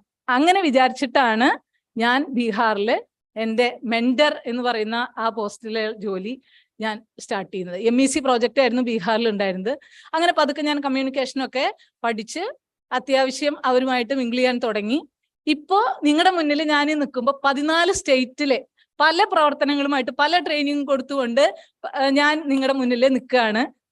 ആ ഒരു എക്സ്പീരിയൻസ് എൻ്റെ കോൺഫിഡൻസിനെ വളർത്തുകയും, ഈ എക്സ്പീരിയൻസ് എന്ന് പറഞ്ഞിട്ടുണ്ടെങ്കിൽ പല തരത്തിലാണ്. നമ്മൾ പ്രോജക്റ്റ് റിലേറ്റഡ് ആയിട്ടാണ് പോകുന്നതെങ്കിലും അവിടെ ചെന്ന് കഴിയുമ്പോൾ കുറെ ആളുകളെ തന്നെ, കുറെ കമ്മ്യൂണിറ്റി റിസോഴ്സ് പേഴ്സൺമാര്, മൈക്രോ എന്റർപ്രൈസസ് കൺസൾട്ടന്റുമാര്, ഈ CDS സംവിധാനത്തിലുള്ള കമ്മ്യൂണിറ്റിയിലെ മെമ്പർമാർ, ഇവരെ കപ്പാസിറ്റി ബിൽഡ് ചെയ്തെടുക്കേണ്ട, ട്രെയിനിങ് കൊടുക്കേണ്ട ജോലിയാണ് എനിക്കുള്ളത്. എന്റർപ്രൈസ് സ്റ്റാർട്ട് ചെയ്യിപ്പിക്കണം. അങ്ങനെ ഒരുപാട് ജീവിതങ്ങളെ കെട്ടിപ്പടുക്കാനായിട്ട് അവരെ സപ്പോർട്ട് ചെയ്യാൻ എനിക്ക് മെന്റലി സാധിച്ചു എന്നുള്ളതാണ് എനിക്ക് ഏറ്റവും വലിയ എന്താ പറയാ സന്തോഷമായിട്ടുള്ള ഒരു ഇത്. കാരണം ഓരോരുത്തരും വിളിച്ചു പറയും, അതിലൊരു ഉദാഹരണമാണ്, അവർ സ്വന്തമായിട്ട് ഹോട്ടൽ കൊടുക്കുന്ന സ്ത്രീകൾ നോർത്ത് ഇന്ത്യയിൽ വളരെ കുറവാണ്. അപ്പൊ അത് ചെയ്യാൻ പറയുമ്പോൾ അവർ പറയുന്നതാണ്, ഞാനൊരു മാസ്റ്റർ ജിയുടെ മരുമകളാണ്, എനിക്ക് ഇത് എങ്ങനെ ചെയ്യാൻ പറ്റും? അപ്പൊ അവരുടെ കൂടെ നിന്ന് അത് ഉണ്ടാക്കി വിൽക്കാൻ വേണ്ടി അവരെ സഹായിച്ച് അവരുടെ ഒപ്പം നിന്ന് ഈ വരുമാനം വരുന്നത് അവരെ മനസ്സിലാക്കി കൊടുത്താൽ അവരതുപോലെ കണ്ടിന്യൂ ചെയ്യും. ഇപ്പൊ നല്ലൊരു ഹോട്ടൽ തുടങ്ങിയിട്ടുള്ള ബേബി എന്ന് പറഞ്ഞിട്ടൊരു രീതിയുണ്ട്. സ്വന്തമായിട്ട് മകനെ പഠിപ്പിക്കണം എന്ന ആഗ്രഹമുള്ള ഒരു അമ്മ, പക്ഷെ അവർക്ക് അറിയില്ല. അവരെ കൺസൾട്ടന്റ് ആയിട്ട് എടുത്ത് അവരെ പഠിപ്പിച്ച് അവരിപ്പോ അവരുടെ മകനെ ക്രിക്കറ്റർ ആക്കാൻ വേണ്ടിയിട്ട് കൊൽക്കത്തയിലേക്ക് കൊണ്ട് ചേർക്കുന്ന അവരുടെ വരുമാനം കൊണ്ട് അവർ മകനെ കോച്ചിങ് ഉള്ള ഫീസ് അടയ്ക്കുന്നു. പിന്നെ അതുപോലെ നമ്മുടെ കമ്മ്യൂണിറ്റി റിസോഴ്സ് പേഴ്സണല്ലേ, നമുക്ക് നോർത്ത് ഇന്ത്യയിൽ കൂടുതൽ ഈ കൈനി, തമ്പാക്കു തുടങ്ങിയിട്ടുള്ള കാര്യങ്ങൾ ഉപയോഗിക്കുന്നവരാണ് കൂടുതലായിട്ട്. അപ്പൊ എൻ്റെ മുന്നിലിരിക്കുന്ന എൻ്റെ ജെൻസ് ആയാലും ലേഡീസ് ആയാലും ഒക്കെ കൂടുതലായിട്ട് കൈനി, തമ്പാക്കു, ഡ്രഗ്സ് ഒക്കെ ഉപയോഗിക്കുന്ന അവരെ തന്നെ ഒരു 85% നമുക്ക് മാറ്റിയെടുക്കാനായിട്ട് നമ്മൾ പലതരം PPTകൾ കാണിച്ചു കൊടുത്തും അവരെ സ്നേഹത്തോടെയും അല്ലെങ്കിൽ ശകാരിച്ചും ഒക്കെ പറഞ്ഞു കൊടുത്തിട്ടാണ് നമ്മൾ അവരെ മാറ്റിയെടുത്തത്. അതുപോലെ പെൺകുഞ്ഞുങ്ങൾ വയറ്റില് ഉണ്ടായി എന്ന് അറിഞ്ഞാൽ അത് സ്കാൻ ചെയ്യുകയും ഭ്രൂണഹത്യ, അത് ഏറ്റവും കൂടുതലായിട്ട് നടക്കുന്ന ഒരു ഇടമാണ് ബീഹാർ, ജാർഖണ്ഡ് പോലെയുള്ള സംസ്ഥാനങ്ങൾ. അപ്പൊ അവിടെ നമ്മുടെ ശ്രദ്ധയിലേക്ക് ഇത് വന്നപ്പോൾ അതിനെതിരെ നമ്മൾ അവരെ വിളിച്ചു ചേർത്ത് അവരുടെ വീട്ടുകാരെ പറഞ്ഞ് മനസ്സിലാക്കാനൊക്കെ ശ്രമിച്ച് അങ്ങനെ നമ്മുടെ കമ്മ്യൂണിറ്റി റിസോഴ്സ് കുറെ കുട്ടികളെ തന്നെ ആ രീതിയിൽ മാറ്റിയെടുക്കാൻ നമുക്ക് സാധിച്ചിട്ടുണ്ട്. അവർ വളരെ സുഖമായിട്ട് ഇപ്പോൾ കഴിയുന്നു. ഞാൻ പറഞ്ഞു വന്നത് കുറെ പേർക്ക് സ്വന്തമായി വരുമാനം ഉണ്ടാക്കാനും സ്വന്തമായിട്ട് വരുമാനം ഉണ്ടാക്കി അവരുടെ ജീവിത രീതിയിൽ മാറ്റം വരുത്തിക്കാനൊക്കെ എനിക്ക് ഒരു പരിധി വരെ ഈ കുടുംബശ്രീയിലൂടെ പോയിട്ട് സാധിച്ചു. അതോടൊപ്പം എൻ്റെ മക്കളെ നന്നായി പഠിപ്പിക്കാൻ സാധിച്ചു. അതിൽ മൂത്ത മകൾക്ക് ഇപ്പൊ ജോലി കിട്ടി. ചെന്നൈ എയർപോർട്ടിലാണ് കാർഗോ ഡിപ്പാർട്ട്മെന്റിൽ മോള് ജോലി ചെയ്യുന്നു. രണ്ടാമത്തെ മകള് എഞ്ചിനീയറിംഗ് തേർഡ് ഇയർ ആണ്, ബിടെക് തേർഡ് ഇയർ സ്റ്റുഡന്റ് ആണ്. അപ്പൊ അവരേനെ ഇതുവരെ പഠിപ്പിച്ചെടുക്കാൻ പറ്റി. ഇതിനിടയില് എൻ്റെ ഡാൻസും പാട്ടും എല്ലാം നിന്ന് പോയൊരവസ്ഥ എന്ന് ഞാൻ പറഞ്ഞല്ലോ. എൻ്റെ ഒരുപാട് സുഹൃത്തുക്കളെ മോട്ടിവേറ്റ് ചെയ്തിട്ട് 25 വർഷത്തിന് ശേഷം ഞാൻ ഈ കഴിഞ്ഞ മെയ് 29 വീണ്ടും ഗുരുവായൂർ മേൽപ്പത്തൂർ ഓഡിറ്റോറിയത്തിൽ മോഹിനിയാട്ടം വീണ്ടും ഞാൻ ചെയ്തു.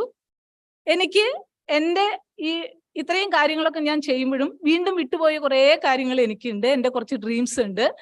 ആ ഡ്രീംസ് എന്ന് പറയുന്നത്, ഒന്ന്, എനിക്ക് ഇത്രയും ബിസിനസ് കൺസൾട്ടൻസി പല സംസ്ഥാനങ്ങളിലും കൊടുത്ത ഒരു വ്യക്തി എന്നുള്ള നിലയ്ക്ക് എനിക്കൊരു ബിസിനസ് ഇടണം. അതിൽ കുറച്ച് ആൾക്കാർക്ക് 1-2 പേർക്ക് ജോലി ലഭിക്കാവുന്ന രീതിയിലുള്ള ഒരു ബിസിനസ് ആയിരിക്കണം. പിന്നെ എൻ്റെ ഇടയ്ക്ക് നിലച്ചു പോയ പഠനം, അത് സോഷ്യോളജിയിൽ എനിക്ക് പഠിക്കണം എന്നാണ് എൻ്റെ ആഗ്രഹം.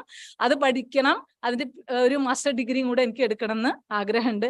അതുകൂടാതെ ഒരു വിധവയാവട്ടെ, അല്ലെങ്കിൽ ഒറ്റപ്പെട്ടു പോയവരാവട്ടെ, ഡിവോഴ്സ് ആയവരോ, അല്ലെങ്കിൽ ആരും സഹായിക്കാനില്ലാത്ത കുറച്ച് സ്ത്രീകൾക്ക് അവർക്ക് ആവശ്യം പണമല്ല എന്നും അവർക്ക് ഏത് വഴിയിലൂടെയാണ് സഞ്ചരിക്കേണ്ടതെന്നും ഒരു മാർഗമാണ്, അവർക്ക് ഒരു ദിശയാണ് കാണിച്ചു കൊടുക്കേണ്ടതെന്നാണ് എൻ്റെ അനുഭവത്തിൽ നിന്ന് എനിക്ക് മനസ്സിലായിട്ടുള്ളത്. അപ്പൊ അങ്ങനെ ഒരു ദിശ മനസ്സിലാക്കി കൊടുക്കാനും അവരുടെ കപ്പാസിറ്റി തിരിച്ചറിഞ്ഞ് അവർക്ക് ഇന്ന വഴിയിലൂടെ പോയാൽ നല്ല രീതിയിൽ ജീവിക്കാൻ കഴിയുമെന്നും കാണിച്ചു കൊടുക്കുന്ന ഒരു മോട്ടിവേഷൻ ട്രെയിനിങ് സെന്റർ പോലെ എനിക്ക് തുടങ്ങാനായിട്ട് ആഗ്രഹമുണ്ട്. ഇപ്പോ നമ്മള് ഇതൊക്കെ പറയുമ്പോൾ കുടുംബശ്രീയിൽ വന്നപ്പോഴുള്ള എൻ്റെ ഒരു എക്സ്പീരിയൻസ് എന്ന് പറയുന്നത്, ഒരുപാട് നാടുകൾ കാണാൻ പറ്റി, ഒരുപാട് ഭാഷ, ഭോജ്പുരി, മഗൈ, അസാമി, ബംഗ്ല, ഹിന്ദി, ഇംഗ്ലീഷ്, തമിഴ്, കന്നഡ, ഇതൊക്കെ നമ്മൾ മനസ്സിലാക്കുന്നു. അവരുടെ ലോക്കൽ ലാംഗ്വേജ് നമുക്ക് നന്നായിട്ട് മനസ്സിലാവുന്നു. അതേപോലെ നമ്മൾ അവർക്ക് ക്ലാസ് എടുക്കുന്നു. ഇതൊക്കെ എനിക്ക് കുടുംബശ്രീയിൽ വന്നതുകൊണ്ട് മാത്രം സാധിച്ചതാണ്. രണ്ടാമത്തെ കാര്യം, കമ്പ്യൂട്ടർ കാണുമ്പോൾ എത്രയും പേടിച്ചിരുന്ന ഞാൻ, കമ്പ്യൂട്ടർ ഇങ്ങനെ കാണുമ്പോൾ നമുക്ക് പേടി, ഇത്രയും കാശ് കൊടുത്ത് മേടിച്ചൊരു സാധനം എങ്ങനെയാണ് നമ്മൾ കൈകൊണ്ട് തൊടുക എന്നുള്ളൊരു പേടി ഉണ്ടായിരുന്നു. അതിപ്പോ നമ്മൾ എങ്ങനെയൊക്കെ ഉപയോഗിക്കണമെന്ന് പറയാൻ പറ്റില്ല. അങ്ങനെ എൻ്റെ അറിവുകൾ വർദ്ധിച്ചു എന്നുള്ളതാണ് ഏറ്റവും വലിയ എൻ്റെ സമ്പാദ്യം. രണ്ടാമത്, ഇന്ത്യയിൽ ഒരുപാട് സ്ഥലത്ത് എനിക്ക് സൗഹൃദങ്ങൾ, നല്ല ബന്ധങ്ങൾ ഉണ്ടാക്കിയെടുക്കാൻ കഴിഞ്ഞു എന്നുള്ളതാണ് രണ്ടാമത്തത്. മൂന്നാമത്താണ് എൻ്റെ ഫിനാൻഷ്യൽ സെറ്റപ്പ്. അതായത് എൻ്റെ മക്കളെ പഠിപ്പിക്കാനും എനിക്ക് സ്ഥലം വാങ്ങിക്കാനും സ്വന്തമായിട്ട് വീട് വെക്കാനും ഒരു സോഷ്യൽ സ്റ്റാറ്റസ് ഒന്ന് ഉയർത്തി കൊണ്ടുവരാൻ എനിക്ക് സാധിച്ചു എന്നുള്ളത് തന്നെയാണ് എനിക്ക് നിങ്ങളോട് പറയാനുള്ളത്. അപ്പൊ എൻ്റെ ബാക്കിയുള്ള ഡ്രീമും കൂടെ നടക്കുന്നതിനോടൊപ്പം ഇവിടെ ഇരിക്കുന്ന ഓരോരുത്തർക്കും ഞാൻ ഈ പറയുന്നതിൽ നിന്ന് എന്തെങ്കിലും ഒരു വെളിച്ചം പോലെ നിങ്ങൾക്ക് കിട്ടിയെങ്കിൽ നിങ്ങളുടെ അടുത്തുള്ളവർക്കും ഇതുപോലെ മോട്ടിവേറ്റ് ചെയ്തു കൊടുക്കാൻ പറ്റട്ടെ എന്ന് പ്രാർത്ഥിച്ചുകൊണ്ട് നിർത്തുന്നു.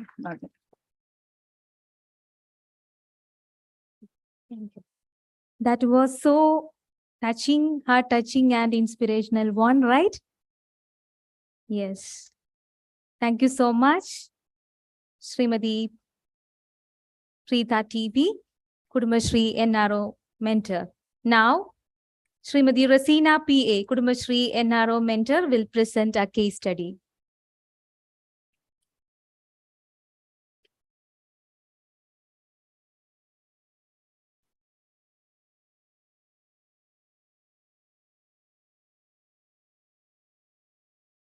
വേദിയിലും സദസ്സിലുമുള്ള എല്ലാവർക്കും സ്നേഹപൂർവ്വം എൻ്റെ നമസ്കാരം. പ്രീത ചേച്ചിയുടെ സ്റ്റോറിൽ നിന്ന് ഞാൻ മുക്തയായിട്ടില്ല. വളരെ ടച്ചിങ് ആയിരുന്നു. ഏതാണ്ട് ഒരേ ദിശയിലൂടെ സഞ്ചരിക്കുന്ന 2 കഥാപാത്രങ്ങളെന്ന് പറയാം. എൻ്റെ തുടക്കം 16-ാമത്തെ വയസ്സിലായിരുന്നു. 16-ാമത്തെ വയസ്സിൽ എങ്ങനെ സംഘടനാ സംവിധാനത്തിലേക്ക് വന്നു എന്ന് പറഞ്ഞാൽ, അന്ന് സ്വയം സഹായ സംഘങ്ങളായിരുന്നു. എൻ്റെ ഉമ്മയുടെ ഉമ്മുമ്മയാണ് സ്വയം സഹായ സംഘത്തിന്റെ ഖജാൻജിയായിട്ട് പ്രവർത്തിച്ചിരുന്നത്. ആ കാലഘട്ടത്തിൽ വളരെ പ്രായം ചെന്നവർ മാത്രമായിരുന്നു സ്വയം സഹായ സംഘങ്ങളിലേക്ക് പോയിക്കൊണ്ടിരുന്നത്. അപ്പൊ സ്വയം സഹായ സംഘത്തില് അവിടെ സ്വാഭാവികമായിട്ടും എഴുത്തും വായനയൊക്കെ അറിയാവുന്നത് വളരെ ചുരുക്കമായതിനാല് അവരെ സഹായിക്കുന്നതിന് വേണ്ടിയിട്ടാണ് എന്നെ ഉമ്മുമ്മയുടെ SHGയുടെ യോഗങ്ങളിലേക്ക് കൂട്ടിക്കൊണ്ടുപോയിക്കൊണ്ടിരുന്നത്. അങ്ങനെ അവരുടെ കണക്കും കാര്യങ്ങളും അവരുടെ റിപ്പോർട്ടും കാര്യങ്ങളൊക്കെ എഴുതി സൂക്ഷിക്കുക എന്നുള്ളൊരു ജോലിയായിരുന്നു എൻ്റേത്. ആഴ്ച യോഗങ്ങളിലൊക്കെ അവരുടെ അടുത്ത് പോവുകയും സമയങ്ങൾ അവർക്ക് വേണ്ടിയിട്ട് ഉപയോഗപ്പെടുത്തുകയും ചെയ്തു. അതിനുശേഷമാണ് 2002 ആയപ്പോഴത്തേക്കിന് ഞാൻ കോട്ടയം ജില്ലയിലെ വാഴൂർ ഗ്രാമപഞ്ചായത്തിൽ നിന്ന് വരുന്നു. 2002 ആയപ്പോഴത്തേക്കിനാണ് വാഴൂർ ഗ്രാമപഞ്ചായത്തിലെ കുടുംബശ്രീയുടെ പ്രവർത്തനങ്ങൾ SHG ഗ്രൂപ്പുകൾ കുടുംബശ്രീയിലേക്ക് കൺവേർട്ട് ചെയ്യുന്നത്. ആ സമയത്ത് ഈ സെൽഫ് ഹെൽപ്പ് ഗ്രൂപ്പിലെ അംഗങ്ങളൊക്കെ വളരെ പ്രായമായതിനാൽ അവരുടെ വീട്ടിലെ മക്കളെയും മരുമക്കളെ ഉൾപ്പെടുത്തി കുടുംബശ്രീയിലേക്ക് കൊണ്ടുവന്നിട്ട് പ്രായമായവർ മാറി നിൽക്കുന്ന ഒരു സാഹചര്യം ഉണ്ടായി. അപ്പോൾ എൻ്റെ വീട്ടിൽ നിന്ന് എൻ്റെ ഉമ്മാക്ക് പകരം ഞാനാണ് കുടുംബശ്രീയിലേക്ക് അംഗമായി വന്നത്. കാരണം എൻ്റെ ഉമ്മ ഒരു ഡെയിലി വേജസ് ആയിരുന്നു, ബാപ്പ ഇല്ല, ഞങ്ങൾ 2 പെൺകുട്ടികളാണ്. അതുകൊണ്ട് ഉമ്മുമ്മാക്ക് പകരം ഞാനായി കുടുംബശ്രീയിലേക്ക്. അപ്പം തൊട്ടടുത്തുള്ള വീടുകളിലെ കുടുംബശ്രീയിലേക്ക് പോകുന്നു. ഞങ്ങളുടെ റിലേറ്റീവ്സ് ആണ് എല്ലാവരും. അപ്പൊ ആഴ്ച യോഗങ്ങളിലൊക്കെ പോകുന്നതിന് വലിയ തടസ്സങ്ങളൊന്നുമില്ല. എങ്കിൽ തന്നെ വളരെ ചെറുപ്രായത്തിൽ കുടുംബശ്രീയിലേക്ക് വിട്ടു എന്നുള്ള ചില അഭിപ്രായ വ്യത്യാസങ്ങളൊക്കെ തന്നെ ഉണ്ട്. പക്ഷെ എന്നാൽ അവരിൽ ഒരാളായിട്ട് ചുറ്റെടുത്ത് പോകുന്നതിൽ വലിയ എതിർപ്പുകളൊന്നും ഉണ്ടായിരുന്നില്ല. പക്ഷേങ്കിൽ അവിടെ നിന്ന് കുടുംബശ്രീയെ പ്രതിനിധീകരിച്ച് ADSിലേക്കുള്ള തെരഞ്ഞെടുപ്പ് ഘട്ടം വന്നപ്പോഴത്തേക്കിന് ADSിലേക്ക് തെരഞ്ഞെടുക്കപ്പെട്ടു. അപ്പോഴത്തേക്കിനാണ് മറം നീക്കി പലരുടെ എതിർപ്പുകളും വിമർശനങ്ങളും ഒക്കെ വന്നത്. മുസ്ലിം സമുദായത്തിൽ നിന്ന് ഒരു പെൺകുട്ടി ഇത്ര ചെറുപ്പത്തിലെ പൊതുപ്രവർത്തനങ്ങളിലേക്കും കുടുംബശ്രീ എന്നും ഒക്കെ പറഞ്ഞിട്ട് പോകാനായിട്ട് പറ്റില്ല. അങ്ങനെ വളരെ യാദൃശികമായിട്ട് 2002 ആയപ്പോഴത്തേക്കിന് CDSന്റെ കമ്മിറ്റിയിലേക്കും പരിഗണിക്കപ്പെട്ടു. CDSന്റെ കമ്മിറ്റി എന്ന് പറയുമ്പോൾ എൻ്റെ വീട്ടിൽ നിന്ന് 3.5 കിലോമീറ്റർ അടുത്താണ് എൻ്റെ പഞ്ചായത്ത് ഓഫീസ്. പക്ഷേങ്കിൽ അവിടെ വിളിച്ചു ചേർക്കുന്ന മീറ്റിങ്ങുകളിലും മറ്റൊന്നും എന്നെ ഒറ്റയ്ക്ക് വീട്ടിൽ നിന്ന് വിടില്ല. പിന്നെ ബന്ധുക്കളുടെ ഒക്കെ എതിർപ്പുകളും അവരെ വിശ്വസിപ്പിക്കുക എന്നുള്ളതായിരുന്നു, അവരെ പറഞ്ഞ് മനസ്സിലാക്കുക എന്നുള്ളതായിരുന്നു ഏറ്റവും വലിയൊരു ചലഞ്ചസ്. അപ്പോൾ 2 നിബന്ധനയുണ്ട്. ആരെങ്കിലും കൂട്ടിക്കൊണ്ട് മീറ്റിങ്ങിൽ പോവുക. പക്ഷെ അന്നൊന്നും കുടുംബശ്രീയുടെ പ്രവർത്തനങ്ങൾ വളരെ സജീവമായിരുന്നില്ലാത്തത് കൊണ്ട് 6 മാസങ്ങളോ കൂടുമ്പോ എപ്പോഴെങ്കിലും ഒരു കാർഡ് വീട്ടിൽ വരും, CDS കമ്മിറ്റി കൊണ്ട് പങ്കെടുക്കണം, അതോടുകൂടി വീട്ടിൽ വന്ന് തിരിച്ചിരിക്കാം. പക്ഷേങ്കിൽ 2006 ആയപ്പോഴത്തേക്കിന് നമ്മുടെ വാഴൂർ ഗ്രാമപഞ്ചായത്ത് കുടുംബശ്രീ ഏറ്റവും പിന്നോക്ക അവസ്ഥയിൽ നിൽക്കുന്നു. അതിനെ മുൻനിരയിലേക്ക് കൊണ്ടുവരണം എന്നുള്ള ഇടപെടലുകൾ സ്റ്റേറ്റ് മിഷനിൽ നിന്നും കുടുംബശ്രീ മിഷനിൽ നിന്നും ഉണ്ടായപ്പോൾ ആ വർഷത്തെ പഞ്ചായത്തിന്റെ ഭരണസമിതി തീരുമാനിച്ചു CDSന്റെ പുതിയ തെരഞ്ഞെടുപ്പ് നടത്തണം എന്നുള്ളത്. അപ്പോഴേ എൻ്റെ വീട്ടിൽ വന്ന് പഞ്ചായത്ത് പ്രസിഡന്റും വാർഡ് മെമ്പറും മുൻ CDSന്റെ അംഗമെന്ന നിലയിൽ പരിചയമുണ്ടായിരുന്ന വാർഡ് മെമ്പറും കൂട്ടി എന്നെ CDSലേക്ക് മത്സരിപ്പിക്കണമെന്ന് വീട്ടിൽ സംസാരിക്കുകയുണ്ടായി. പക്ഷേങ്കിൽ ഭയങ്കരമായിട്ടുള്ള എതിർപ്പുകളായിരുന്നു. ഉമ്മാക്ക് സമ്മതമാണ്, പക്ഷേങ്കിൽ ബാപ്പ ഇല്ലാത്തതിനാലും വീട്ടിൽ മറ്റു ആണുങ്ങൾ ആരും ഇല്ലാത്തതിനും എപ്പോഴും ബന്ധുക്കളെ, നമ്മൾ സ്വന്തമായിട്ട് കഷ്ടപ്പെട്ടാണ് കഴിയുന്നതെങ്കിൽ പോലും നമുക്ക് ഇഷ്ടപ്പെട്ട ഒരു ആഹാരം പോലും കഴിക്കുന്നതിനും മറ്റുള്ളവരുടെ അനുവാദത്തിന് കാത്തു നിൽക്കുന്ന ഒരു സാഹചര്യമായിരുന്നു എൻ്റെ വീട്ടിലുണ്ടായിരുന്നത്. അങ്ങനെ അവരുടെ നിർബന്ധ പ്രകാരം പഞ്ചായത്തിന്റെ പ്രസിഡന്റും മെമ്പറും ഒക്കെ ഒന്ന് വീട്ടിൽ സംസാരിച്ചത് കൊണ്ട് മാത്രം എന്നെ CDSലേക്ക് വിടാനായിട്ട് തീരുമാനിച്ചു. അങ്ങനെ ഞാൻ പോയി നോമിനേഷൻ കൊടുക്കും. നോമിനേഷൻ കൊടുത്തിട്ട് തിരിച്ച് വീട്ടിൽ വരുമ്പോഴത്തേക്കിന് ഉമ്മാടെ കാതിൽ പലരും പലതും എല്ലാം പറഞ്ഞു കൊടുത്തിട്ട് വീട്ടിൽ ഭയങ്കര പ്രശ്നമായിരിക്കാം. വീണ്ടും പോയി ഞാൻ നോമിനേഷൻ പിൻവലിക്കും. എന്നെ എൻ്റെ കുടുംബത്തിലുള്ളവരും കൂടെ വരുവാണ്, വാ ഞങ്ങളും വരാം, പോയി പഞ്ചായത്തിൽ പോയി നോമിനേഷൻ പിൻവലിക്കുക എന്നും പറഞ്ഞു. അങ്ങനെ ഒരു 2-3 തവണ ഈ പ്രക്രിയ നടന്നു. ഫൈനലി CDSന്റെ ഇലക്ഷൻ വന്നു. CDSന്റെ ഇലക്ഷൻ വന്നപ്പോഴത്തേക്കിന് CDS മെമ്പറായിട്ട് തെരഞ്ഞെടുക്കപ്പെട്ടു. അപ്പോൾ അവിടെ വെച്ച് ഞാൻ വിശ്വസിക്കുന്ന ഒരു പാർട്ടിയുടെ മെമ്പർ വന്നിട്ട് പറഞ്ഞു, റസീന CDSന്റെ ചെയർപേഴ്സണായിട്ട് ഐക്യഹണ്ഡനെ തീരുമാനിച്ചു, റസീന തന്നെ ആ സ്ഥാനത്തേക്ക് മത്സരിക്കണം. എനിക്ക് തല കറങ്ങുന്നു എന്തോ എനിക്ക് തന്നെ അറിയില്ല. കാരണം വീട്ടിൽ ഇത്രയും പ്രശ്നങ്ങൾ നേരിട്ടുകൊണ്ടാണ് ഞാൻ CDS ലെവലിൽ വരെ വന്നത്. അങ്ങനെ വളരെ യാദൃശ്യമായിട്ട് ഞാൻ CDSന്റെ ചെയർപേഴ്സണായിട്ട് തെരഞ്ഞെടുക്കപ്പെട്ടു. പക്ഷെ CDSന്റെ ചെയർപേഴ്സണായി തെരഞ്ഞെടുക്കപ്പെട്ടതിന് ശേഷം വീട്ടിൽ ഭയങ്കര പ്രശ്നങ്ങളായിരുന്നു. എന്നെ വീടിന്റെ അകത്ത് കയറ്റുന്നില്ല, ഞങ്ങൾ കുടുംബത്തിനും ഫാമിലിയിൽ നിന്ന് ഒറ്റപ്പെട്ട ഒരു രീതിയിലേക്ക്, ഈ പെൺകുട്ടി വേറെ എന്തോ കാര്യങ്ങൾക്ക് പോയിട്ടാണ് വരുന്നത് എന്നൊക്കെ ഉള്ളൊരു കാഴ്ചപ്പാടുകളൊക്കെ ആയിരുന്നു. ഇത് ഞാൻ എൻ്റെ സമുദായത്തിന് എതിരാണ് എന്നുള്ള രീതിയിൽ പള്ളിയിൽ നിന്ന് പോലും ആൾക്കാർ വീട്ടിൽ വന്ന് സംസാരിക്കുക, നിങ്ങളുടെ ഒരു കാര്യത്തിൽ ഞങ്ങൾ ഇടപെടുന്നില്ല എന്നുള്ള രീതിയിലൊക്കെ ഉള്ള ഭീഷണികളും കാര്യങ്ങളും എല്ലാം ഉണ്ടായി. പക്ഷേ എങ്കിൽ പഞ്ചായത്തിന്റെ മെമ്പർമാർ ഉൾപ്പെട്ട് അവരെ കാര്യങ്ങളൊക്കെ പറഞ്ഞ് മനസ്സിലാക്കിയിട്ട് ഞാൻ CDSലേക്ക് തെരഞ്ഞെടുക്കപ്പെട്ടു. അങ്ങനെ പോകാൻ തുടങ്ങി. പക്ഷെ വീണ്ടും വീട്ടിലൊരു നിബന്ധനയാണ്, വീട് വിട്ട് എങ്ങും പോകാനായിട്ട് പറ്റത്തില്ല. ഒരു ട്രെയിനിങ്ങോ മറ്റു കാര്യങ്ങളോ ഉണ്ടെങ്കിൽ PRMന് പോലും കോട്ടയം വരെ പോകുന്നതിനായിട്ട് അനുവാദമില്ല.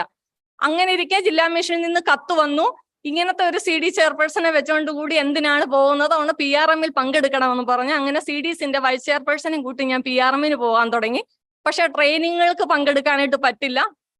അങ്ങനെ എൻ്റെ കൂടെയുള്ള CDS മെമ്പർമാർക്കും ജില്ലാ മിഷനും ഭയങ്കര എതിർപ്പുണ്ടായി എന്നോട്. ഒരു ദിവസം ഒരു ട്രെയിനിങ്ങിന് ശേഷമുള്ള PRM മീറ്റിംഗ് ഞാൻ ചെല്ലുമ്പോഴത്തേക്കിന് 150 പേരിരിക്കുന്ന ഒരു വേദിയിൽ, അന്ന് ചാർജ് ഓഫീസർമാർ വിഒമാരാണ്, ഈ ചാർജ് ഓഫീസർമാരും CDSന്റെ ചെയർപേഴ്സൺമാരും ഇരിക്കുന്ന വേദിയിൽ അന്നത്തെ DMC ടോണി മൈക്കിൾ സാറ് എന്നെ ഭയങ്കരമായിട്ട് ഇൻസൾട്ട് ചെയ്ത് സംസാരിച്ചു.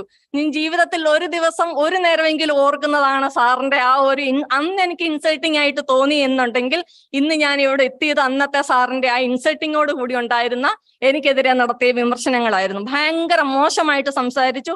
വാഴൂർ പഞ്ചായത്തിൽ ഇങ്ങനെ ഒരാളെ മാത്രമേ കിട്ടിയുള്ളൂ, അങ്ങനെയാണ് ഇങ്ങനെയാണ്, എനിക്ക് എന്താണ് സ്പെഷ്യൽ അതായതാന്നൊക്കെ പറഞ്ഞ് ഭയങ്കരമായിട്ട് സംസാരിച്ചു.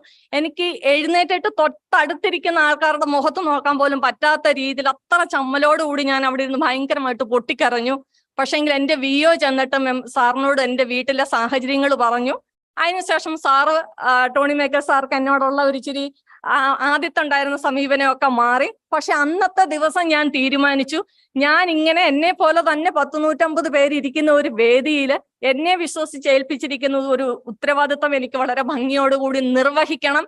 ഇത്തരത്തിലുള്ള അടിച്ചമർത്തലുകൾക്കും പിന്മാറുകയെ എനിക്ക് എത്ര നാൾ മുന്നോട്ട് പോകാനായിട്ട് പറ്റും എന്ന് കരുതി ഞാൻ വീട്ടിൽ ചെന്നിട്ട് വീട്ടുകാരോട് ഞാൻ പറഞ്ഞ് മനസ്സിലാക്കി കൊടുത്തു. ഞാൻ എവിടെ പോയാലും നമ്മുടെ മതത്തിനോ അല്ലെങ്കിൽ നമ്മുടെ കുടുംബത്തിനോ യാതൊരുവിധ പേരുദോഷവും കേൾക്കാത്ത രീതിയിൽ വളരെ മാതൃകാപരമായിട്ടുള്ള പ്രവർത്തനങ്ങൾ ഞാൻ ചെയ്യും എന്ന് എനിക്ക് അവരെ ഞാൻ പറഞ്ഞ് മനസ്സിലാക്കി. പക്ഷെ തുടക്കത്തിൽ എനിക്ക് എന്താണ് ഇവരെ പറഞ്ഞ് മനസ്സിലാക്കേണ്ടതെന്ന് എനിക്കും അറിവുണ്ടായിരുന്നില്ല. പക്ഷെങ്കിൽ പല മീറ്റിങ്ങുകളും കാര്യങ്ങളും അറ്റൻഡ് ചെയ്തപ്പോൾ എനിക്ക് മനസ്സിലായി ഞാൻ ഏറ്റെടുത്തിരിക്കുന്ന ഉത്തരവാദിത്വം വളരെ ഭംഗിയായിട്ട് നിർവഹിക്കേണ്ട ഒന്നാണ് എന്നുള്ളത്. അതിനുശേഷം വാഴൂർ ഗ്രാമപഞ്ചായത്തിലെ ഒരു CDSന്റെ ചെയർപേഴ്സൺ എന്ന നിലയിൽ കുടുംബശ്രീയുടെ പ്രവർത്തനങ്ങളെ എനിക്ക് പിന്നോട്ട് നോക്കേണ്ടതായിട്ട് വന്നിട്ടില്ല. കുടുംബശ്രീയുടെ പ്രവർത്തനങ്ങൾ പടിപടിയായിട്ട് മുന്നോട്ട് ഉയർന്നു. മികച്ച കുടുംബശ്രീ പ്രവർത്തനത്തിനുള്ള സംസ്ഥാന തലത്തിന്റെയും ജില്ലാ തലത്തിന്റെയും അവാർഡുകൾ ഈ സമയം വരെയും വാങ്ങിക്കൊണ്ടിരിക്കുന്ന പഞ്ചായത്തായിട്ട് മാറി. വളരെ മാതൃകാപരമായിട്ടുള്ള പ്രവർത്തനങ്ങൾ, ആശ്രയ പോലുള്ള പദ്ധതിയാണ് എന്നെ മുന്നോട്ട് കുടുംബശ്രീയുടെ പ്രവർത്തനമായിട്ട് മുന്നോട്ട് വരാൻ ഏറ്റവും പ്രേരിപ്പിച്ച ഒരു ഘടകം എന്ന് പറയുന്നത് ആശ്രയ പദ്ധതിയാണ്. കാരണം ആ പഞ്ചായത്തിലെ ഏറ്റവും വലിയ ദുരിതം അനുഭവിക്കുന്ന അല്ലെങ്കിൽ ബുദ്ധിമുട്ട് അനുഭവിക്കുന്ന ഒരു വ്യക്തി ഞാനാണ് എന്നുള്ളൊരു കാഴ്ചപ്പാടോടുകൂടിയാണ് ആശ്രയയുടെ സർവൈവായിട്ട് ഞാൻ പോകുന്നത്.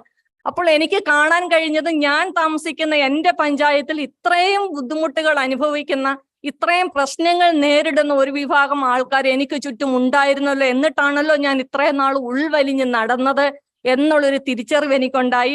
ആശ്രയ പോലുള്ള പദ്ധതികൾ ഏറ്റെടുത്ത് നടത്തി വളരെ മാതൃകാപരമായിട്ടുള്ള പ്രവർത്തനങ്ങൾക്കും വ്യത്യസ്തമായിട്ടുള്ള പ്രവർത്തനങ്ങൾ, അതുപോലെ തന്നെ സ്ത്രീധനത്തിനെതിരെ, ആർഭാട വിവാഹത്തിനെതിരെ ഒക്കെ ബോധവൽക്കരണവും ക്യാമ്പയിനുകളും സംഘടിപ്പിച്ചുകൊണ്ട് വർഷം ഞങ്ങൾ സമൂഹ വിവാഹങ്ങൾ കുടുംബശ്രീയുടെ നേതൃത്വത്തിൽ നടത്തി മികച്ച വ്യത്യസ്തമായിട്ടുള്ള പ്രവർത്തനങ്ങൾക്കുള്ള സംസ്ഥാന സർക്കാരിന്റെ അവാർഡുകൾ അതിന് കരസ്ഥമാക്കി.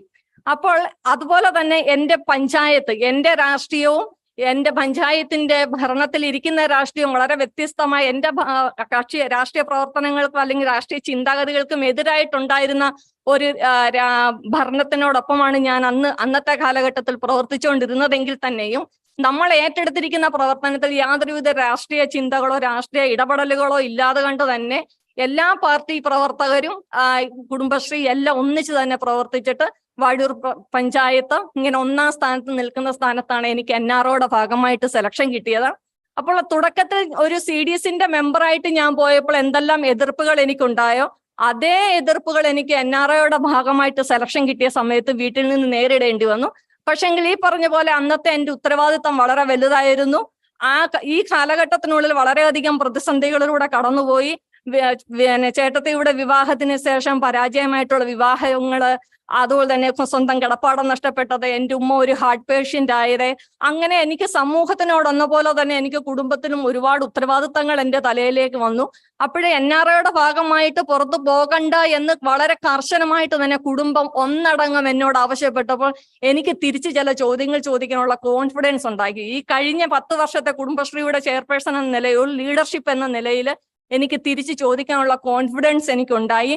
എന്തായാലും ഒന്ന് പോയിട്ട് വരാം എന്നും പറഞ്ഞുകൊണ്ടാണ് ഞാൻ 3.5 കിലോമീറ്റർ യാത്ര ചെയ്യാൻ ഭയന്നിരുന്ന ഞാൻ NROയുടെ ഭാഗമായിട്ട് ആസാമിലേക്ക് യാത്ര തിരിച്ചത്. ആസാമിലേക്ക് യാത്ര തിരിച്ചു. 4 ദിവസം ട്രെയിൻ യാത്രയൊക്കെ എൻ്റെ ജീവിതത്തിൽ ആദ്യമായിട്ടാണ്. അടിച്ചു പൊളിച്ചൊക്കെ അവിടെ ചെന്നു. പക്ഷെങ്കിൽ അവിടെ ചെന്ന് കഴിഞ്ഞപ്പോൾ ഇവരുമായിട്ട് എങ്ങനെ സംസാരിക്കണം, നമ്മുടെ ഭാഷ വേറെ, ജീവിത ശൈലികൾ വേറെ, അവരുടെ കൾച്ചർ, നമ്മുടെ കൾച്ചർ ഒന്നും തന്നെ നമുക്ക് ഉൾക്കൊള്ളാൻ പറ്റുന്ന ഒന്നായിരുന്നില്ല. കുറച്ചു നാൾ നിന്ന് കഴിഞ്ഞിട്ട് സ്കോപ്പിംഗ് സ്റ്റഡി എല്ലാം കഴിഞ്ഞിട്ട് എനിക്ക് പറ്റില്ല ഇവിടം എന്നുള്ള ഒരു കാഴ്ചപ്പാടിൽ തിരിച്ചു വരാൻ വേണ്ടി ഒരുങ്ങിയ സമയത്താണ് ജഗജീവൻ സാറാണ് അന്ന് സ്റ്റേറ്റിന്റെ ഫാക്കൽറ്റി, ആസാമിന്റെ ഫാക്കൽറ്റി സാറാണ്. സാർ അവിടെ വന്നിട്ട് നമുക്ക് തന്ന ചില മോട്ടിവേഷൻസ് ഉണ്ട്. സാറ് പറഞ്ഞ ഒരു വാക്കുണ്ട്, ഒരു മെന്റർ റിസോഴ്സ് പേഴ്സൺ എന്ന് പറഞ്ഞാൽ 3 പേരുടെ റോളായിരിക്കണം. ഒന്ന് ഒരു പൂജാരിയുടേത്, മറ്റൊന്ന് ഒരു ടീച്ചറുടെ റോളായിരിക്കണം, മറ്റൊന്ന് ഒരു ഇന്ത്യൻ മിലിറ്ററിയുടെ റോള് നമ്മൾ ചെയ്യണം. അതായത് എത്ര സങ്കടത്തോടെയും എത്രയോ പ്രശ്നങ്ങളോടുകൂടിയും അമ്പലത്തിലേക്ക് ഭഗവാനെ കണ്ട് തൊഴുത് പൂജാരിയുടെ മുന്നിൽ പ്രസാദത്തിനായിട്ട് കാത്തു നിൽക്കുമ്പോൾ പൂജാരി പൂജകളെല്ലാം നടത്തിക്കൊണ്ട് എല്ലാം ശരിയാകുമെന്ന് പറഞ്ഞ് പുഞ്ചിരിച്ചുകൊണ്ട് പ്രസാദം നൽകുന്ന പൂജാരിയുടെ മനസ്സും പ്രവൃത്തിയുമായിരിക്കണം നമ്മുടെ. കാരണം നമ്മുടെ മനസ്സിൽ എന്ത് പ്രശ്നങ്ങളുണ്ടെങ്കിലും അത് ആ ഭക്തയ്ക്ക് ആശ്വാസം പകരുന്ന രീതിയിലായിരിക്കണം. മറ്റൊന്നൊരു ടീച്ചറിന്റെ റോള് നമ്മൾ ചെയ്യണം. അതായത് നമ്മുടെ മുന്നിലിരിക്കുന്നവര് എങ്ങനെ കാര്യങ്ങളെ ക്യാച്ച് ചെയ്യുന്നോ അതനുസരിച്ച് അവരിലേക്ക് കാര്യങ്ങൾ എത്തിച്ചു കൊടുക്കുന്ന ആ റോളും നമ്മൾ ചെയ്യണം. മറ്റൊന്ന് നമ്മളൊരു ആർമി ഉദ്യോഗസ്ഥന്റെ റോളായിരിക്കണം. കാരണം മഞ്ഞും മലകളും പ്രതിസന്ധികളും എന്തും വന്നാലും അതിനെ തരണം ചെയ്ത് ഏറ്റെടുത്തിരിക്കുന്ന ഉത്തരവാദിത്തം ഭംഗിയായിട്ട് ചെയ്യുന്ന ആ റോളും നമ്മൾ ചെയ്യണം എന്നുള്ളത്. അപ്പൊ ഓരോ ദിവസവും നമ്മൾ ചെല്ലുമ്പോൾ കേരളത്തിൽ നിന്ന് ഒരു ദീതി വന്നു, ഞങ്ങൾക്ക് എന്തെങ്കിലുമൊക്കെ ലഭിക്കും എന്നുള്ള പ്രതീക്ഷയോടുകൂടിയാണ് ഇവർ നമ്മളെ നോക്കുന്നത്. കേരള ദീതി, കേരള ബൈദോ എന്ന് വിളിക്കുമ്പോൾ ഇന്ന് മടുത്തു, ഞാൻ പോവാ, ഇനി ലീവ് കഴിഞ്ഞ് തിരിച്ച് വരില്ല എന്ന് ചിന്തിക്കുമ്പോൾ നമ്മളെ പ്രതീക്ഷയോടുകൂടി നോക്കുന്ന, അല്ലെങ്കിൽ നമ്മളിൽ നിന്ന് എന്തെങ്കിലുമൊക്കെ കിട്ടുമെന്ന് പ്രതീക്ഷിക്കുന്ന ഇവരുടെ കണ്ണുകളും ഇവരുടെ വാക്കുകളും ഓർക്കുമ്പോൾ ഓരോ ദിവസവും അവരോടുള്ള ഉത്തരവാദിത്തങ്ങൾ എനിക്ക് കൂടി വന്നു. അങ്ങനെ ഇന്ന് നിന്നിട്ട് നാളെ പോകാം എന്ന് കരുതി NRIയിലേക്ക് ജോയിൻ ചെയ്ത ഞാൻ 10 വർഷമായിട്ട് ആസാം, ലക്ഷദ്വീപ്, UP എന്നുള്ള സംസ്ഥാനങ്ങളിൽ പഞ്ചായത്തിന്റെ പ്രവർത്തനങ്ങൾ ശക്തിപ്പെടുത്തുക. ചേച്ചി ചെയ്യുന്നത് എന്റർപ്രണർഷിപ്പിലൂടെ ആണെങ്കിൽ ഞാൻ ചെയ്യുന്ന ജോലി എന്താണെന്ന് വെച്ചാല്, എന്താണ് സർക്കാർ സംവിധാനങ്ങൾ, അത് ആർക്ക് അവകാശമുണ്ട്, എന്തൊക്കെ അവകാശങ്ങളുണ്ട് എന്ന് ജനങ്ങളെ ബോധവൽക്കരിപ്പിക്കുക, അത് ചോദിച്ചു വാങ്ങുന്നതിനുള്ള കപ്പാസിറ്റി അവർക്ക് നേടിക്കൊടുക്കുക, അവരുടെ ബുദ്ധിമുട്ടുകൾക്കനുസരിച്ച് ഏത് സംവിധാനങ്ങളാണ് അവിടെ നിലവിൽ വരേണ്ടത് ആ സംവിധാനങ്ങൾ ഇവരുമായിട്ട് പഞ്ചായത്ത് രാജ് സംവിധാനവും സ്വയം സഹായ സംവിധാനവും കൂടെ ഒരു കുടക്കീഴിൽ കൺവെർജൻസ് ചെയ്ത് കൊണ്ടുപോകുക എന്നുള്ളതാണ് ഞാൻ ഏറ്റെടുത്തിരിക്കുന്ന ഉത്തരവാദിത്വം. അവിടെ ഒരു സൈഡില് ഡിപ്പാർട്ട്മെന്റുകളായിരിക്കാം, പഞ്ചായത്ത് സംവിധാനങ്ങളായിരിക്കാം, മറ്റൊടുത്ത ഗ്രാമീണ ജനങ്ങളായിരിക്കാം. ഇവരുടെ ഇടയിൽ ഒരു പാലം പോലെ നിന്ന് വർക്ക് ചെയ്യുന്നതാണ് നമ്മൾ. ഇതിനോടകം നമുക്ക് പലതരത്തിലുള്ള ബുദ്ധിമുട്ടുകളും പ്രശ്നങ്ങളും നേരിടേണ്ടി വന്നിട്ടുണ്ട്. ഭാഷ ഒരു വലിയ പ്രശ്നമായിരുന്നു. ഞാൻ മുസ്ലിം ആയത് കാരണം ആ കമ്മ്യൂണിറ്റിയിൽ എന്നെ ഉൾക്കൊള്ളാത്ത ആൾക്കാരുണ്ടായിരുന്നു. എനിക്ക് താമസിക്കാൻ വീട് കിട്ടാത്ത, താമസ സൗകര്യം കിട്ടാത്ത സന്ദർഭങ്ങൾ ഉണ്ടായിട്ടുണ്ട്.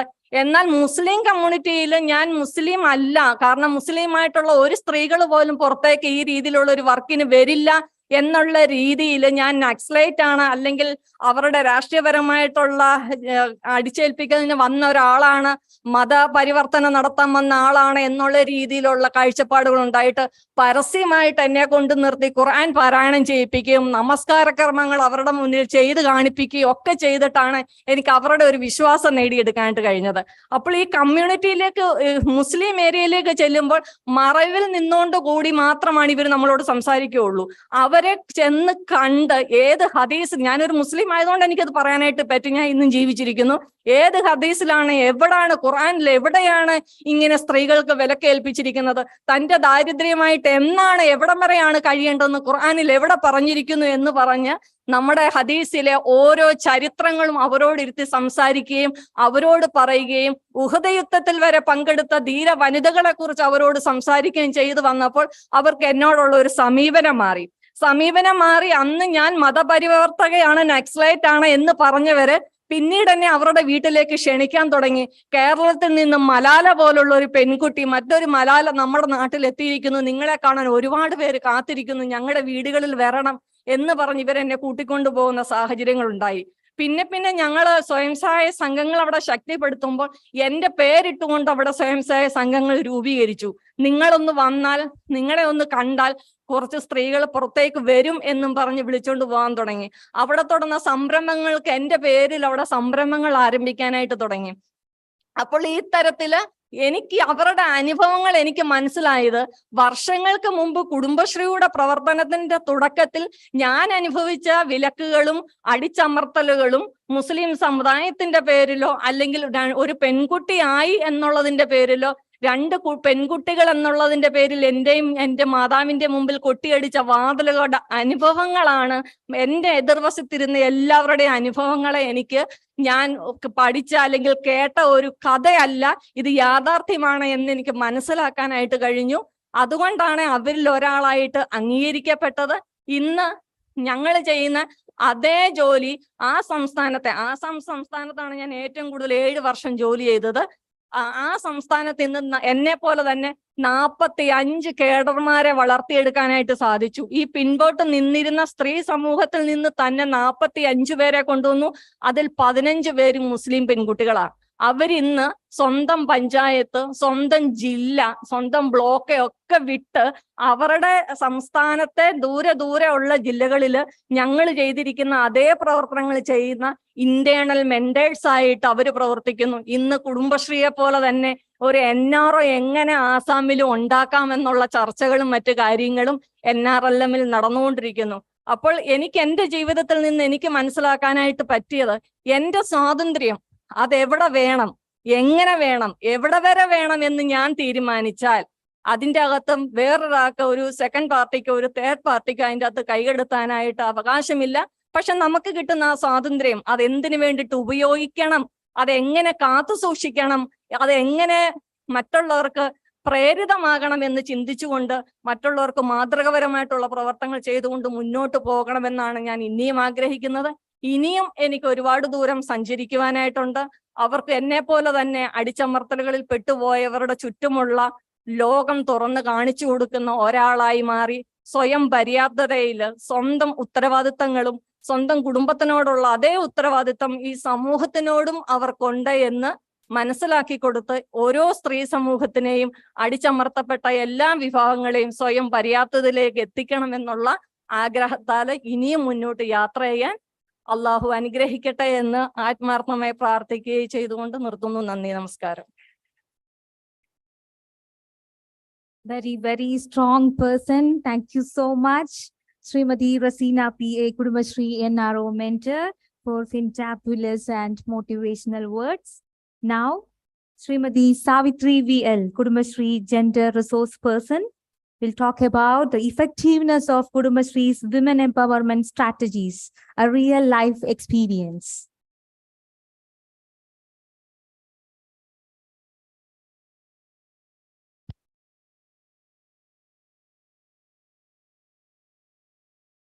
Good afternoon, all of you. I am Savitri, gender resource person, Kudumbashri. Here I am going to present my own life experience, a journey of my life, how I become an empowered woman, also the challenges I faced in my life, and how Kudumbashri supported me to tackle these challenges. This is a clear evidence of effectiveness of Kudumbashri's women empowerment strategies. Let us go through the slides. Presently, I am working as a state gender resource person, Kudumbashri, also serving as CDS Vice Chairperson, Colliery. In addition to that, I am taking gender sensitization trainings for diverse groups like department officials, women, children, etc. As a part of income, I am also tutoring students up to +2. Besides that, I worked as a Kudumbashri mentor at Odisha for replicating Kudumbashri's gender development program like GSLP and vulnerability mapping. This was a special project undertaken by Kudumbashri. Presently, I have a leading position in a women's wing of a political party. Above all of these, I am a domestic violence survivor. I had suffered a lot to reach this present condition of my life. It was not an easy one. The main thing I faced is a domestic violence. My partner abused me mentally, physically, sexually, and in all means he can. Each day passed with a lot of fear, and my nights were fearful and sleepless. Due to this, my self-confidence and self-esteem lowered. I can concentrate not in my work and experienced a lot of mental stress. Even then, I can't recognize that it is violence happening to me because I believed that it is a duty of a good wife to suffer these violences. And also it is not fair to speak these problems in public sphere. So I can't tell my problems in our NHG group. Due to low income, I struggle to meet the expenses of family, which include 3 children. I was in a confused state then. Also, I feared that society will blame me if I separated from him. So I suffered and adjusted a lot. The sufferings are beyond words. After joining as a gender RP, I attended trainings of gender awareness program. So many conflicts developed in mind that I had to unlearn so many things that I believed till then. With the support of Kudumbashree, I tackled these challenges one by one. The mental support was given by Kudumbashree Snehita. Snehita means French in Malayalam, literally true in my life. Snehita provided me counseling support and guidance, which in turn gave me mental strength in crisis. Also from gender sensitization trainings and support given from Snehita, I slowly stepped out of the patriarchal cocoon and I decided to file a complaint against my partner for domestic violence. As I approached the police station and the District Legal Service Authority, the things are not completely favored to me because of the patriarchal social system. They advised me to adjust and lead a happy life. How can I? Finally, I decided to come out of my marriage and to live, not to live with dignity. Kudumbashree also supported me economically. That means I get loans from NHG and from CDS with a small interest or sometimes interestless. By availing these loans, I met my expenses and upgraded my tuition into online at the COVID period. Also, Kudumbashree gave me the opportunities to take trainings, classes, which gave me income. My NHG group members also supported me as a single parent. They supported me very much. The support of NHG members gave me a space in the society. And also I got a relief from isolation. They accepted me as their leader, which increased my self-confidence. As the part of counseling, legal support was also given by Snehita. Relying upon my experience, my suggestion is that we must give gender sensitization to the public. Gender awareness changed me a lot. In fact, it was a turning point of my life. Gender sensitization must be given to the various departments and all institutions must be gender friendly. We have to improve the efficiency of the internal compliance committee and the Jagrata Samadhis in the Panchayat. Additionally, a gender action forum must be constituted at the ward level with 50 to 100 households. We can use this gender action forum to sensitize the public, also a platform for discussing gender-based problems in our locality. These discussions and problems can be consolidated at ward level vigilant group meeting, so we can find solutions or guide them in a gender perspective manner. Kudumbashree have gender vigilant groups at ward level, which constitutes a ward level action forum and gender resource center at Panchayat level. We have Snehita at the district level. In this manner, we can sensitize the public, which helps in women empowerment process and to create a gender just society. That's all. Thank you. Thank you so much. It was a real life experience. Thank you, Srimati Savitri VL Kudumbashree, gender resource person. The presentations are over now, but the efforts of these personalities are still going on. Participants, may I have a request? Why can't we stand and give a huge round of applause to these personalities, different kind of personalities?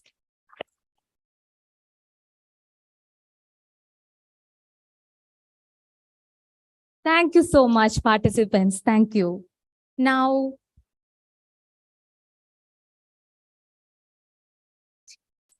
we have with us the actual moderator of the session, breakout session, Sri N. Jagjeevan, consultant, Malunya Mukta Nava Keralam Sujitwa Mission, a government of Kerala initiative. He will be online with us. Good afternoon, sir. Jagjeevan sir, are you there in line? Yes. Good afternoon, sir. മറ്റു ജോലി കൂടി എൻ്റെ കൂടെ നടക്കുന്നതുകൊണ്ടുള്ളതിൽ ബുദ്ധിമുട്ടാണ്. അതുകൊണ്ടാണ് എനിക്ക് വരാൻ എന്നാലും എനിക്ക് ഇവരുടെ അവതരണങ്ങൾ കേൾക്കണം എന്നത് ഉണ്ടായിരുന്നത് കൊണ്ടാണ് ഞാൻ എഴുതിയത്. ചില കാര്യങ്ങൾ മാത്രം സൂചിപ്പിക്കുന്നു. ഇവിടെ അവതരിപ്പിച്ചവരുടെ അവതരണങ്ങൾ നമുക്ക് തരുന്ന ചില പാഠങ്ങളുണ്ട്. അതാണ് ഏറ്റവും പ്രധാനപ്പെട്ട.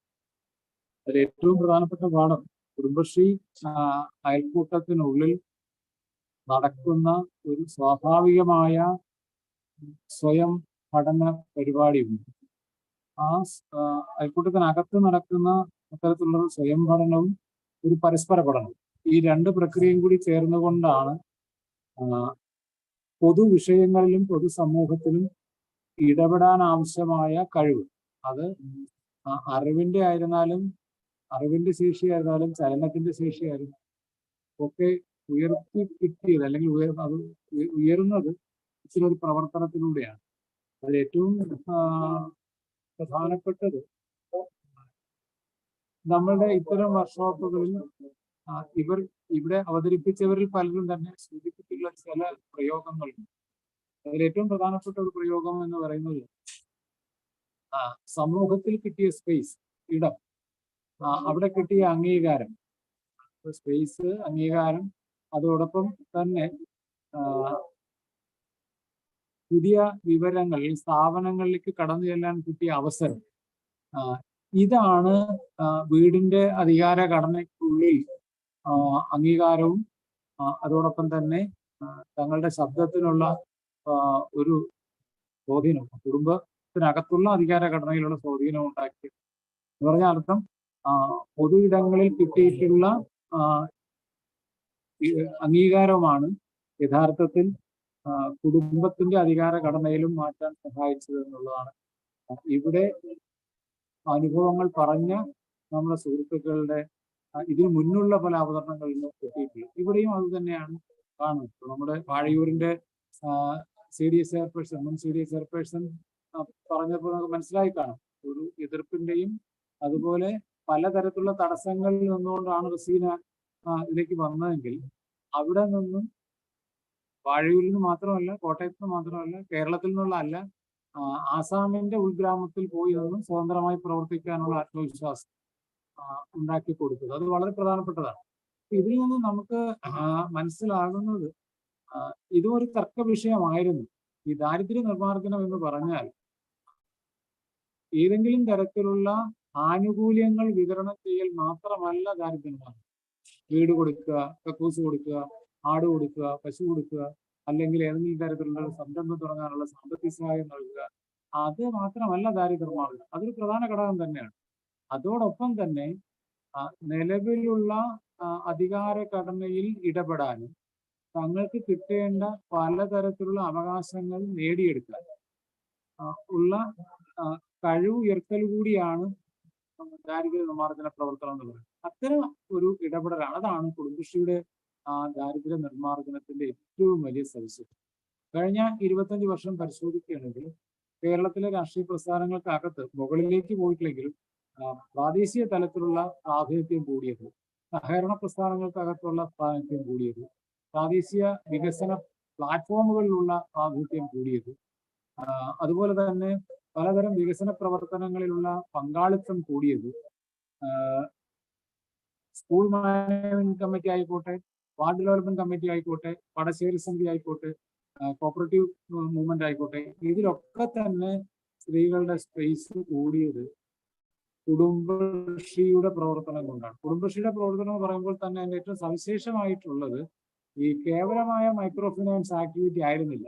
അതേസമയം ജെൻഡർ ഓഫ് ലേണിംഗിന്റെ കാര്യം, സോഷ്യൽ ഡെവലപ്മെന്റ് പ്രവർത്തനങ്ങൾ, അങ്ങനെ വ്യത്യസ്തങ്ങളായ പ്രവർത്തനങ്ങളിലൂടെ ബൗദ്ധികമായ ചലനാത്മകതയും വൈജ്ഞാനികമായ ചലനാത്മകതയും ഭൗതികമായ ചലനാത്മകതയും സാമൂഹ്യമായ ചലനാത്മകതയും ഉയർത്തിയതാണ്, അല്ലെങ്കിൽ ഉയരാൻ സഹായിച്ചതാണ് കുടുംബശ്രീയുടെ പ്രവർത്തനത്തിന്റെ ഏറ്റവും വലിയ സവിശേഷത.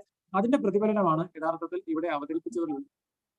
ഈ 25 വർഷം ആയി നിൽക്കുന്ന നമ്മുടെ ഈ കഴിഞ്ഞ 25 വർഷത്തെ അനുഭവത്തിൽ നിന്നുകൊണ്ട് അടുത്ത ഘട്ടത്തിലേക്ക് പോകുന്ന ഇതിനു വേണ്ടിയുള്ള അടുത്ത ഘട്ടത്തിലേക്ക് പോവുക എന്ന് പറയുമ്പോൾ അതിൽ ഏറ്റവും പ്രധാനപ്പെട്ടത് ഈ സംഘടനയുടെ ഘടനയിൽ, അതിന്റെ പ്രവർത്തന രീതിയിൽ, മിഷന്റെ സ്ട്രക്ചറിൽ, മിഷൻ പ്രവർത്തന രീതികളിൽ ഒക്കെ മാറ്റം വരുത്താൻ നമുക്ക് സാധിക്കണം. നമ്മുടെ വേദിയിലിരിക്കുന്ന സുഹൃത്തുക്കൾ ഇന്ന് ഈ മിഷന്റെ എല്ലാ അർത്ഥത്തിലുമുള്ള തലങ്ങളെ പ്രവർത്തിപ്പിക്കാൻ കഴിവുള്ളവർ. അത് മൈക്രോ ഫിനാൻസ് ആയിക്കോട്ടെ, അല്ലെങ്കിൽ ലൈവ്ലിഹുഡ് ഡെവലപ്മെന്റ് ആയിക്കോട്ടെ, അല്ലെങ്കിൽ സോഷ്യൽ ഡെവലപ്മെന്റ് ആയിക്കോട്ടെ, അതിൻ്റെ പിന്നെ ദർശന തലത്തിൽ മാത്രമല്ല, പ്രായോഗിക തലത്തിൽ മാത്രമല്ല, അതിനാവശ്യമായ പുതിയ പ്രവർത്തന രൂപങ്ങൾ വികസിപ്പിക്കാനുള്ള കഴിവും ഇന്ന് കുടുംബശ്രീയിലൂടെ വളർന്നു ഉൾക്കൊള്ളുന്ന ഒരു പുതിയ സംഘടനാ രൂപമായിരിക്കും ശരിക്കും മിഷന്റെ അടുത്ത ഘട്ടത്തിലേക്കുള്ള വിഭാവനം ചെയ്യും. ആ രൂപത്തിൽ, കാരണം അനുഭവങ്ങളിലൂടെ രൂപപ്പെട്ടു വന്ന ഒരു വലിയ നേതൃത്വത്തിനുള്ള വലിയ സാധ്യത നമ്മുടെ മുന്നിൽ. അപ്പൊ അവരെ തരത്തിലേക്ക് മിഷന്റെ പ്രവർത്തനം തെളിവ് നൽകുന്നതാണ് ഇവിടെ ഓരോരുത്തരും അവതരിപ്പിച്ച് അവരുടെ അനുഭവങ്ങളിൽ മാത്രം പറഞ്ഞുകൊണ്ട് ഞാനിവിടെ നിർത്തുന്നു. ഇതിനോടൊപ്പം തന്നെ ഞാൻ ക്ഷമാപണം നടത്തുന്നു. ഞാൻ ഇന്ന് വരാമെന്ന് പറഞ്ഞാണ്, പക്ഷെ ഒരു നിവൃത്തിയുമില്ല. ഇവിടെ നിന്ന് മാറി നിൽക്കാൻ പറ്റാത്തൊരു സാഹചര്യം വന്നതുകൊണ്ടാണ് എനിക്ക് വരാൻ കഴിയാത്തത്. പക്ഷെ എനിക്ക് ഇങ്ങനെ ഇത് കേൾക്കാനുള്ള അവസരവും ഇപ്പോൾ ചെറിയ രീതിയിലാണ് പ്രതികരിക്കാനുള്ള അവസരവും ഉണ്ടാക്കി തന്ന ഇത് സംഘാടകരോട് ഞാൻ പ്രത്യേകമായ നന്ദിയും ചെയ്തു.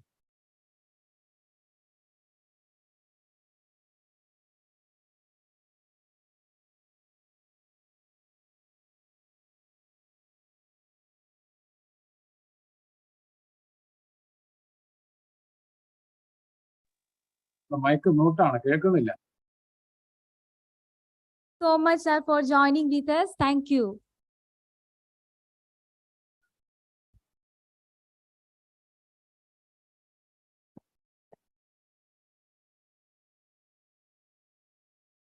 Okay, good evening, all of you. I want to share their experiences in a little bit. Already, you people are very fed up with these experiences, no? I think so, because these are life experiences, true, and that is live, sequentially they brought about, that illustrated this experience on behalf of you. First of all, that Ushas Kudumbashri unit, they illustrated their capacity as an ownership as well as access.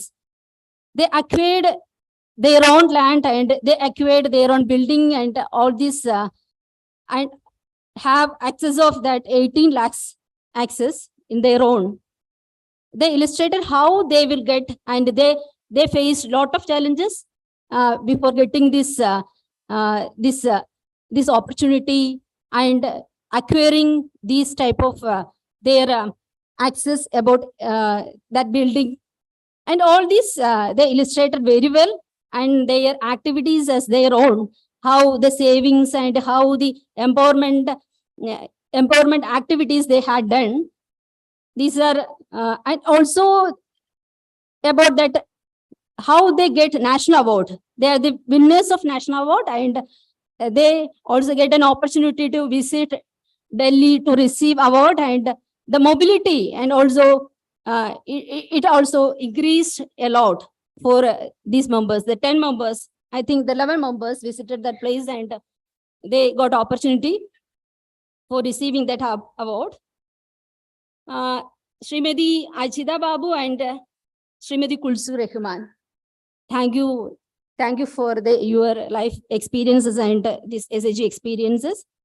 And secondly, Jamila Abubakar, Ariad Panchayat, she brought about the implementation of entrepreneurship villages. This is the main point they brought about in this talk.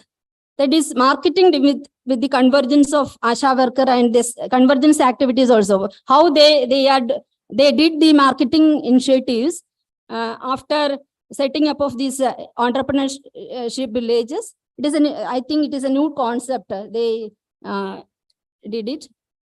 And also about that these COVID related interventions at the time of COVID-19 period, and how they engaged in this elderly people activities and that inclusion activities, and also sanitation program, RKDP, and chapel and manufacturing unit implementation, and all these activities they engaged. And then also the digital and financial literacy program.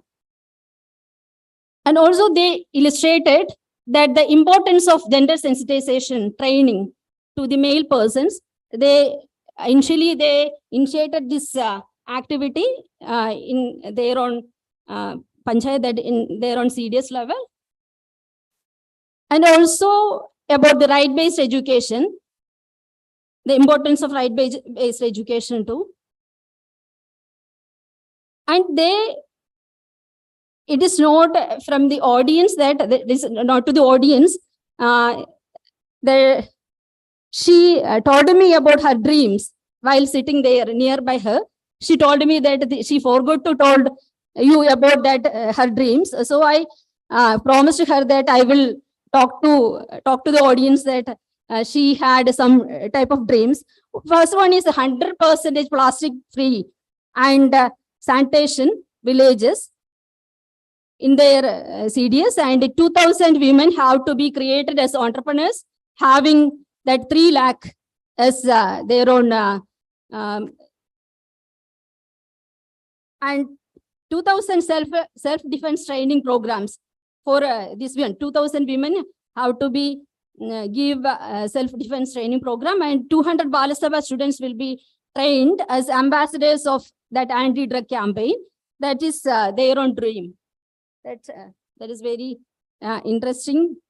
And also the third person, that Regila Krishnakumar, she's also illustrated the development of enterprises and entrepreneurs development programs, that is multiple employment opportunities in her village, and also give a brief illustration about the COVID time activities.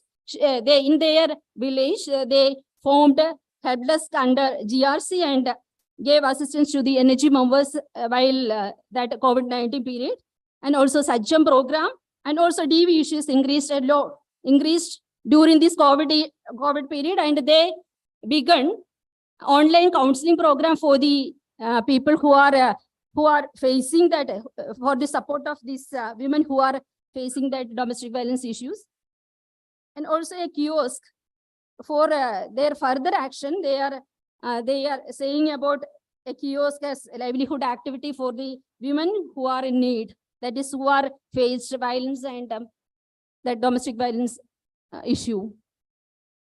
Then we heard about the life experiences of 3 persons, that is Preeta and Dresina, and also that's Savitri. These are our heart-touching, and it reveals that how a woman from the vulnerability, how to get opportunity and how to get choices and how to get courage to face through that of Kudumbashree initiatives and through that of Kudumbashree women, through that of Kudumbashree handholding. That is they illustrated a bit.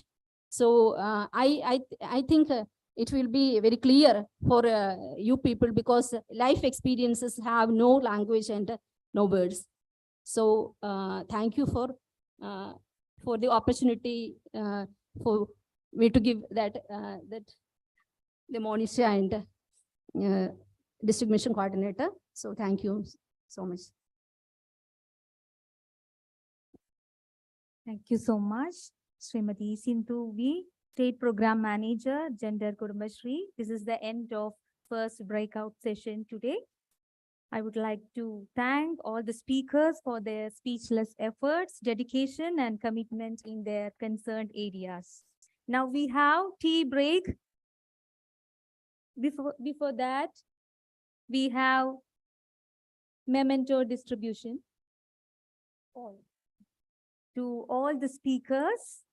So I would like to invite Dr. Kavita A, District Kudumbashree Mission Coordinator, Thrissur, to give away the mementos as a token of love and gratitude to our speakers.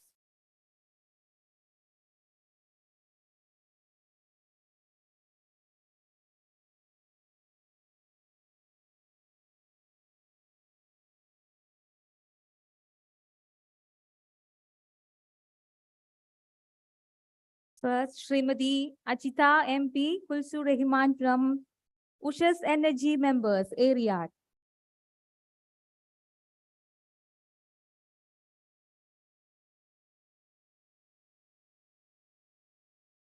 Congratulations for a wonderful presentation.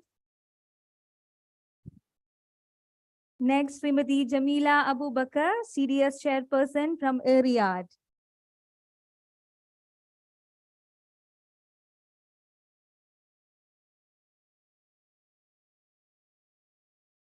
We congratulate you for your efforts. Next, we have Srimati Rajila Krishna Kumar, CDS chairperson, Thrissur. Congratulations for the presentation.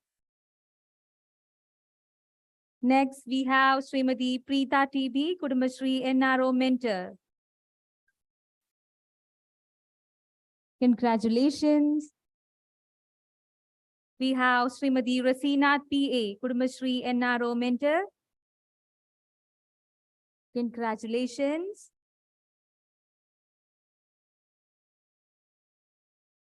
And Srimati Savitri VL, Kudumbashree gender resource person.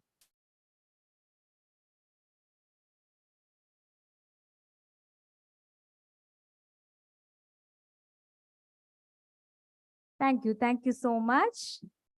The session is over. Now we have tea break, which is arranged in front of Swaraj Auditorium, straightway. After tea break, we have a second plenary session on the theme Bridging the Divide, Gender Integration and Inclusive Societies. Please be assembled at sharp 4:05, 4:10. Kindly cooperate. This will be the last session of today's international conference.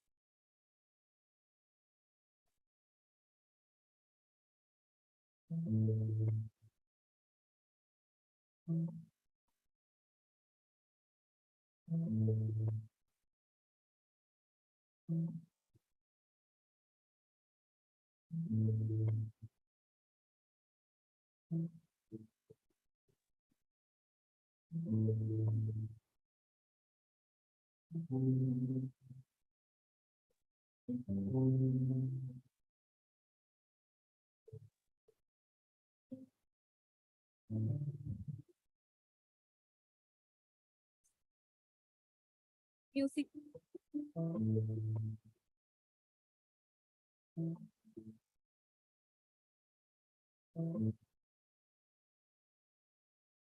Participants, please be assembled in Swaraj Auditorium. Without any delay, we are moving on to the second plenary session.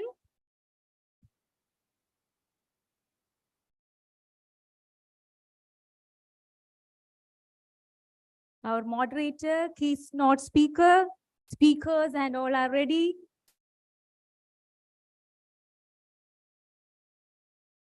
We are moving on to the second plenary session. All are requested to assemble in Swaraj Auditorium.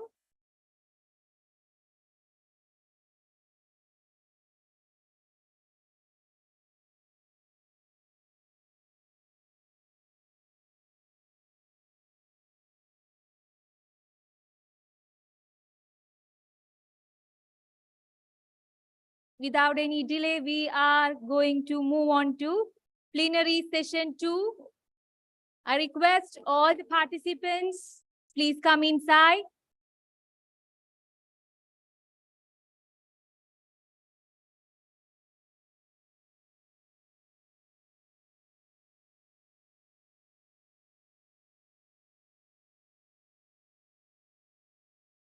This is the last plenary session of this two-day international conference, Revitalizes, on women empowerment.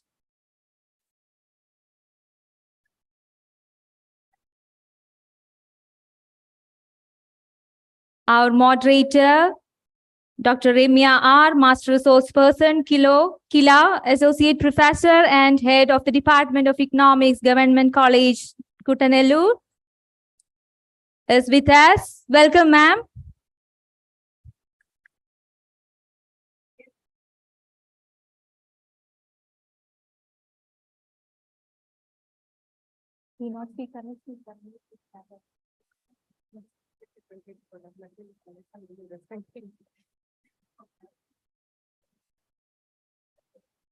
A very good evening to all once again. We are going to enter into the second plenary session on the theme Bridging the Divide, Gender Integration and Inclusive Societies is a call to action in a world where gender disparities persist. By exploring gender integration as a fundamental strategy for building inclusive societies, we aim to inspire change, foster collaboration, and accelerate progress toward a more equitable and resilient future for all. We have a keynote speaker, Dr. Binida Thampi, Associate Professor at the Department of Humanities and Social Science of Indian Institute of Technology, Madras, Chennai. She has a background in development studies and research in broad area of gender and development. She has published several papers in national and international journals. Welcome, ma'am. And we have Dr. Amrita KPN, the Present Assistant Director of Kerala Institute of Local Administration. Welcome, ma'am. And we have Srimati Chitra Nilampur, activist working for Adivasi rights in Kerala since 1993 and is at the forefront of struggles of indigenous groups and women's empowerment. She belongs to the Katnaiga tribe from Kudkalu village in Malappuram district. Chitra has worked with Kudumbashree, has been an elected member of STDS and coordinator of Kerala Mahila Samakhya Society. Since 2006, she has been working extensively on facilitating the implementation of Forest Rights Act in Kerala. And we have, welcome ma'am, Chitra ma'am, welcome. And we have Srimati Vijayaraja Malliga, transgender activist, the first transgender poet in Malayalam literature. She's a writer, teacher, social worker, inspirational speaker, and an activist from Kerala. Welcome, ma'am. And we have Ms. Susan Michuri, Head of the Department, Social Work and Community Development, Hope Africa University, Burundi. She will be joining us through online. Welcome, ma'am. And we have also Ms. Catherine Binelli, Research Scholar, Kenya, South Africa. She also will be joining us through online. Welcome, ma'am. Now, over to the moderator, Dr. Rimya R., Master Resource Person, Kerala Institute of Local Administration, Associate Professor and Head of the Department of Economics, Government College, Kuttanallur, Thrissur, Kerala. Welcome, ma'am.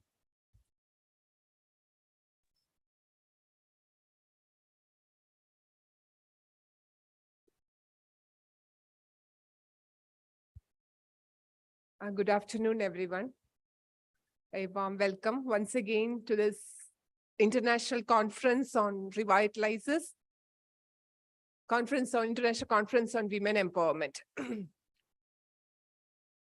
As the theme of today's session is something which is relating to bridging the divide, how it's possible for us to make our societies more and more inclusive. That is the basic theme that we give to this particular session. As when we think about inclusive societies, or what we have to do as an individual or an academician or a social worker or whatever it may be, what we have to do relating to that of what do you mean by inclusive societies, we want to know the experience as well as research activities of the various persons. As everybody knows that as part of the World Economic Forum's Global Gender Gap Report, it has been revealed that about 68.1%, 2023 data is it, that means 68.1% of the global gender gap is closed.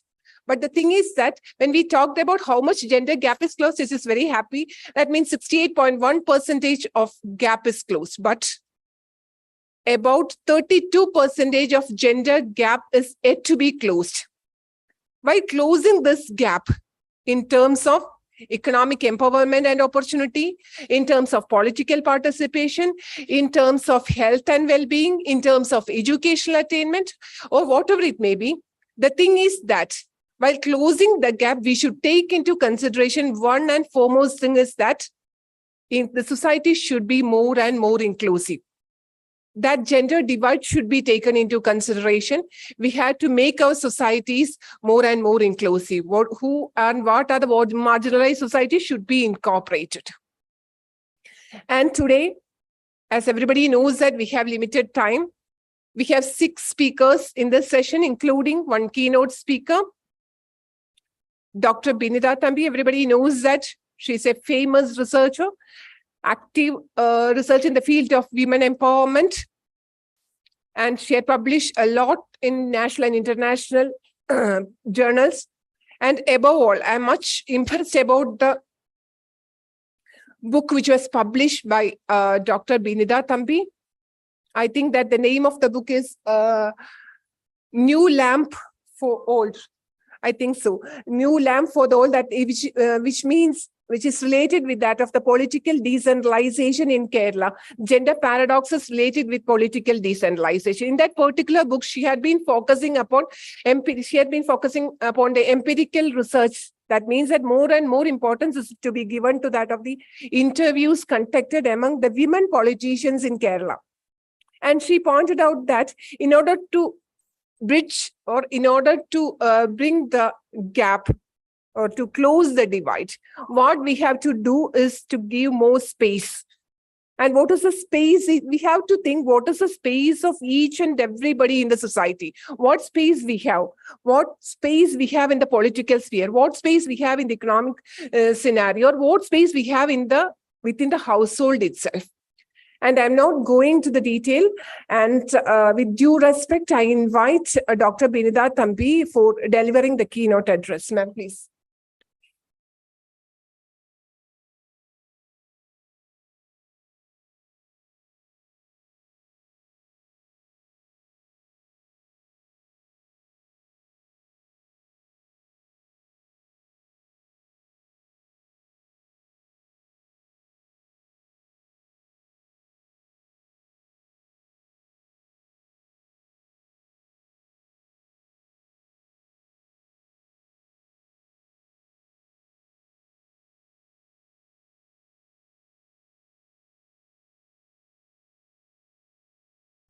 Good afternoon.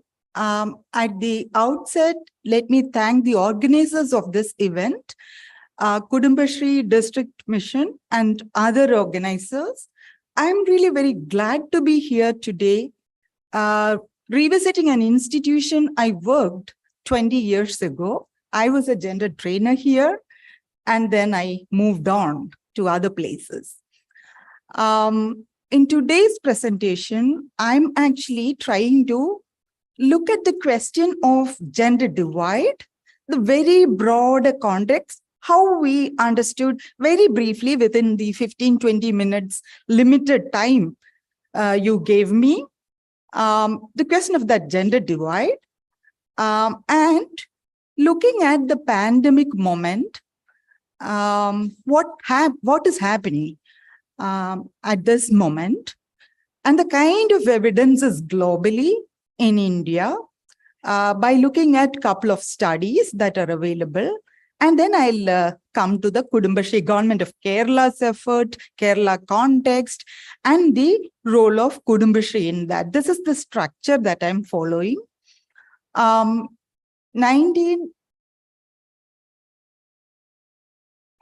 second.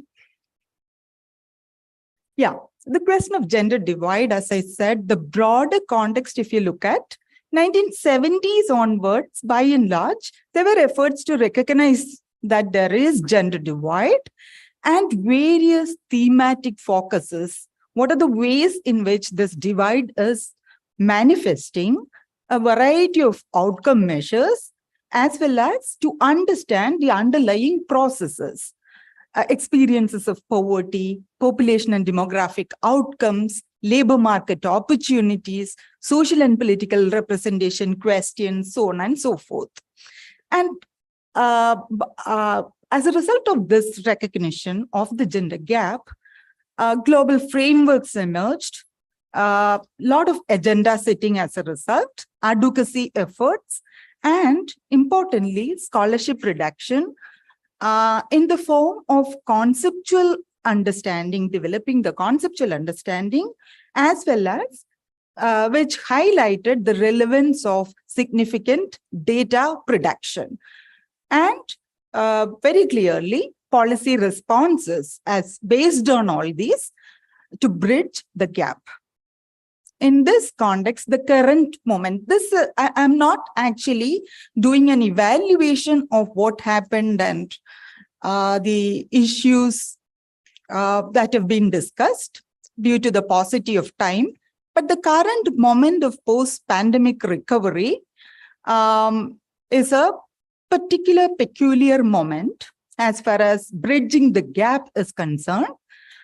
Emergence of the pandemic as a global pandemic undermined many of these policy efforts towards bridging the gap.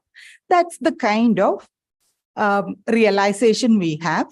And the pandemic exacerbated existing forms of inequalities, compromised efficacy of current policy designs, and engendered new forms of inequalities.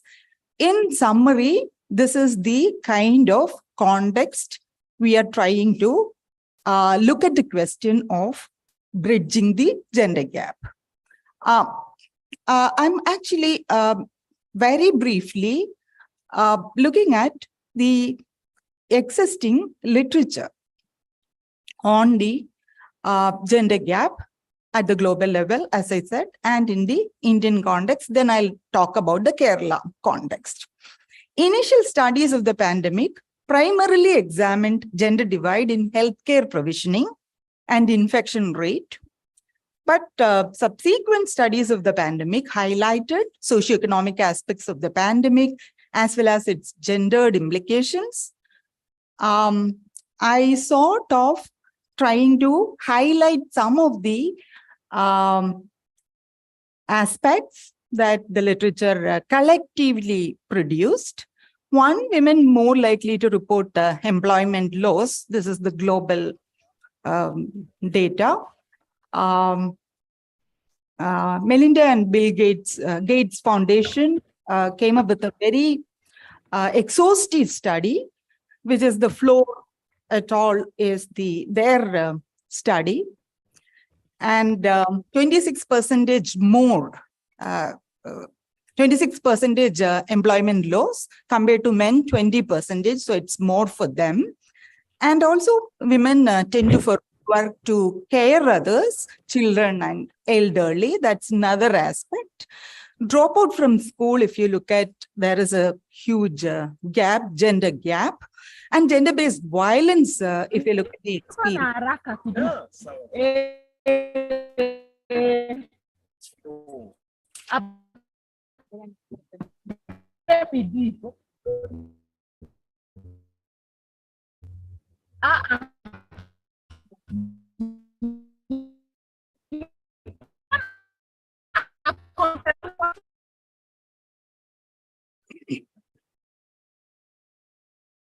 Can I continue?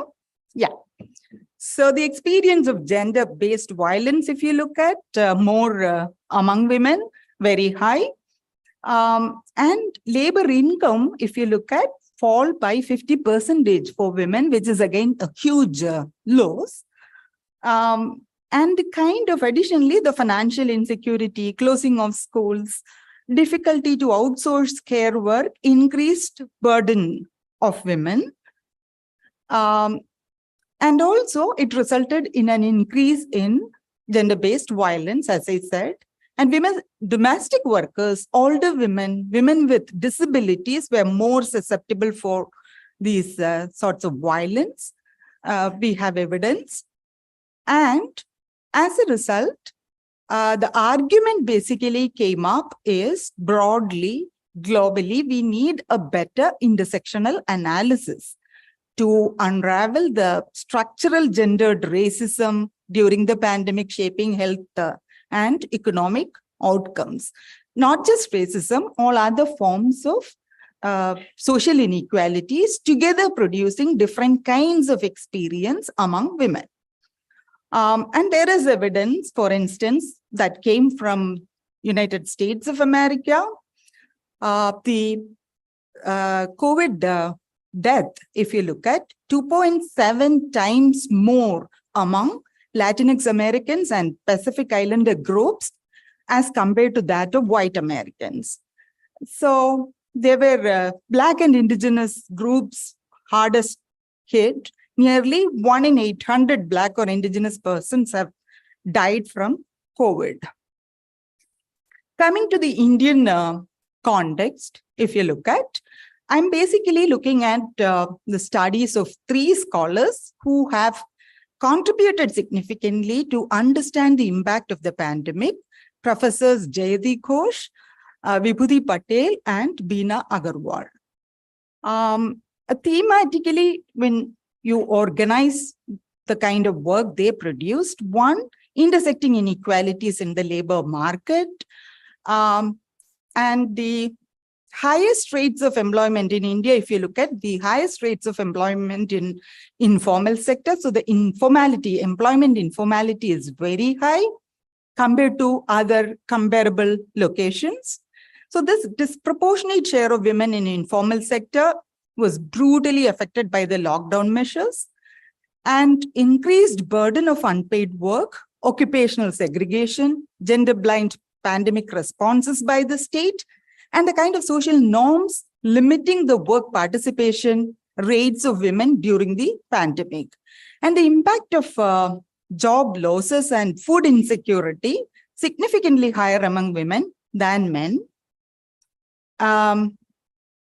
Again, grassroots and community workers, community healthcare workers, if you look at, are mostly women, especially from lower caste communities, and they are poorly remunerated, sometimes were paid below minimum wages. And the second thematic area, intra-household power relations in the matters concerning care.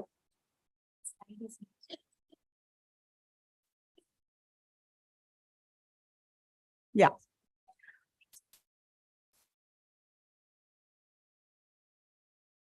Yeah. The intra-household power relations in the matters concerning care, stress and domestic violence and gender divisions of labor. Lockdown enhanced the care work of women significantly.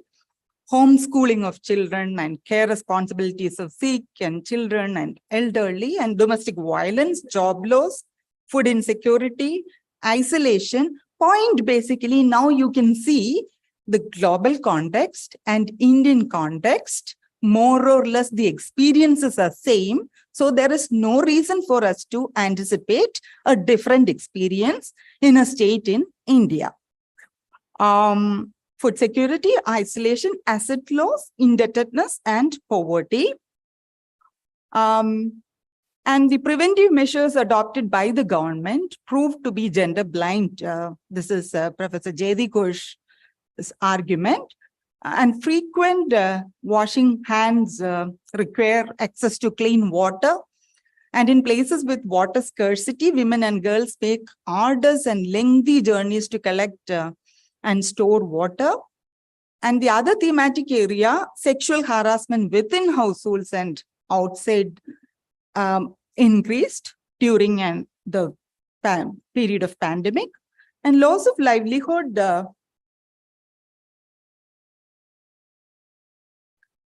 and depletion of income sources increased the vulnerability of women to varied forms of violence, both within and outside households. Increased incidents of child sexual abuse also reported. And experiences of frontline healthcare providers, safety and dignity of frontline workers, and their experiences of stigma reported. So issues of wage denials and delayed payment during the pandemic were also reported, affecting their ability to procure essential goods and services. On the other hand, men's job loss is correlated to hunger, more care work, and increased domestic violence. So there is a kind of gender differentiated impact of the job loss. That's what scholars have argued.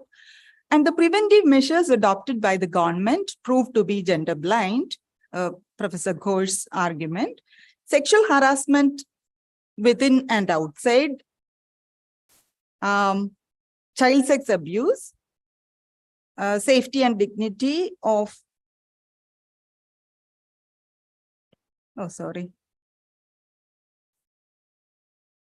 Yeah.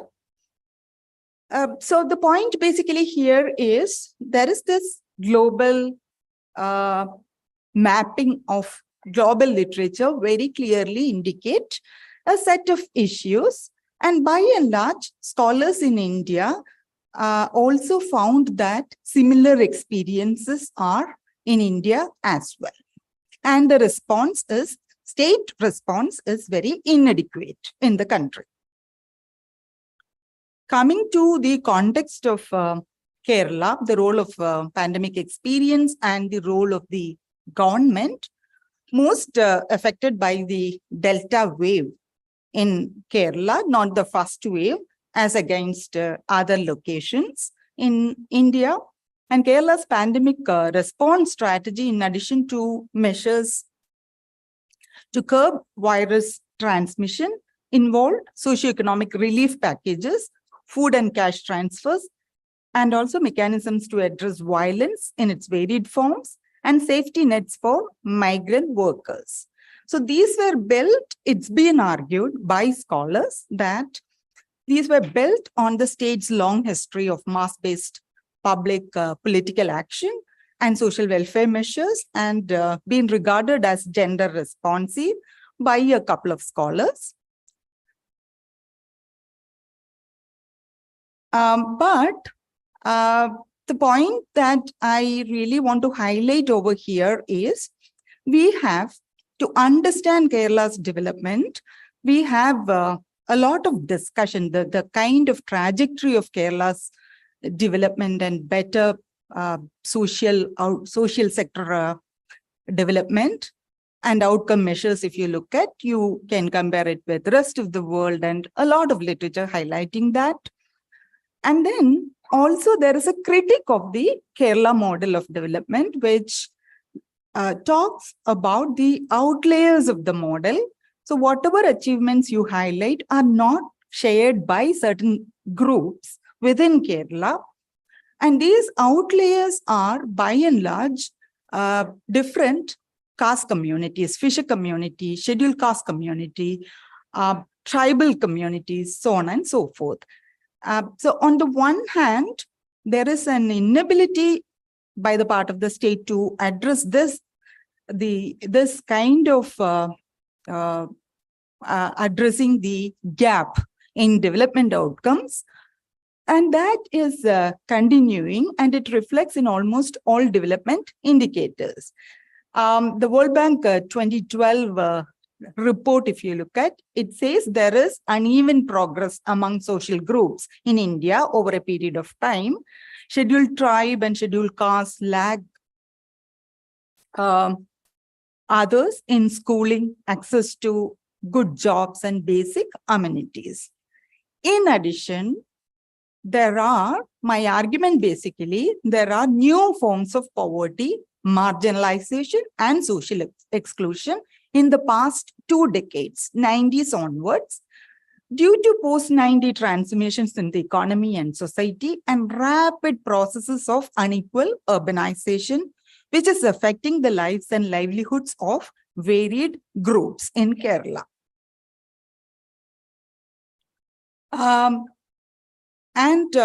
World Bank report also says while Kerala is home to a small share of India's poor, pockets within the state record a high incidence of poverty.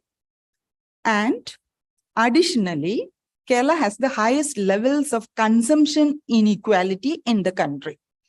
I know the kind of arguments over here because it is primarily a remittance economy and the levels of consumption are already high. Even though you find inequality, there are a couple of arguments over there. But point here is we need more analysis across different income stratas and social groups to understand what is happening over there. And pandemic impacted these processes, meaning the processes of change in the past 2 decades, urbanization and unequal development in the past 2 decades, 2 to 3 decades, 90s onwards. And hence, there is a need to examine emerging trends of peripheralization across social groups, both old and new groups. New groups are emerging in order to comprehensively understand the impact of Kerala's pandemic and frame the response strategies. So these processes contribute significantly in widening the gender gap. To address the nutritional requirements, for instance, of women and children, the state took proactive measures such as community kitchens, food kit distribution, and expansion of the PDS. But if you look at the National Family Health Survey data, 2019-20 period. From 2015-16 to 19-20 period, 5-year period, anemia increased from 35% to 39.4%. So there is a serious dearth of adequate data to examine the post-pandemic patterns of malnutrition. Pre-pandemic time, there are indications that it's been compromised. Pandemic might have exacerbated the same. We need more evidence. And across various groups. So overall, Kerala state, if you look at, you get a glossy picture. That may not be the case if you look at certain social groups and do a better analysis. That's the point. And as far as employment is concerned, 58% engaged in services sectors, formal sector, health and education. They are relatively less affected by lockdown, as a study argues. But then the informal sector, the plight of the informal sector is rather bleak and very gendered. A significant chunk of the workforce in the informal sector are women, mostly engaged in traditional industries and at the lower tiers of informal employment, making them more vulnerable to job losses. Although the welfare board funds and other social relief measures help them to some extent, its long-term impact on gender equality and gender-based violence are largely unexplored. It created financial difficulties and sort of compromising mental health, so on and so forth. We need more evidence-based research over there. So the severely affected and neglected group of informal workers, there is a study arguing a group of informal sector workers where women domestic workers, the pandemic generated new forms of rights violation and social injustice. This is the quote: termination of jobs, non-payment of wages and or salaries, workload increase, severe health risks, unmet basic needs of the family. So that's the case of women domestic workers, as argued by another published study. And the digital gender divide and the inaccessibility to digital services in certain locations add to the difficulty. And women had to spend more time on domestic chores. So the persisting digital gender divide limit the accessibility to education, especially in female-headed households, as women are less likely than men to own a mobile phone and use internet services. Online education, we had a lot of discussion, public discussion, social media discussions on the impact of online education, which is actually the outcomes will be again different, because for certain groups, they could not effectively make use of the facility, particularly compromise for children of marginalized social groups, including migrant workers and other different groups. Interestingly, a new category, social category emerged, I believe, during the pandemic. The division emerged. Those who are in the essential sector workers and non-essential workers. Non-essential workers can avail leave or work from home, but essential services, you need to go and do the work, including doctors, nurses, bank employees, so on and so forth. So they do not belong to the traditionally marginalized group, but they were unable to, by and large, take care of their children, elderly, provide additional support for education, so on and so forth. So that is, again, especially when the children are at the primary level and learning language and comprehension skills and other sort of skills, there is a compromise. We need to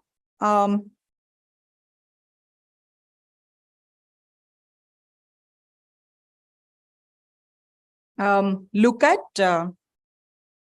very clearly what's happening over there.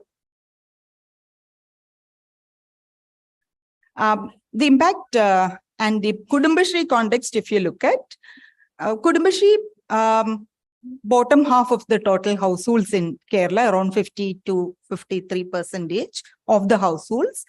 And state pumps in money into the Kudumbashree network as and when needed. That's the strategy as I understand, which is actually an effective anti-poverty strategy. During the COVID time as well, Government of Kerala did the same. So pandemic's impact on Kudumbashree units has not been well studied. We highlight achievements of select successes. That's not going to help anyone. We're talking about a huge number of units. What happened during the lockdown? We need more evidence.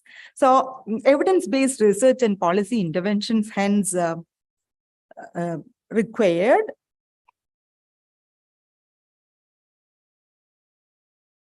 A comprehensive data collection is required to capture the pandemic impact on healthcare infrastructures with a focus on urban areas. It's been reported that the public healthcare facilities are not adequate. Nutritional deficiencies and compromises, income generation activities, what has happened, domestic household production, domestic work and including care work, and the kind of time allocation, digital divide, ability to access welfare provisioning. So welfare, by and large, state level, if you look at PDS, via PDS, existing facility and food kits, we managed temporarily. And also there are certain groups excluded from this.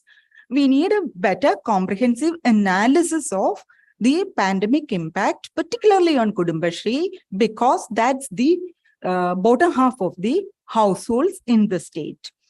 So this data collection with the support of any institutions, possible agencies within the state, and make this data available for researchers to explore so that they can study and come up with a very, very insightful writing. And the framework has to be, when you approach Kudumbashree, they are the implementers of local level anti-poverty programs and development programs, as well as they are the recipients of the programs.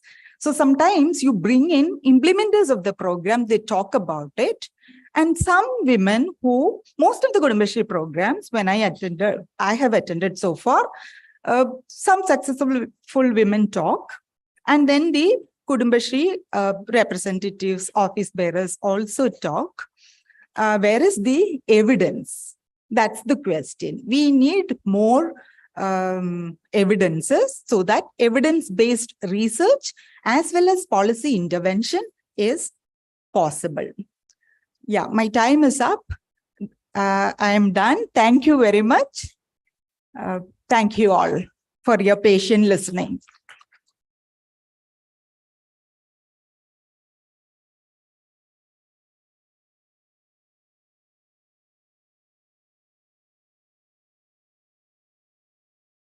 Thank you, Dr. Binita, for your informative lecture. And throughout this lecture, she had very beautifully presented how the gender divide has been taken place in India as well as globally and in Kerala too, and where this gender divide can be visualized in different areas, whether in the economic field, education field, social field. And basically, she has been pointed out that the gender divide can be more probably or more effectively or more visibly, it can be seen within the household. That means when we are performing our domestic work or when we are doing the care work or whatever it may be, the gender divide can be more visualized. It's not a new issue, but it's prior to that of, pandemic period, or during the pandemic period or after the pandemic period, the same thing continues. The objective of every seminar or every conference is that we want to discuss the most debated issues, and we want to sort out a solution out of that. That means that we want to suggest methods for improving the condition or to bridge the gap between different genders, how to make societies more inclusive, what we have to do in order to curb all these things. And we are damn sure that all the presenters will contribute to such a manner. And once again, thank you, Dr. Binita. And now it's the time for the next speaker. And now I invite Vijayaraja Malliga, the famous transgender writer, poet, social worker, teacher, and above all, a great human being. And with due respect, I welcome Vijayaraja Malliga for this issue. Thank you.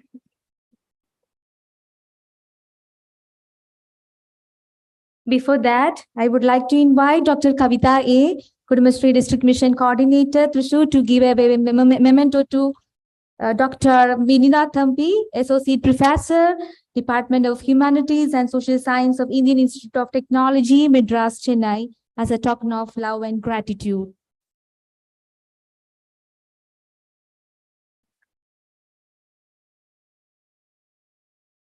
Thank you, Kavita ma'am. Thank you, Vinita ma'am. Over to Srimati Vijayaraja Malliga.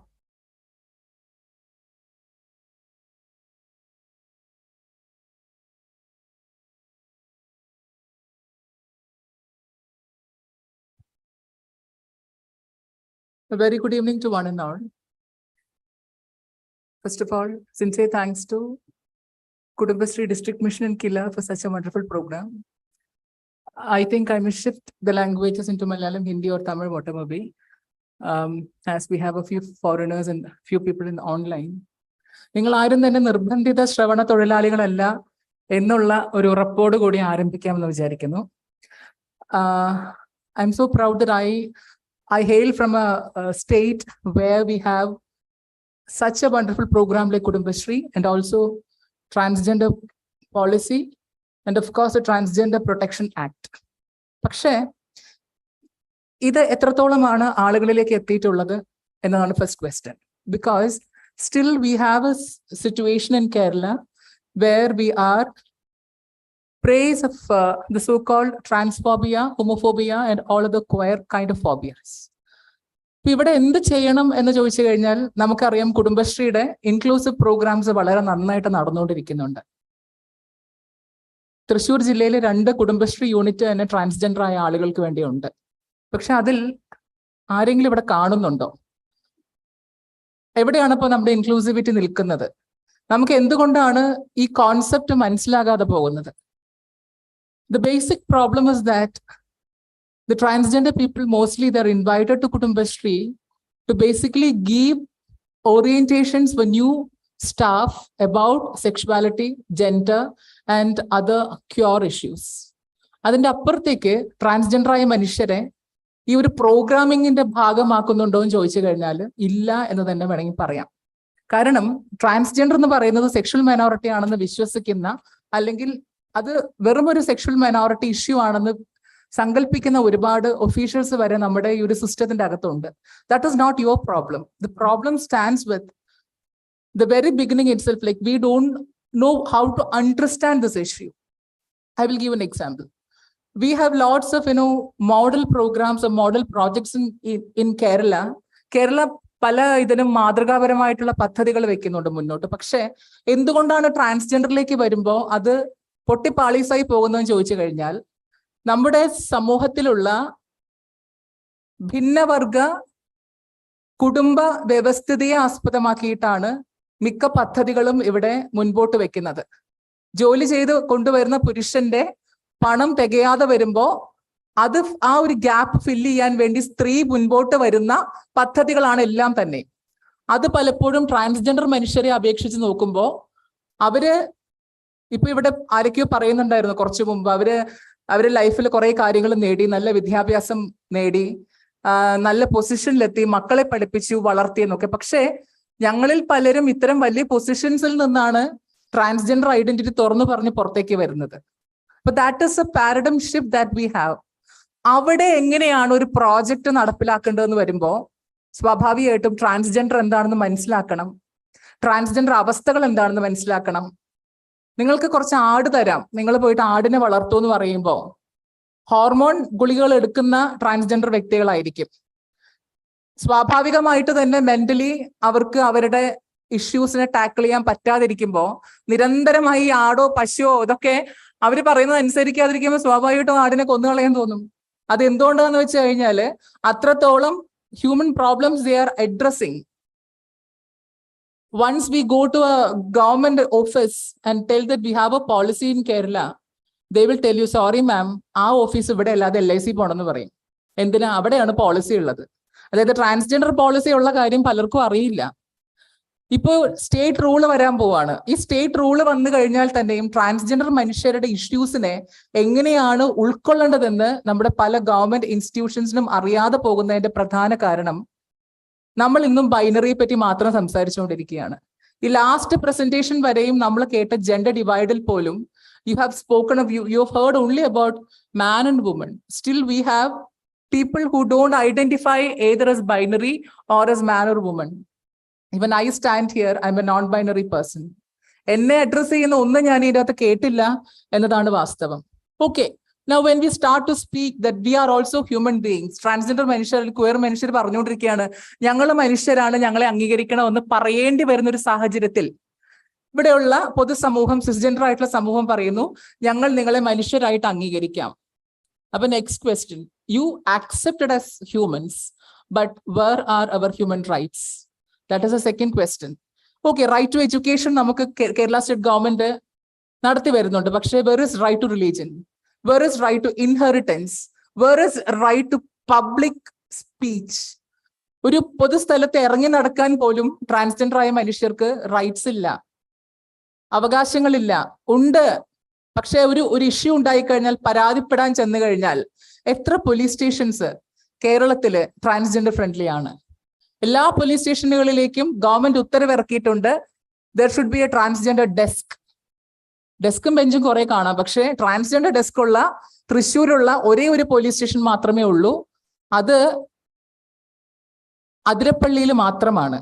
ഉത്തരവ് അവർക്ക് മാത്രമല്ല കിട്ടിയിട്ടുള്ളൂ, എല്ലാവർക്കും ഉത്തരവ് കിട്ടിയിട്ടുണ്ട്. പക്ഷെ എന്തുകൊണ്ട് ഇത് ചെയ്യാൻ കഴിയുന്നില്ല? ഇപ്പൊ ഇൻക്ലൂസിവിറ്റി എന്ന വാക്കിന്റെ അർത്ഥം പലപ്പോഴും ബൈനറിയിലേക്ക് ഒതുങ്ങി പോകുന്നതിന്റെ ഒരു പ്രശ്നമാണ് നമ്മൾ അവിടെ കാണുന്നത്. സോജീസിനെ ബേസ് ചെയ്തുകൊണ്ട്, സോജി എന്ന് വെച്ച് കഴിഞ്ഞാൽ sexual orientation, gender identity and sex characteristics, ഇതിനെ ബേസ് ചെയ്തുകൊണ്ടുള്ള പുതിയ പദ്ധതികൾ, ആധുനിക നൂതന സാങ്കേതിക വിദ്യകളുള്ള പദ്ധതികൾ കൊണ്ടുവരാൻ നമുക്ക് സാധിക്കണം. പലപ്പോഴും അത് സാധിക്കാറില്ല എന്നതാണ് വാസ്തവം. പിന്നെ ക്വയർ ഫ്രണ്ട്ലി എന്ന് നമ്മൾ പറയുമ്പോഴും നമ്മളുടെ ഇടയിലുള്ള, നമ്മുടെ സ്പേസിന്റെ അകത്തുള്ള ക്വയർ ആയിട്ടുള്ള മനുഷ്യരെ നമ്മൾ എങ്ങനെയാണ് അഡ്രസ് ചെയ്യുന്നത്, അത്തരം ഇഷ്യൂസിനെ നമ്മൾ എങ്ങനെയാണ് ഉൾക്കൊള്ളാൻ ശ്രമിക്കുന്നത്, അത് അടുത്തൊരു വിഷയം. പിന്നെ ഇവിടെ ഒരുപാട് സ്ത്രീകൾ, ഞാൻ പറയും സാക്ഷ്യം പറയാന്ന് പറയും. നമ്മൾ മറ്റേ ധ്യാന കേന്ദ്രത്തിലൊക്കെ പോകുമ്പോൾ സാക്ഷ്യം പറയുന്ന പോലെ ഒരുപാട് സ്ത്രീകൾ നിന്ന് ടെസ്റ്റിമോണീസ് പറഞ്ഞു. പക്ഷെ അവിടെ പോലും അവരെങ്ങനെയാണ് ട്രാൻസ്ജെൻഡർ ആയ ആളുകളെയോ അല്ലെങ്കിൽ സെക്ഷൽ മൈനോറിറ്റി എന്ന് നമ്മൾ വിളിക്കുന്ന ഒരു വലിയ വിഭാഗം മനുഷ്യരുടെ പ്രശ്നങ്ങൾ അഡ്രസ്സ് ചെയ്യുന്നതെന്ന് അവരുടെ തോട്ട് പ്രോസസ്സിൽ പോലും വന്നില്ല. ഇവിടെ എൻ്റെ ഒരു സുഹൃത്ത് പ്രസന്റേഷനിൽ വരെ പറഞ്ഞത് women, children, etcetera. So I represent that etcetera group. I proudly represent that etc. group because 75 വർഷം കഴിഞ്ഞു ഇന്ത്യക്ക് സ്വാതന്ത്ര്യം കിട്ടിയിട്ട്. ഈ 76ാമത്തെ വർഷത്തിലും നമ്മൾ സ്ത്രീകളുടെ മെയിൻ സ്ട്രീമിന് വേണ്ടി സംസാരിച്ചുകൊണ്ടിരിക്കുകയാണ്. ഒന്ന് ആലോചിച്ച് നോക്കി, 76 വർഷങ്ങൾ കഴിഞ്ഞിട്ടും ഒരു വിഭാഗം മനുഷ്യർ ഇന്നും അവരുടെ ഐഡന്റിറ്റിക്ക് വേണ്ടി അവർ പോരാടിക്കൊണ്ടിരിക്കുമ്പോൾ അവർക്കിടയിലും അതുപോലെ തന്നെ നമ്മൾ ഈ വാഴ്ത്തിപ്പാടുന്ന പാട്രിയാർക്കിക്കുള്ളിലും ഒരു വലിയ കൂടിനുള്ളിൽ ഒറ്റപ്പെട്ടു പോയ പോലെ, പണ്ട് പറയും ഷേക്സ്പിയർ കൃത്യമായിട്ട് പറയുന്നുണ്ട്, ഹാംലെറ്റിന്റെ ആ കുപ്പായം എടുത്ത് അടിഞ്ഞ ഒരു അവസ്ഥ പറയുന്നുണ്ട്. സോറി, മാക്ബത്ത് രാജാവിന്റെ കുപ്പായം എടുത്ത് അണിഞ്ഞൊരു അവസ്ഥ പറയുന്നുണ്ട്. ഈ മേലങ്കി എനിക്ക് ഒട്ടും ചേരുന്നില്ല, ആണിന്റെയും പെണ്ണിന്റെയും രൂപം എനിക്ക് ഒട്ടും ചേരില്ല എന്ന് സ്വയം വിശ്വസിക്കുന്ന ആളുകളുടെ പ്രശ്നങ്ങളെ കൃത്യമായിട്ട് അഡ്രസ് ചെയ്യാതെ പോയി കഴിഞ്ഞാൽ നമുക്ക് ഒരു കാലത്തും ഈ ഒരു സിസ്റ്റത്തെ മാതൃകയാണെന്ന് നെഞ്ചിൽ തൊട്ട് പറയാൻ കഴിയാതെ പോകും. അവിടെ നമുക്ക് എന്ത് ചെയ്യാം, വാട്ട് വി കൻ ഡു, കുറെ കുറ്റം പറഞ്ഞിട്ട് പോകുന്നതിൽ വലിയ കാര്യമുണ്ടെന്ന് എനിക്ക് തോന്നുന്നില്ല. മറിച്ച് ഈ കൊടുത്തുകൊണ്ടിരിക്കുന്ന അവയർനെസ് പ്രോഗ്രാംസ് കുറച്ചുകൂടി ഇൻക്ലൂസീവ് ആക്കാനും ഇതൊരു കണ്ടിന്യൂസ് പ്രോഗ്രാം ആയിട്ട് മുൻപോട്ട് കൊണ്ടുപോകാനും ഗവൺമെന്റിനെ നമ്മൾ നിരന്തരമായിട്ട് സഹായിച്ചുകൊണ്ടിരിക്കണം. നമുക്ക് പറയാം ഗവൺമെന്റ് തരുന്നില്ല അല്ലെങ്കിൽ ഗവൺമെന്റ് ഫണ്ടില്ല. Why can we found or why can we explore the chances of giving such kind of programs supporting the government? We have lots of NGOs here. Why can't we incorporate their services? That is very important, which we don't often do. അതുപോലെ തന്നെ data ഇല്ല നമ്മുടെ കയ്യിൽ. ആകെക്കൂടെയുള്ള data പ്രകാരം 2220 or 2250 ആളുകളാണ് transgender ആയിട്ടുള്ളത്. നമുക്കറിയാം പലപ്പോഴും റിയാലിറ്റിയുമായിട്ട് കൺഫ്രണ്ട് ചെയ്യുമ്പോൾ that is A wrong data. So why don't the organizations like Kudumbashree or Kila, they take a very mature step in bringing some kind of data to the government so that we can draft good projects? നമുക്ക് sustainability ഉള്ള projects വേണം. അത്തരം പ്രോജക്ട്സിലേക്ക് നമുക്ക് കൊണ്ടുവരാൻ സാധിക്കണമെങ്കിൽ അതുപോലെ തന്നെ ഡീപ്പായിട്ട്, അതായത് ട്രാൻസ്ജെൻഡർ എന്ന ഐഡന്റിറ്റിയെ വളരെ കൃത്യമായിട്ടും വ്യാപ്തിയോടെ ആഴത്തിൽ തിരിച്ചറിയാൻ നമുക്ക് സാധിക്കണം. ഈ വേദി ഞാൻ ഉപയോഗിക്കുന്നത് എൻ്റെ ഒരു പ്രതിഷേധം അറിയിക്കാൻ കൂടി വേണ്ടിയാണ്. കുടുംബശ്രീയുടെ ഒരു പ്രതിജ്ഞ ഒരിക്കൽ കേൾക്കാൻ ഇടയായി. അതിൽ ആദ്യത്തെ വരി ഇങ്ങനെയായിരുന്നു: കുട്ടി ആണാണെങ്കിലും പെണ്ണാണെങ്കിലും ഞങ്ങൾ സ്വീകരിക്കും, ഞങ്ങൾ വളർത്തുമെന്ന്. അതിനോട് തീർച്ചയായിട്ടും പ്രതിഷേധം അറിയിക്കുന്നു. കാരണം ഇന്ത്യൻ ഗവൺമെന്റും കേരള സ്റ്റേറ്റ് ഗവൺമെന്റും കൃത്യമായി ഇന്റർസെക്സ് മനുഷ്യരെ ഐഡന്റിഫൈ ചെയ്ത് കഴിഞ്ഞു. കുട്ടികൾ ആണും പെണ്ണും മാത്രമായിട്ടല്ല സമൂഹത്തിൽ ജനിക്കുന്നത്, ഞാനടങ്ങുന്ന ഇന്റർസെക്സ് മനുഷ്യരും ഈ ഭൂമിയിലുണ്ട്. അതുകൊണ്ട് പുതിയ പ്രതിജ്ഞകൾ നിങ്ങൾ രൂപം കൊണ്ടുവരുമ്പോൾ സ്വാഭാവികമായിട്ടും ഈ ഒരു ഡൈവേഴ്സിറ്റിയെ ഉൾക്കൊള്ളാനുള്ള കരുത്തും ആർജവവും നിങ്ങൾക്കുണ്ടാകട്ടെ എന്ന് ആശംസിച്ചുകൊണ്ട് നിർത്തുന്നു. Thank U.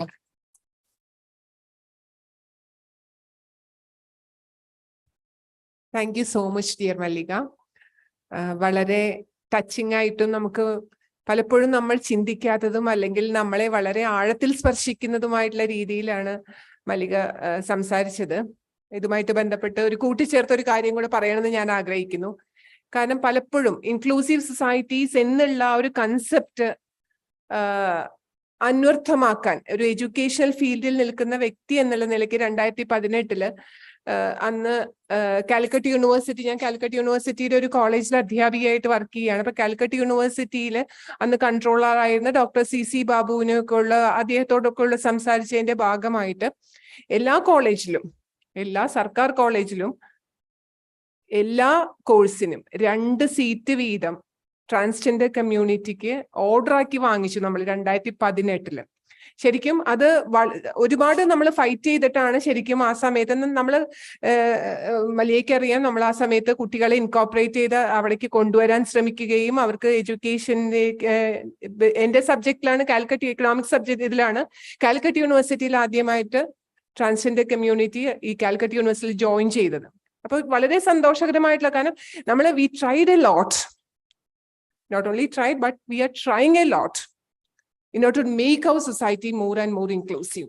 എപ്പോഴും നമ്മൾ സൊസൈറ്റീസ് ഏറ്റവും നമ്മുടെ സൊസൈറ്റി ഇൻക്ലൂസീവ് ആവാൻ ഓരോ വ്യക്തിയും നമുക്കത് ശരിക്കും നമ്മൾ പലപ്പോഴും സംസാരിക്കുന്ന സമയത്ത് ഇത് എൻ്റെ ഡ്യൂട്ടി അല്ല മറ്റൊരാളുടെ ഡ്യൂട്ടിയാണ്, we always consider just like that, but it's not like that. It's our duty to make our society more and more. ഓരോരുത്തരെയുമാണ് ഇൻക്ലൂസീവ് ആക്കണമെന്നുണ്ടെങ്കിൽ government policies are there. It's true. For example the title of the അല്ലെങ്കിൽ ഇന്നത്തെ ഒരു നമ്മുടെ സെമിനാറിന്റെ caption തന്നെ റിവൈറ്റലൈസ്. That means we want to add more energy, more norms, more policies, or more strength, more activity to a new life, more inclusive society. ഇതൊക്കെ നമുക്ക് വളരെ അന്വർത്ഥമാക്കാൻ പറ്റും if we contribute. That means each and every person assembled here, not only each and every person assembled here, but all those who are associated with each one of you. നമ്മൾ എല്ലാവരും ശ്രമിച്ചാൽ it's very easy for us to make the society more and more inclusive. Thank you once again, Mallika. Thank you so much. Now we have presentation by Chitra Nilampu. Chitra Nilambur is an activist. Everybody knows that.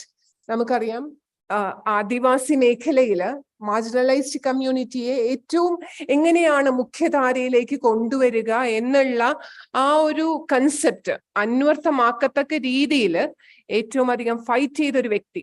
നമ്മൾ പത്രങ്ങളിലൂടെയും മറ്റു മാധ്യമങ്ങളിലൂടെയൊക്കെ നമ്മളിലേക്ക് വന്നിറങ്ങിയ ഒരു വ്യക്തിയാണ് ചിത്ര നിലമ്പൂർ. അക്ഷരമാണ്, that means that the power of education, she always talked about education and the power of education. It's the only way to bring this marginalized community to that of the mainstream, that we all know that the power of education. And she pressurized, or she what do you mean by communicated to the tribal communities, ഓരോ ഊരിലും ഓരോ കമ്മ്യൂണിറ്റിയിലും power of education എന്ന അക്ഷരമാണ് നമ്മളെ ഏറ്റവും മുഖ്യധാരയിലേക്ക് നയിക്കുന്ന ആ ഒരു നമ്മൾ കൺസെപ്റ്റ് നോട്ട് എന്നൊക്കെ പറയുന്നത് പോലെ അത്രയും കോറായിട്ടുള്ള സംഭവം എന്ന് ഓരോരുത്തരെയും പറഞ്ഞ് മനസ്സിലാക്കി മുഖ്യധാരയിലേക്ക് കൊണ്ടുവരാൻ വേണ്ടി ഏറ്റവും അധികം ആദിവാസി മേഖലയിൽ പല പല ഊരിലും ഒരുപാട് എന്താ പറയുക, നമുക്ക് പലപ്പോഴും പത്രങ്ങളിലൊക്കെ നമ്മൾ വായിക്കുമ്പോൾ നമുക്ക് ചില വിഷമകരമായിട്ടുള്ള സിറ്റുവേഷൻസ് ഒക്കെ ഫീൽ ചെയ്തിട്ട് പോലും ഉണ്ടാവും. അത്രയധികം ഫൈറ്റ് ചെയ്ത ഒരു വ്യക്തിയാണ്, ഒരു ആക്ടിവിസ്റ്റ് ആണ് നമ്മുടെ കൂടെ ഇന്നുള്ളത്. And with due respect I welcome Chitra Nilambur to deliver. Thank U.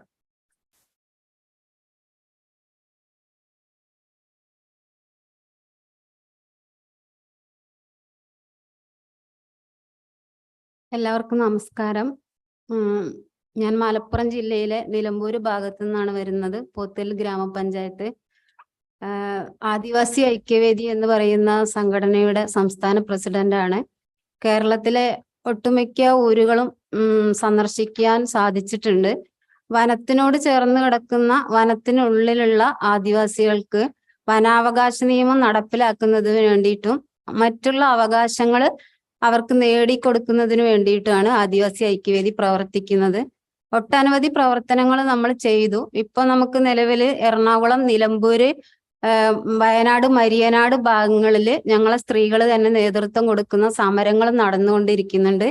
Supreme കോടതി വിധി ഇതുവരെ നടപ്പിലാക്കാത്ത നമ്മളെ ആദിവാസി ഭൂമി നേടിക്കൊടുക്കുന്നതിന് വേണ്ടിയിട്ടുള്ള സമരങ്ങളാണ്. ആ പ്രവർത്തനത്തിനോടൊപ്പം തന്നെ ഇപ്പൊ ഈ കുടുംബശ്രീ നമ്മൾ ഇപ്പൊ ഈ പരിപാടി കണ്ടപ്പോൾ എനിക്കിവിടെ പറയണം എന്ന് തോന്നിയിട്ടുള്ള ഒരു പ്രവർത്തനം, 2017 ഞങ്ങൾ പട്ടികവർഗ സേവാ സൊസൈറ്റി എന്ന് പറയുന്ന ഒരു സൊസൈറ്റി ഞങ്ങൾ രൂപീകരിച്ചു. അതിന്റെ സെക്രട്ടറിയാണ് ഞാൻ. അതിന് നമ്മൾ 2 കാരണങ്ങളാണ് പ്രധാനമായിട്ട്.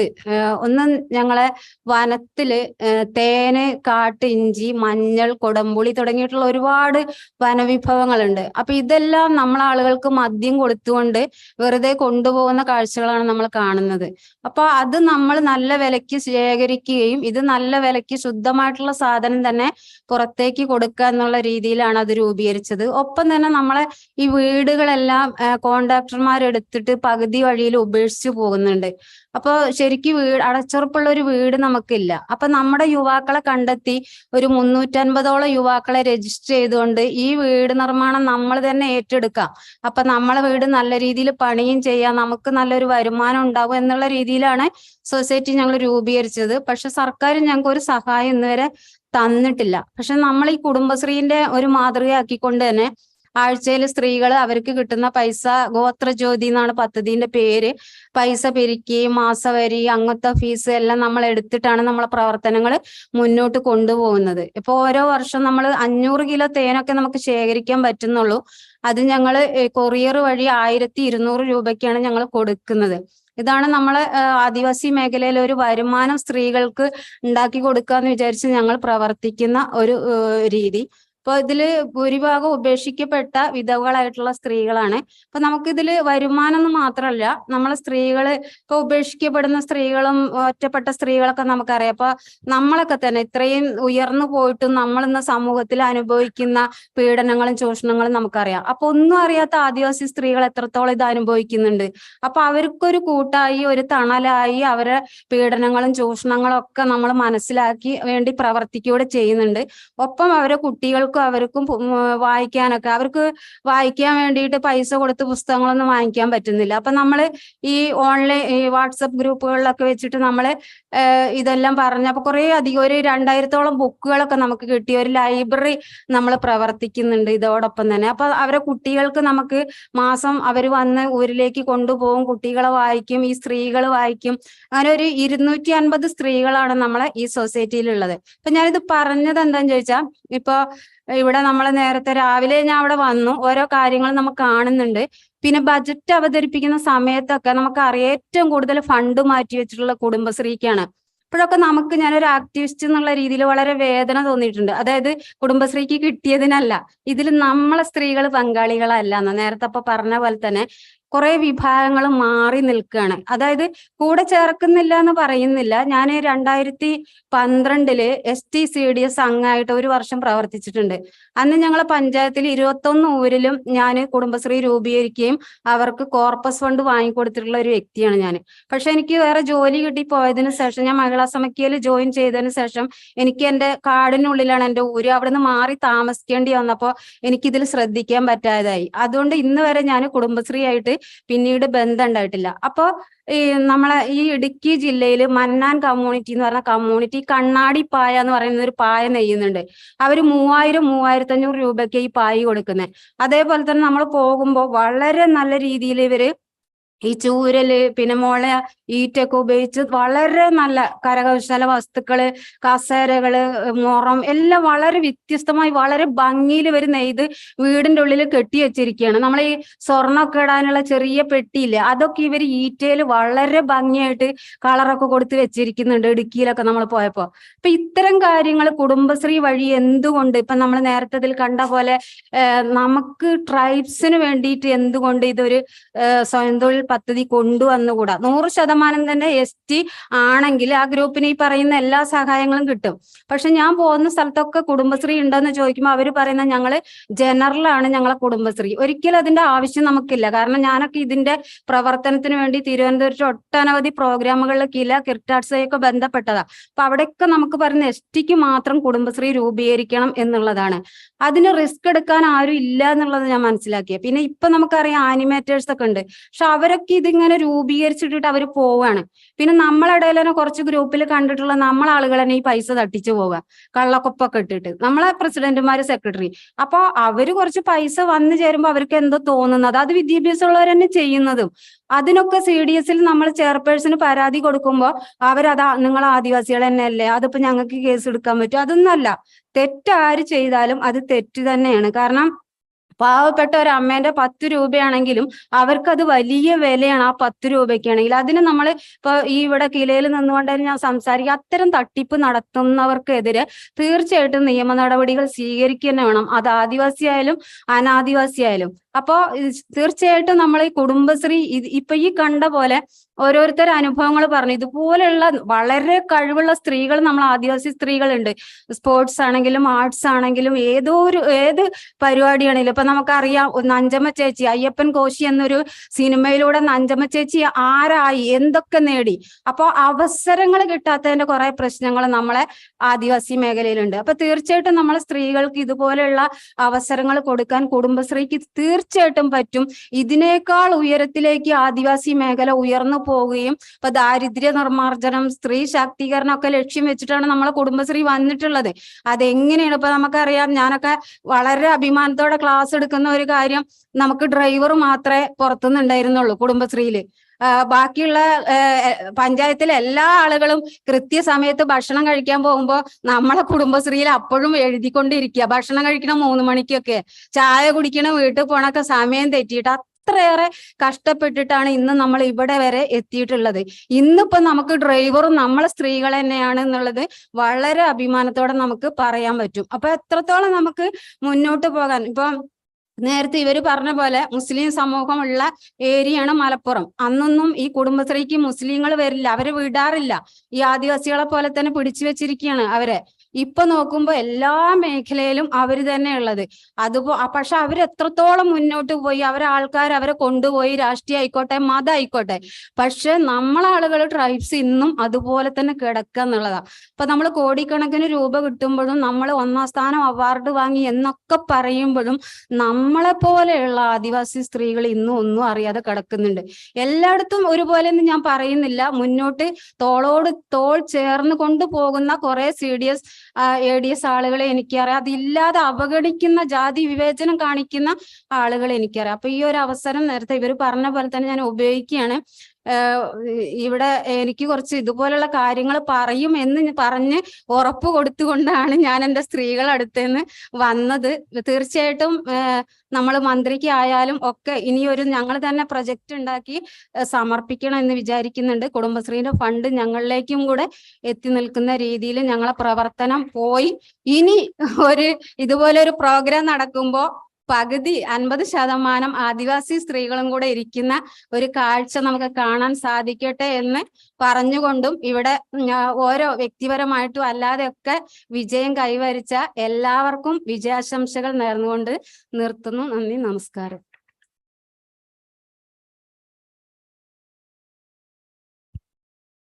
താങ്ക് യു ചിത്ര നിലമ്പൂർ. വളരെ ഇൻഡെപ്ത് ആയിട്ട് അവർ കടന്നു വന്ന വഴികളും, അല്ലെങ്കിൽ മാർജിനലൈസ്ഡ് കമ്മ്യൂണിറ്റി, ആദിവാസി കമ്മ്യൂണിറ്റിനെ എങ്ങനെ നമുക്ക് അവരിതുവരെ എങ്ങനെയൊക്കെ ചെയ്തു, ഏതൊക്കെ രീതിയിൽ നമുക്ക് ഇനി മുന്നോട്ട് പോകാമെന്ന് വളരെ കൃത്യമായി നമ്മളിലേക്ക് എത്തിച്ച അവർക്ക് ഒന്നും കൂടെ ഈ കോൺഫറൻസിന് മോഡറേറ്റർ എന്ന രീതിയിൽ നന്ദി പറയുന്നു. Thank you ma'am.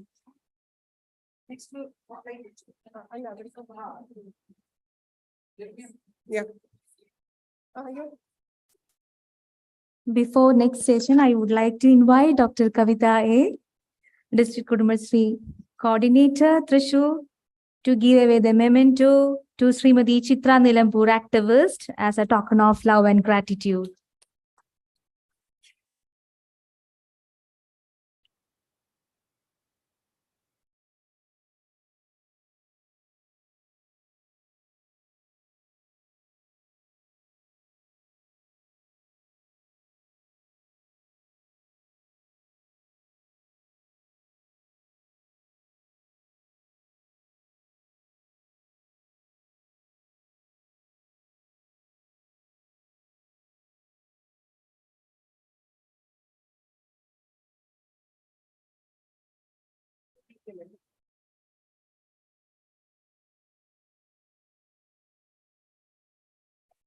Welcome back. Now we have 2 online presentations and 1 offline presentation. For the online presentation, okay, I invite Susan Mushiri from Hope African University, head of the Department of Social Work. Yes. And her area of research is basically concentrated upon developing indigenous as well as innovative models of social work. That means that she wants to develop new methods.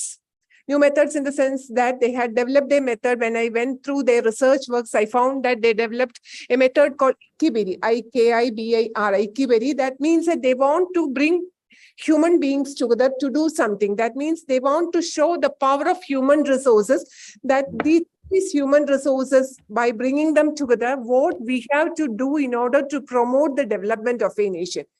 Okay, that is the basic focus of our research. With due respect, I welcome Susan Mushiri to the session. Thank you very much. Thank you.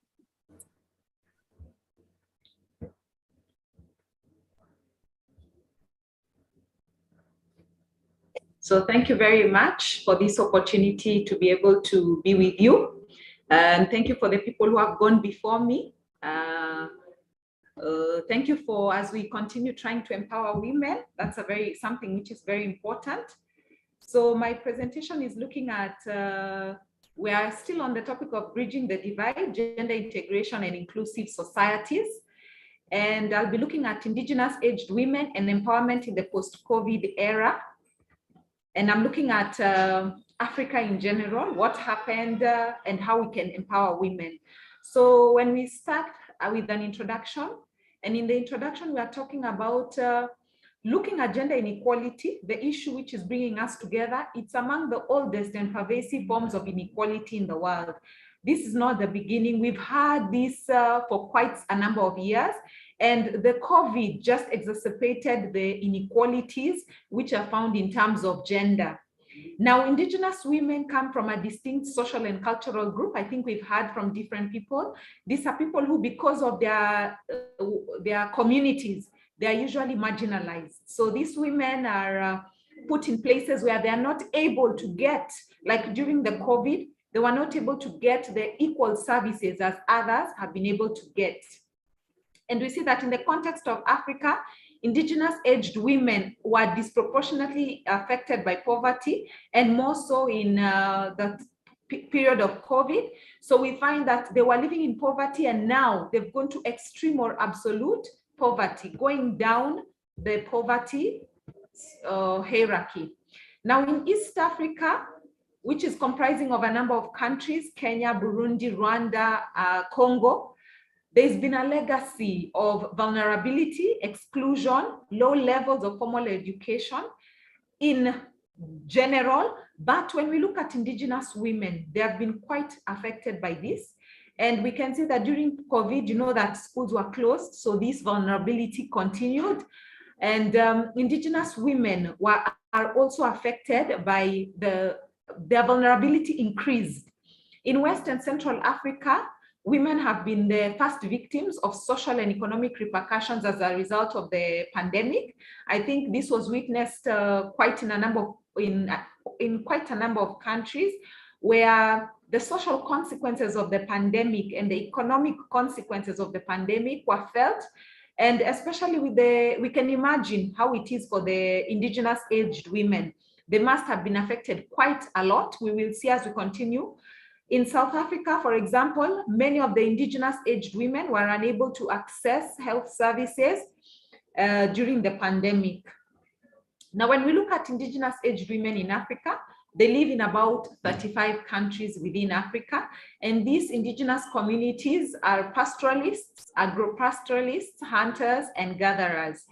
And Angola, Botswana, Southern Africa, when we look at the pandemic and what occurred with the Indigenous people, we find that some of the realities which the Indigenous people undergo were not taken into account. For example, many of them have to walk quite a long distance to be able to get, for example, easily found health facilities or other facilities.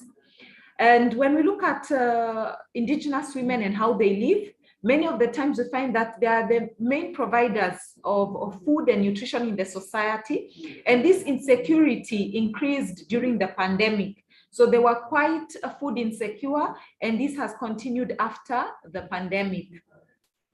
Now, Indigenous women have little access to medical care. I think I've mentioned that. They have to walk for quite some long distances to be able to get access. They also have little resistance to some illnesses. And during the pandemic, this was increased and they became vulnerable. And Indigenous aged women also, in many of the societies, when we look at the way the structure is, you find that women are usually the last. And when food is scarce, then that means there are going to be women with a lot of compromised nutrition. Now, when we look at vulnerability and marginalization of aged women, we categorized them into about 4, and we want to look at health first. So when we look at health, we are looking at, in Africa, we have a lot of constraints in terms of resources, and this also affects the Indigenous communities, which led to poor accessibility to critical care. You remember that most of the aged were being affected by COVID, so it led to a lot of constraints for them to be able to get the resources needed for critical care. Now, in Africa, persons above 60 represented over 50% of the deaths in the region. So this was also similar elsewhere, that people were being affected as a result of their age. So this was also observed. And in East Africa, Indigenous aged women already were suffering with medical conditions which have been untreated and for quite some time. So this was exacerbated by the pandemic, meaning that if we are to look at them now, we'll find that there's been a lot of health conditions which have been increased as a result of the pandemic. And Indigenous aged women also experience challenges in accessing emergency relief distributions, which is food and anything which is given to them, for example, cash to help them. So it becomes difficult for them to access this. Remember, they live very far from other communities. So this becomes difficult for them to walk the long distances to be able to get access. Then economically, when we look at economics, many Indigenous women, aged women, their businesses rely on they are in the informal economy. And we know how much the informal economy was affected because people were locked down.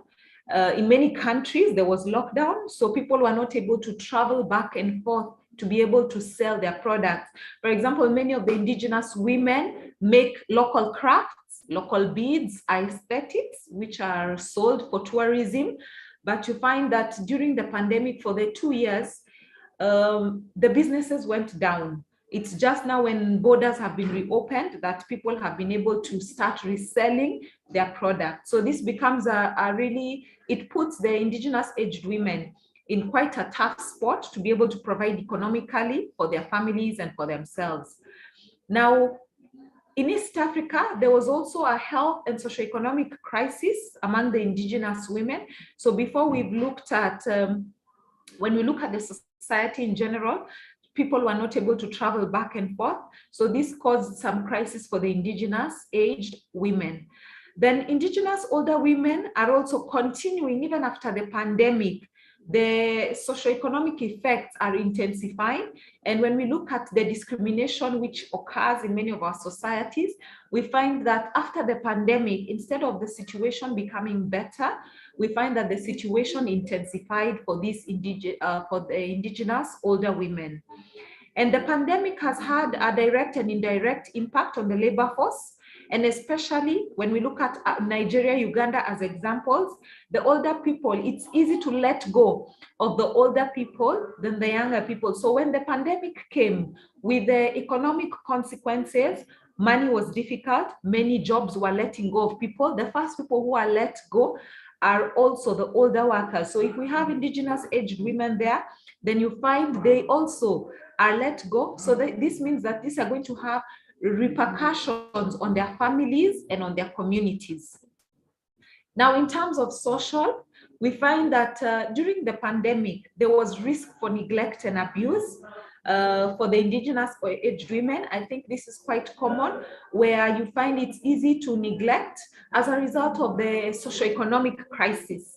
So abuse is also quite something which is found in many communities, where because of the psychological effects and the social effects which are occurring, it's very easy for communities to abuse the elderly Indigenous women. Now, social isolation was also something which was, I think, was observed in many communities, where people were not able to cross and be able to come and see Indigenous aged women. So if they're not living with their families near, then they were put in social isolation for quite some time. And there was limitations on movement, which affected the sources of livelihood. And this in turn burdened Indigenous women, because when you're not able to move, to be able to get what you need to eat, then it becomes a problem for the family and it becomes a burden, because we have said in many of the communities, the women are the ones who are going out to be able to get the nutrition which is needed for their families. And the social support systems were affected. We have mentioned that there was social isolation. So the social support systems, which is the family, the relatives, the friends, the neighbors, were affected by the pandemic. So then it becomes difficult for Indigenous aged women before and after the pandemic until some months later. Now, what can we talk about empowerment as we look at the area of Indigenous aged women?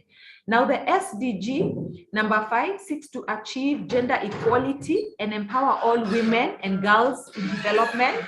So with this, when we look at the SDGs, we are number 5 is seeking to bring gender equality. So we need to promote gender equality and empower all women, regardless of their status in society. Prioritization of support and capacity strengthening to Indigenous women organizations. This is very key in empowering Indigenous aged women.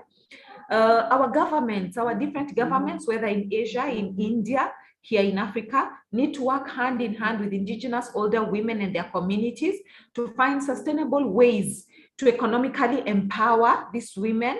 So it can be looking, for example, at micro enterprises, which can be able to help women, creation of different small SMEs, which can be able to help Indigenous women, promotion of their handicrafts. For example, on World Tourism Day, these are things which can help. Consultation with Indigenous older women to integrate their views on the designing, implementation, and evaluation of interventions. After the pandemic, what ways can we bring these women to the table so that we can be able to partner with them and listen to them and use their knowledge, because they have their knowledge which can be able to help us in the implementation, designing, and evaluation of different interventions. Now, governments also need to explicitly consider gender in the post-pandemic recovery plans through research, public health, and practice. So that means it involves also us as social work educators, practitioners, and academicians coming together to be able to help our governments through research to look for sustainable ways of helping these Indigenous women. So in conclusion, the presentation has looked at Indigenous aged women and empowerment post-pandemic. It is noted that the pandemic and the after effects had a negative impact on Indigenous aged women in Africa, in the African region, and social workers hand in hand with the governments can work to empower Indigenous women. Our moderator was talking about Ikibiri, and Ikibiri looks at bringing families together, bringing societies together. So this is an Indigenous approach. This is one of the approaches which can be used to bring the Indigenous aged women in different communities together so that we can be able to have as we go ahead in the post-pandemic era. Now, reforms should be guided by data, and this will be necessary for any change to take place. And finally, gender equality is necessary for a transformative society and world. So this is something that us as social workers need to work together to push towards. So thank you very much for listening to me, for your close attention. Thank you.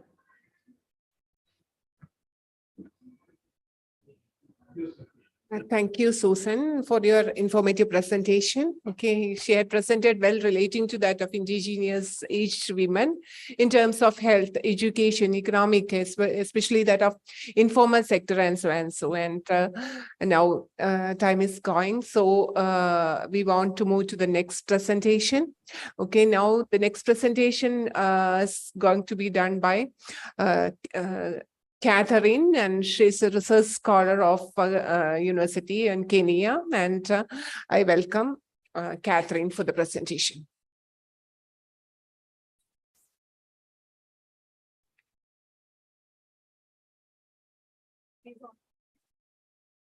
Thank you very much.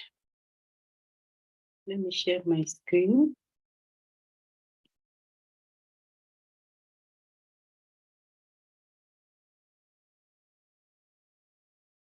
Give me a minute, I share my screen.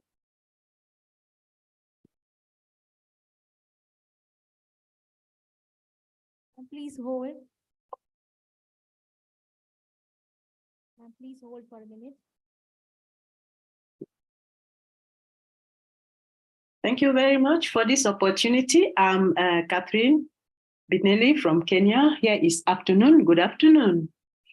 My presentation is on the strategies that can enhance the participation of women in environmental protection, conservation, and management initiatives in relation to community organization, which is a method of intervention of social work, now in a specific community in Voice of County, Taita Taveta County, Kenya. Now, when looking at the background, I used the funnel approach where I started from the global, regional, and actually locally, where I'm carrying on the research. Now, it has been known that human population growth, anthropogenic activities, and rapid technological advancement, among other factors, has really put a lot of strain on the earth ecosystem and natural resources. Women play significant roles in managing natural resources and preserving the environment. Globally, now on a global scale, women have participated in very many conservation initiatives through several movements.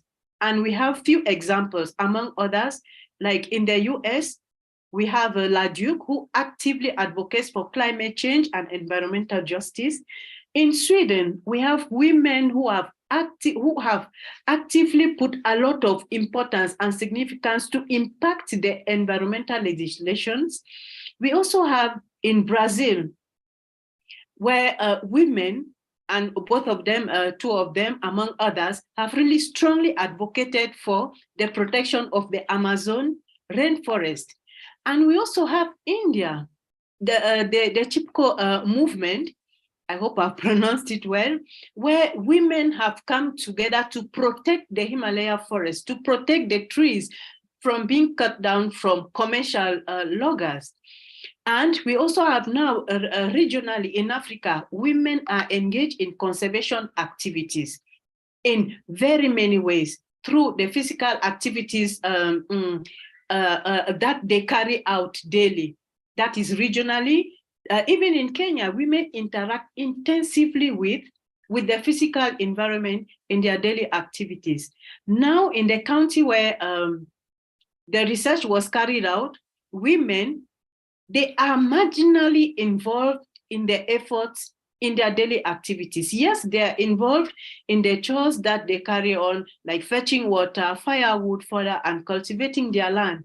That is a way, they are so connected with the environment, but now they are marginally involved in conservation activities.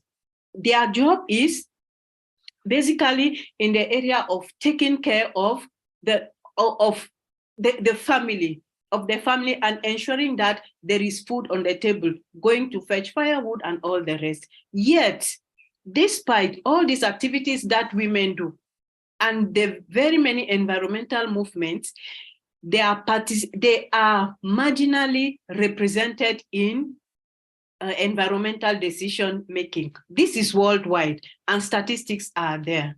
That means there is a problem. Now, the problem statement clearly shows that women are definitely connected to the environment on a daily basis, because we shall see it is women who will make sure that, who will cook food, who will make sure that there is food on the table. On the other hand, men will go out there, they will be seen on the public sphere, but women will be so constrained in the private sphere, taking care of food and all the rest, making sure that there is food on the table. And if a family does not have food, it will be blamed on a woman. So a woman will work so hard to make sure that her family gets food. And now women in this particular sub-county, they are marginally involved in the conservation activity, the broadly known activity. So this, the connection, no, the literature clearly shows that women are involved, or women rely on a daily basis on environmental resources, which are land. They cultivate land. They rely on food. They have on water, on fodder and forest resources for their livelihood. They cannot do without these environmental resources. Yet the forests are being destroyed. Over exploitation of the forest resources in the name of development, human encroachment. So when all these things happen, it shows that now the environmental resources will be degraded, and women will have nowhere to go and collect to get their livelihoods. They will have nowhere to go and fetch water, fodder and firewood for the family. that means there is a problem. And this county, like most African countries, comprises of a patriarchal community where men play a dominant role in decision making and women are caregivers. And women are the ones who bear the consequences. Like the example I've said, now when the forests are depleted, when the resources are depleted, women are the ones who will still go an extra mile to ensure that there is food on the table. They have to make sure that they fetch water and the like. So the decisions that are made, that the men make, it's the women who will have to implement them, and they are the ones who bear the consequences of it. Therefore, there is an urgent need to come up with strategies that can actively involve women in decision-making processes. Then now, when we came to the research questions, the main objective is to establish strategies that can enhance women's participation in environmental protection, conservation, and management initiatives. And now, what are these strategies that can really, that can enable women to be actively, to fully participate in environmental decision-making and environmental decision-making and activities, and also policy-making that takes a policy formulation. So this study was justified that in the county, there's unregulated extraction of forest resources in that sub-county, which has resulted to deforestation and land degradation, despite the laws that were enacted in 2019 by the government of Kenya. The county continues to experience the negative consequences of climate change, which are caused by deforestation and land degradation. Also, that area, there's a lot of mining activities. Actually, it's at the coastal region of Kenya. There's a lot of mining activities that causes environmental degradation, and it leads to food insecurity. It makes it has caused the country, it has resulted to poverty in the county. And women are also involved in these mining activities, although their efforts are not regarded or are overlooked. So women in the county are so concerned, and they are adversely affected by the climate change and the extended drought, because that place can really be drought because of the effect of climate change. Yet their conservation efforts are overlooked. Women, they traditionally have a way of conserving the environment. So if they are put on board in environmental decision-making, their voices, their views, their opinions, if those are put into consideration, then there can be changes in the environmental area. So since that area is also, there's also a national park in that area, it's also affected because the wildlife habitat is disrupted, and there is conflict between the wildlife and human beings, and also the wildlife and livestock, because of the disruption of those areas at the expense of development, at the expense of human encroachment in that area. So a lot is going on in that area. So the county faces the danger of food insecurity, flooding, and famine. So when we move to the next point, so this point is very significant because it will come up with novel environmental conservation approaches that will call for the involvement or the integration or the full participation of women in the county. So this study impacts environmental social work practice by focusing on women in the environment. Women are the ones who are so connected to the environment. So it is important that their views, their opinions, their knowledge be taken into consideration. So this study also promotes social work ethics, the value of service. Women are always at the forefront of providing service to their families, to their community, to their society, and to the nation as a whole. It also focuses on realizing Sustainable Development Goal number 5 on achieving gender equality and empowering women.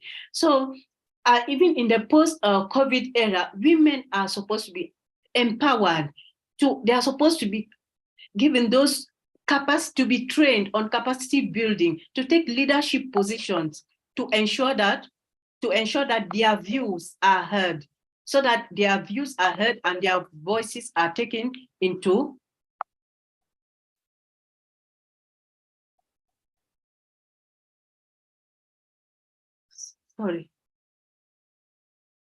sorry about that.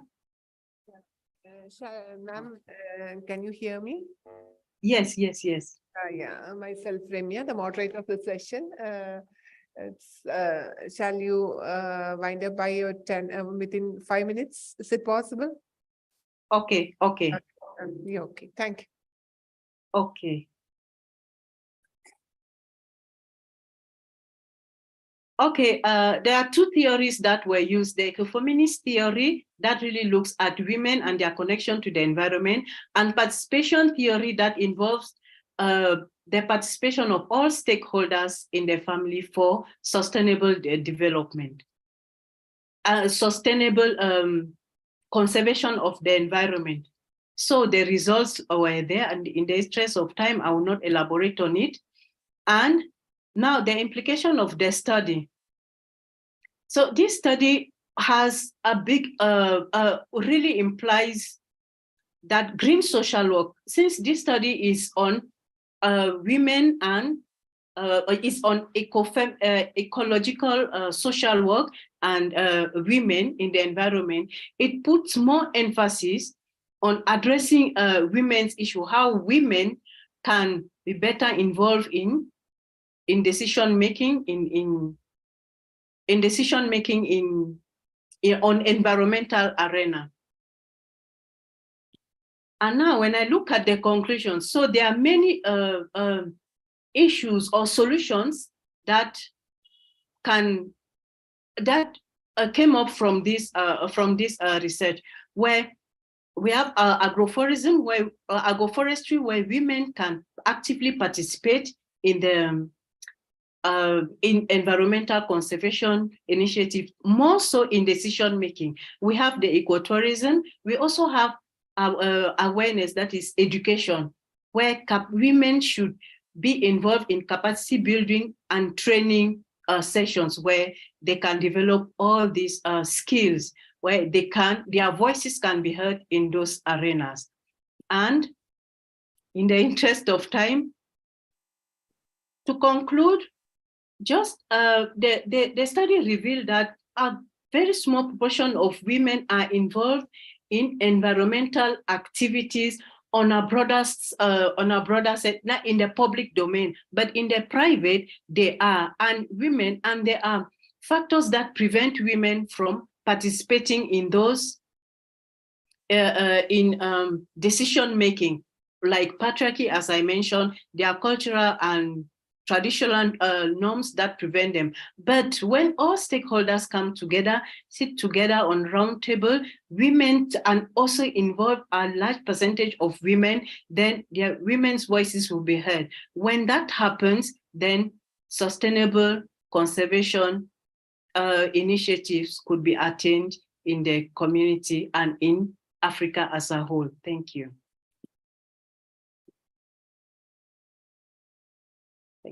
Okay, thank you so much, Catherine, for your presentation. Okay, thank you. Now, the last speaker in the session, Dr. KPN Amartha. As when the session started, I told you that for each and every presentation, we are expressing our queries, our confusions, and so and so. But the thing is that we want to find a solution out of that. That is the biggest thing we want, or the output of a seminar or a conference. That is a real output.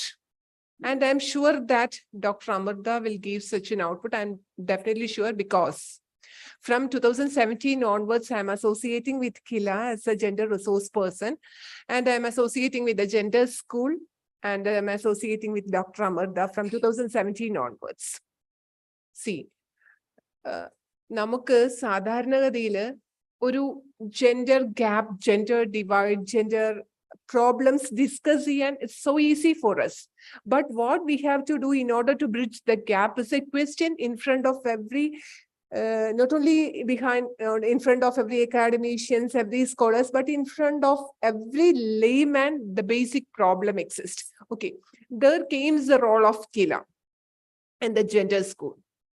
Okay, and we are doing a lot.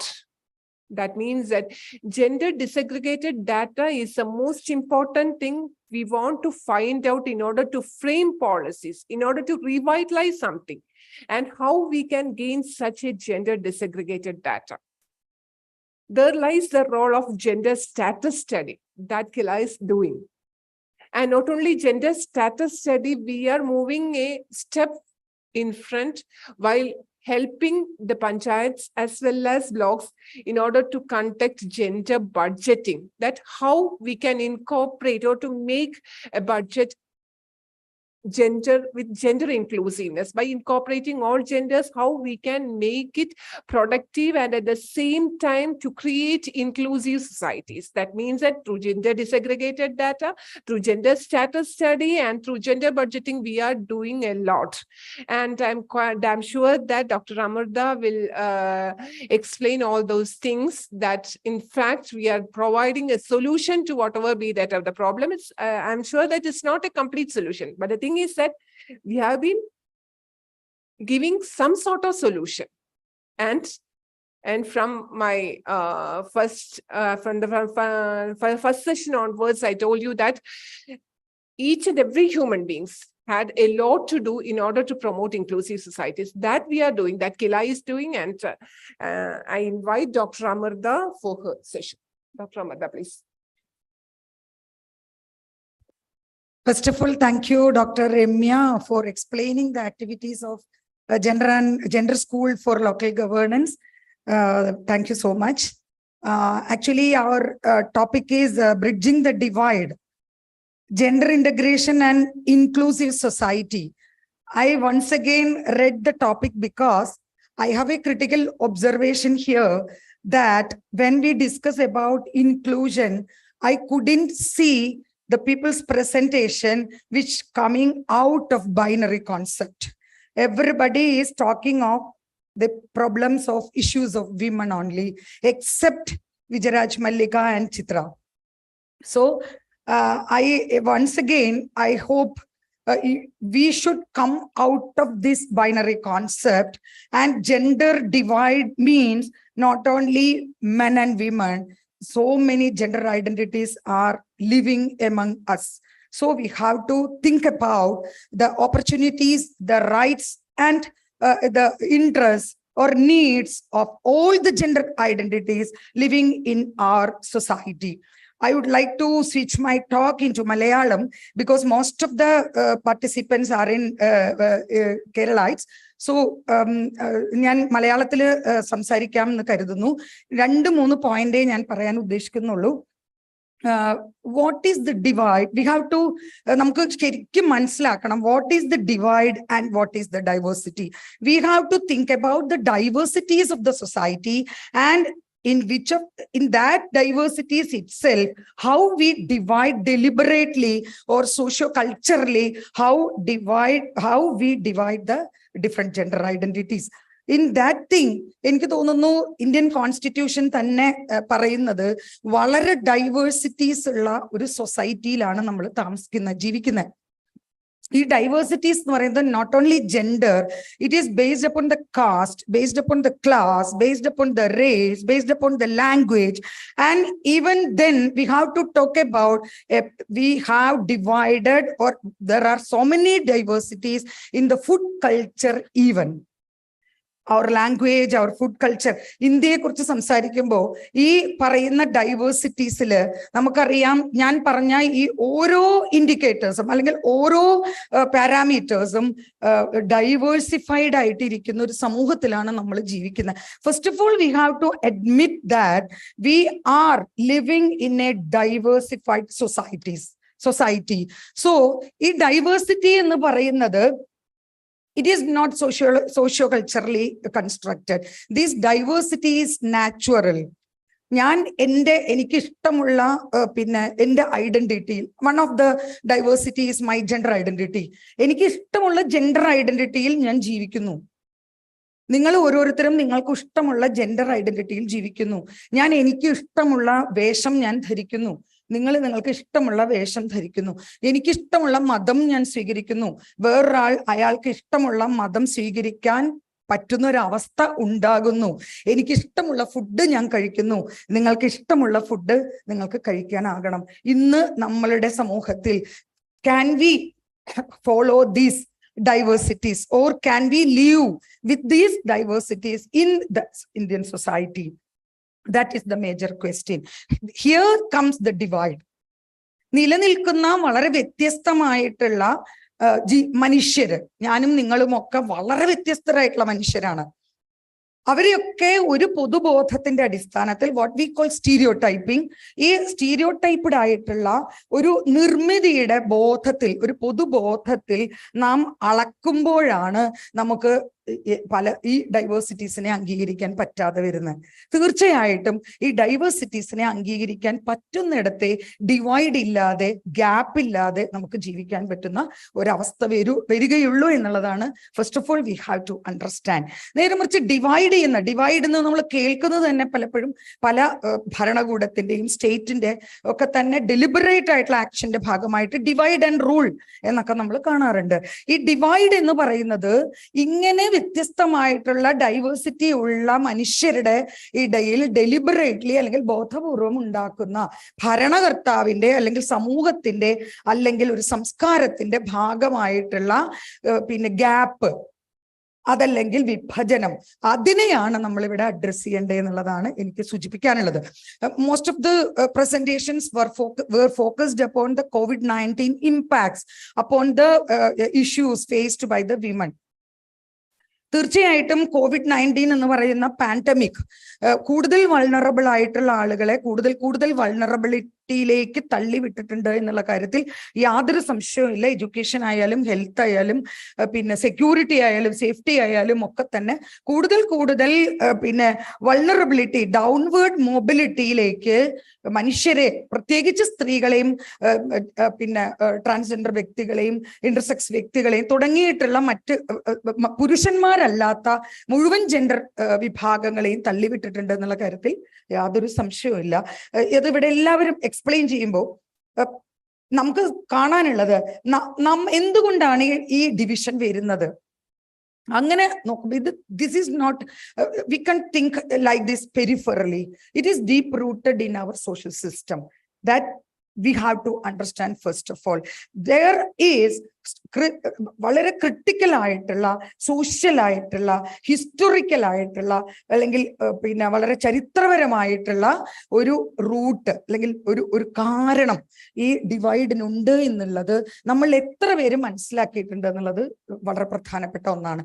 അതിൽ പ്രധാനപ്പെട്ട ഒന്നാണ് നമ്മളുടെ അവിടെ നിലനിൽക്കുന്ന class system എന്നുള്ളത് നമ്മൾ മനസ്സിലാക്കേണ്ടത്. ഉള്ളവരും ഇല്ലാത്തവരും തമ്മിലുള്ള അന്തരം, ഈ ക്ലാസ് സിസ്റ്റത്തോടൊപ്പം തന്നെ ഒരുമിച്ച് കിടപിടിച്ച് നിൽക്കുന്ന പാട്രിയാർക്കി എന്ന് പറയുന്ന വളരെ വെർട്ടിക്കൽ ഹൈറാർക്കിയിൽ നിൽക്കുന്ന ഒരു സോഷ്യൽ സിസ്റ്റം നിലനിൽക്കുന്നതാണ് ഈ ഡിവൈഡിന്റെ പ്രധാനപ്പെട്ട കാരണം. That is the important reason എന്ന് നമ്മൾ മനസ്സിലാക്കേണ്ടതുണ്ട്. അങ്ങനെ മനസ്സിലാക്കിയാലേ കുടുംബശ്രീ എങ്ങനെയാണ് ഈ സോഷ്യൽ ഇൻക്ലൂഷനെ കാണുക, അല്ലെങ്കിൽ നമ്മൾ എത്ര കണ്ട് ഈ ഇൻക്ലൂസീവ്നെസ് എന്ന് പറയുന്ന ആ ചിന്തയെ നമ്മൾ സ്വാംശീകരിച്ചിട്ടുണ്ട്. How we adopt, how much we adopted the inclusive thought of inclusiveness in our system എന്നുള്ളത് നമുക്ക് മനസ്സിലാക്കാൻ പറ്റുക. ട്രാൻസ്ജെൻഡർ ഐഡന്റിറ്റി ഉള്ള വ്യക്തികളുടെ അയൽക്കൂട്ടം രൂപീകരിച്ചിട്ടുള്ള ഒരേ ഒരു വിമൻ കളക്റ്റീവ് കുടുംബശ്രീയേ ഉള്ളൂ. മറ്റ് വിമൻ കളക്റ്റീവ്സ് ഒന്നും ഒരു കളക്റ്റീവും എനിക്ക് തോന്നുന്നില്ല കുടുംബശ്രീക്ക് ശേഷമേ ട്രാൻസ്ജെൻഡർ അയൽക്കൂട്ടങ്ങൾ രൂപീകരിച്ചിട്ടുള്ളൂ. But how much we are taking forward their necessities, their needs, how we find them. ഇതൊക്കെ നമ്മൾ നോക്കുമ്പോഴാണ് എവിടെ നമ്മൾ നിൽക്കുന്നു എന്നുള്ളത് നമുക്ക് മനസ്സിലാവുക. ഇത് വാചകത്തിൽ ഉണ്ടായാൽ പോരാ, അടിമുടി നമ്മുടെ സ്കീംസ് ആൻഡ് പ്രോഗ്രാംസിൽ നമുക്ക് ഉണ്ടാകണം. ഈ പാട്രിയാർക്കി എന്ന് പറയുന്ന ഒരു system, that is the impact of the patriarchy or the reflection of the patriarchy is not only affecting the women but also all the gender identities except men. That thing we have to propagate, we have to conscientize all the Ayalkutams, all the Kudumbashree members, and then only we can get rid of from this binary concept or this gender divide.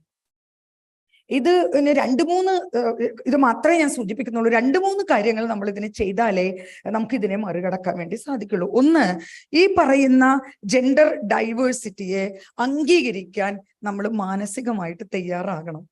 നമ്മളുടെ മകളോ നമ്മളുടെ മകനോ നമ്മളുടെ സഹോദരിയോ നമ്മളുടെ സഹോദരനോ നമ്മളോടൊപ്പമുള്ള നമ്മുടെ സുഹൃത്തോ അവരാരായാലും ഏത് gender ഐഡന്റിറ്റിയിൽ ജീവിക്കുന്ന ഒരു വ്യക്തിയായാലും അവർക്ക് തുല്യമായിട്ടുള്ള മനുഷ്യാവകാശമുണ്ട് എന്ന് മനസ്സിലാക്കാൻ നമ്മൾ മനസ്സിലാക്കേണ്ടതുണ്ട്. ഇപ്പൊ നേരത്തെ മോഡറേറ്റർ ഡോക്ടർ എമ്മി അവിടെ സൂചിപ്പിച്ചു, 2 സീറ്റ് നമ്മൾ പിന്നെ റിസർവ് ചെയ്തിട്ടും അവിടെ കുട്ടികൾ വരുന്നില്ല. എന്തുകൊണ്ടാ? ഇപ്പോഴും ആ ഒരു ട്രാൻസ്ഫോബിയ നമ്മളുടെ ഇടയിൽ നിലനിൽക്കുന്നുണ്ട്. തീർച്ചയായിട്ടും ഡെലിബറേറ്റ് ആയിട്ടുള്ള ഒരു ആക്ഷൻ, ഈ ബൈനറി തോട്ടിൽ നിന്ന് പോകാനുള്ള ഒരു ആക്ഷൻ നമ്മളുടെ ഭാഗത്ത് ഉണ്ടാകേണ്ടതുണ്ട്. ഞാൻ നേരത്തെ സൂചിപ്പിച്ച പോലെ we need a systemic change in relationships, change in family, change in marriage, change in religion, everything we have to ആ ഒരു സിസ്റ്റമിക് ആയിട്ടുള്ള ഈ സിസ്റ്റത്തിനെതിരായിട്ടുള്ള ഒരു റെസിസ്റ്റൻസ് ഉണ്ടാക്കിയെടുത്ത് ഒരു ബദൽ സംസ്കാരം സൃഷ്ടിക്കുന്നതിൽ കൂടെ നമ്മുടെ ബന്ധങ്ങളില്, നമ്മൾ ഉണ്ടാക്കുന്ന സൗഹൃദങ്ങളില്, നമ്മൾ ഉണ്ടാക്കുന്ന പ്രണയങ്ങളില്, നമ്മുടെ കുടുംബ ബന്ധത്തില്, നമ്മൾ ഉണ്ടാക്കുന്ന മതസ്ഥാപനങ്ങളുടെ ബന്ധങ്ങളില്, നമ്മുടെ രാഷ്ട്രീയ സ്ഥാപനങ്ങളുടെ പ്രവർത്തനങ്ങളില് ഒക്കെ തന്നെ ഈ ഒരു സിസ്റ്റമിക് ചേഞ്ചിനുള്ള ഒരു റെസിസ്റ്റൻസ് നമ്മൾ ആദ്യം രൂപപ്പെടുത്തിയെടുക്കേണ്ടതുണ്ട്. മറ്റൊന്ന്, ഇപ്പോ നമ്മൾ സ്വീകരിച്ചിട്ടുള്ള ഒരു വെൽഫെയർ അപ്രോച്ച് ഉണ്ട്, ഒരു ക്ഷേമ സമീപനമുണ്ട്. അത് എല്ലാവരെയും we are treating the women, we are not treating the transgender people, even we are not providing any opportunity, any right they deserve. But for women even, നമ്മൾ ഈ ഇത്തരത്തിലുള്ള പല പദ്ധതികളും നടപ്പിലാക്കുമ്പോഴും we are making them only the beneficiaries. There is no participation from the transgender community or other gender identity. So we have to change our approach, our perspective from the welfare approach to the right-based approach. Then only we can go through or we can escape from this gender divide. Then for that we have to formulate some of the programs, some of the schemes particularly which propagates the gender inclusiveness of the society. We have to be more independent, we have to be more feminist perspective we must have. We have to think more than or we ഈ പറയുന്ന power ഹൈറാർക്കിയെ മറികടക്കുന്ന രീതിയിൽ നമ്മളുടെ തലയിലൊക്കെ ഈ അധികാരം ഉണ്ട് എന്ന് മനസ്സിലാക്കലാണ് ഇതിന്റെ ആദ്യത്തെ അവസ്ഥ. ഇപ്പോഴും നമ്മളുടെ കേരളത്തിലെ സ്ത്രീകളോട് ചോദിച്ചാൽ, നിങ്ങളെ ഭർത്താവ് തല്ലുന്നത് കൊണ്ട് നിങ്ങൾക്ക് ബുദ്ധിമുട്ടുണ്ടോ എന്ന് ചോദിച്ചാൽ എനിക്ക് തോന്നുന്നു 67 എന്ന് പറയുന്നത് കുറഞ്ഞിട്ടുണ്ടാവും. ഒരു 34% ആൾക്കാർ ഇപ്പോഴും പറയും, ഞാൻ തെറ്റ് ചെയ്താൽ എൻ്റെ ഭർത്താവ് തല്ലുന്നത് കൊണ്ട് എനിക്ക് പ്രശ്നമില്ല എന്ന് പറയുന്ന അവസ്ഥയിലേക്ക് നമ്മളുടെ സ്ത്രീകൾ എത്തിച്ചേർന്നിട്ടുള്ളൂ. അതിൽ നിന്ന് അവരുടെ തലയിൽ വീണ് കിടക്കുന്ന ഈ അധികാരത്തെ, വേർട്ടിക്കൽ ഹൈറാർക്കിയെ നമ്മൾ പൊളിച്ച് കാണിച്ചു കൊടുക്കാനുള്ള ധൈര്യം നമ്മൾ കുടുംബശ്രീ നമുക്ക് കാണിക്കേണ്ടതുണ്ട്. ഇത് കാണിക്കണമെങ്കിൽ നമ്മളുടെ ചില programmes, schemes, for example community kitchen എന്ന് പറയുന്ന ആശയം സമൂഹത്തിൽ വരുമ്പോഴേക്കും എന്തുകൊണ്ടാണ് സ്റ്റേറ്റ് കുടുംബശ്രീ ആലോചിക്കുന്നത്? കൃത്യമായിട്ടുള്ള ജെൻഡർ സ്റ്റീരിയോടൈപ്പിൽ, ജെൻഡർ റോളിൽ നിന്നുകൊണ്ട് ഈ കാര്യങ്ങൾ ചെയ്യുന്ന അതേ ഒരു സ്റ്റീരിയോടൈപ്ഡ് ആയിട്ടുള്ള ഒരു മാതൃക ഇപ്പോഴും നാം കാണിക്കുന്നത് കൊണ്ടാണ് പലപ്പോഴും ഫസ്റ്റ് തോട്ടില് കമ്മ്യൂണിറ്റി കിച്ചനെ കുറിച്ച് ആലോചിക്കുമ്പോൾ നമ്മളെ ഓർമ്മ വരുന്നത് അല്ലെ? തീർച്ചയായിട്ടും ഇതിനെതിരായിട്ടുള്ള പ്രതിഷേധങ്ങള് വന്നിട്ടുണ്ട്. ഒരുപാട് മാറ്റങ്ങൾ ഈ ജെൻഡർ സ്റ്റീരിയോ ടൈപ്പിങ്ങിനെ മാറ്റുന്നതിന് വേണ്ടി കുടുംബശ്രീ പ്രസ്ഥാനത്തിനകത്ത് ഉണ്ടായിട്ടുണ്ട്. ഇതിനെ കുറെ കൂടെ മൊബിലൈസ് ചെയ്യുക എന്നുള്ളതാണ് ഈ ജെൻഡർ ഡിവൈഡിനെ നമുക്ക് ഒന്ന് മാറ്റിക്കളയാനുള്ള ഒരു സ്റ്റെപ്പ് എന്ന് പറയുന്നത്.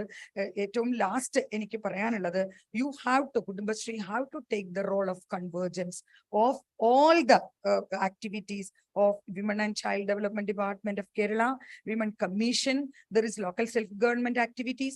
All these activities, we should converge all the activities. That role Kudumbashree can take, because this is the largest community network of women ever evolved in the world. So, ഈ പറയുന്ന ഉത്തരവാദിത്തങ്ങളെ ഇനിയുള്ള നമ്മളുടെ ചർച്ചകൾക്കകത്തും policy മേക്കിങ്ങിനകത്തും കൊണ്ടുവന്നാൽ മാത്രമാണ് നമ്മൾ ഈ ഇൻക്ലൂസീവ്നെസ്സിനെ കുറിച്ച് ചർച്ച ചെയ്തിട്ട് കാര്യമുള്ളൂ. ആ രീതിയിലുള്ള സജഷൻസും ആ രീതിയിലുള്ള ഡിസ്കഷൻസും ഈ ഇന്റർനാഷണൽ സെമിനാർ കോൺഫറൻസിന് കുടുംബശ്രീ പ്രസ്ഥാനത്തിനകത്ത് നടത്താൻ കഴിഞ്ഞെങ്കിൽ ഈ കോൺഫറൻസ് വലിയ സക്സസ് ആയിരിക്കും എന്ന് ഞാൻ സൂചിപ്പിക്കുന്നു. I M concluding my words. Thank you very much.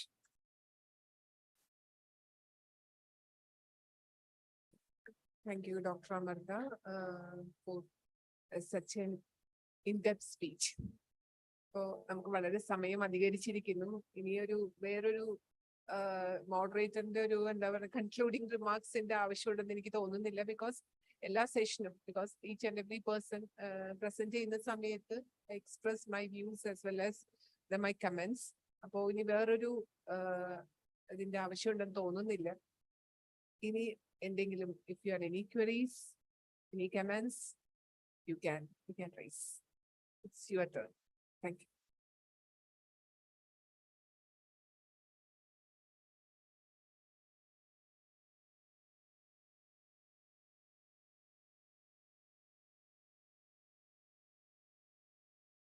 Participants, it's a time for open discussion.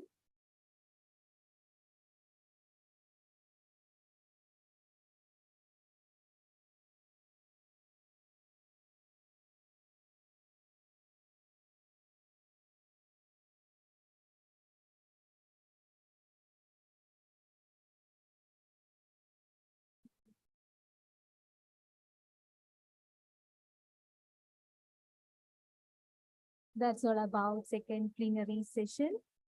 On behalf of Kudumbashree District Mission Thrissur and Kerala Institute of Local Administration, thank you so much, Dr. Remya R, Master Resource Person, Kerala Institute of Local Administration, Associate Professor, Government College, Kuttanallur, our moderator, Dr. Vinitha Thampi, in their absence, Dr. Amrita KPN, Srimati Chitra Nilampur in her absence, and Srimati Vijay Rajamaliga, and of course, our online speakers, Ms. Susan Michuri and Ms. Catherine Dinelli. Now, I would like to invite Dr. Kavita A, Kudumbashree District Mission Coordinator, Thrissur, to give away a memento to our resource person and speakers as a token of love and gratitude. First, our moderator, Dr. Remya R, Master Resource Person, Kila, Associate Professor, Government College, Kuttanallur. Thank you, ma'am.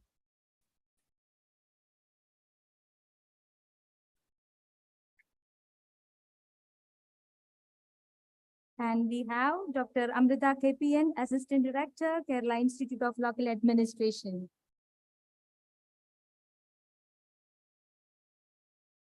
Thank you, ma'am.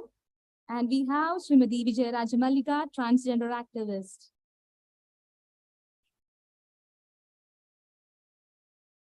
Thank you so much. Thank you, Kavita ma'am. The session is over. Now, I would like to express my appreciation to speakers, panelists, and moderators for their valuable contribution to our international conference on women empowerment strategies in the post-COVID world. My deepest gratitude goes to all who attended the first day conference and helped to make it such a successful one.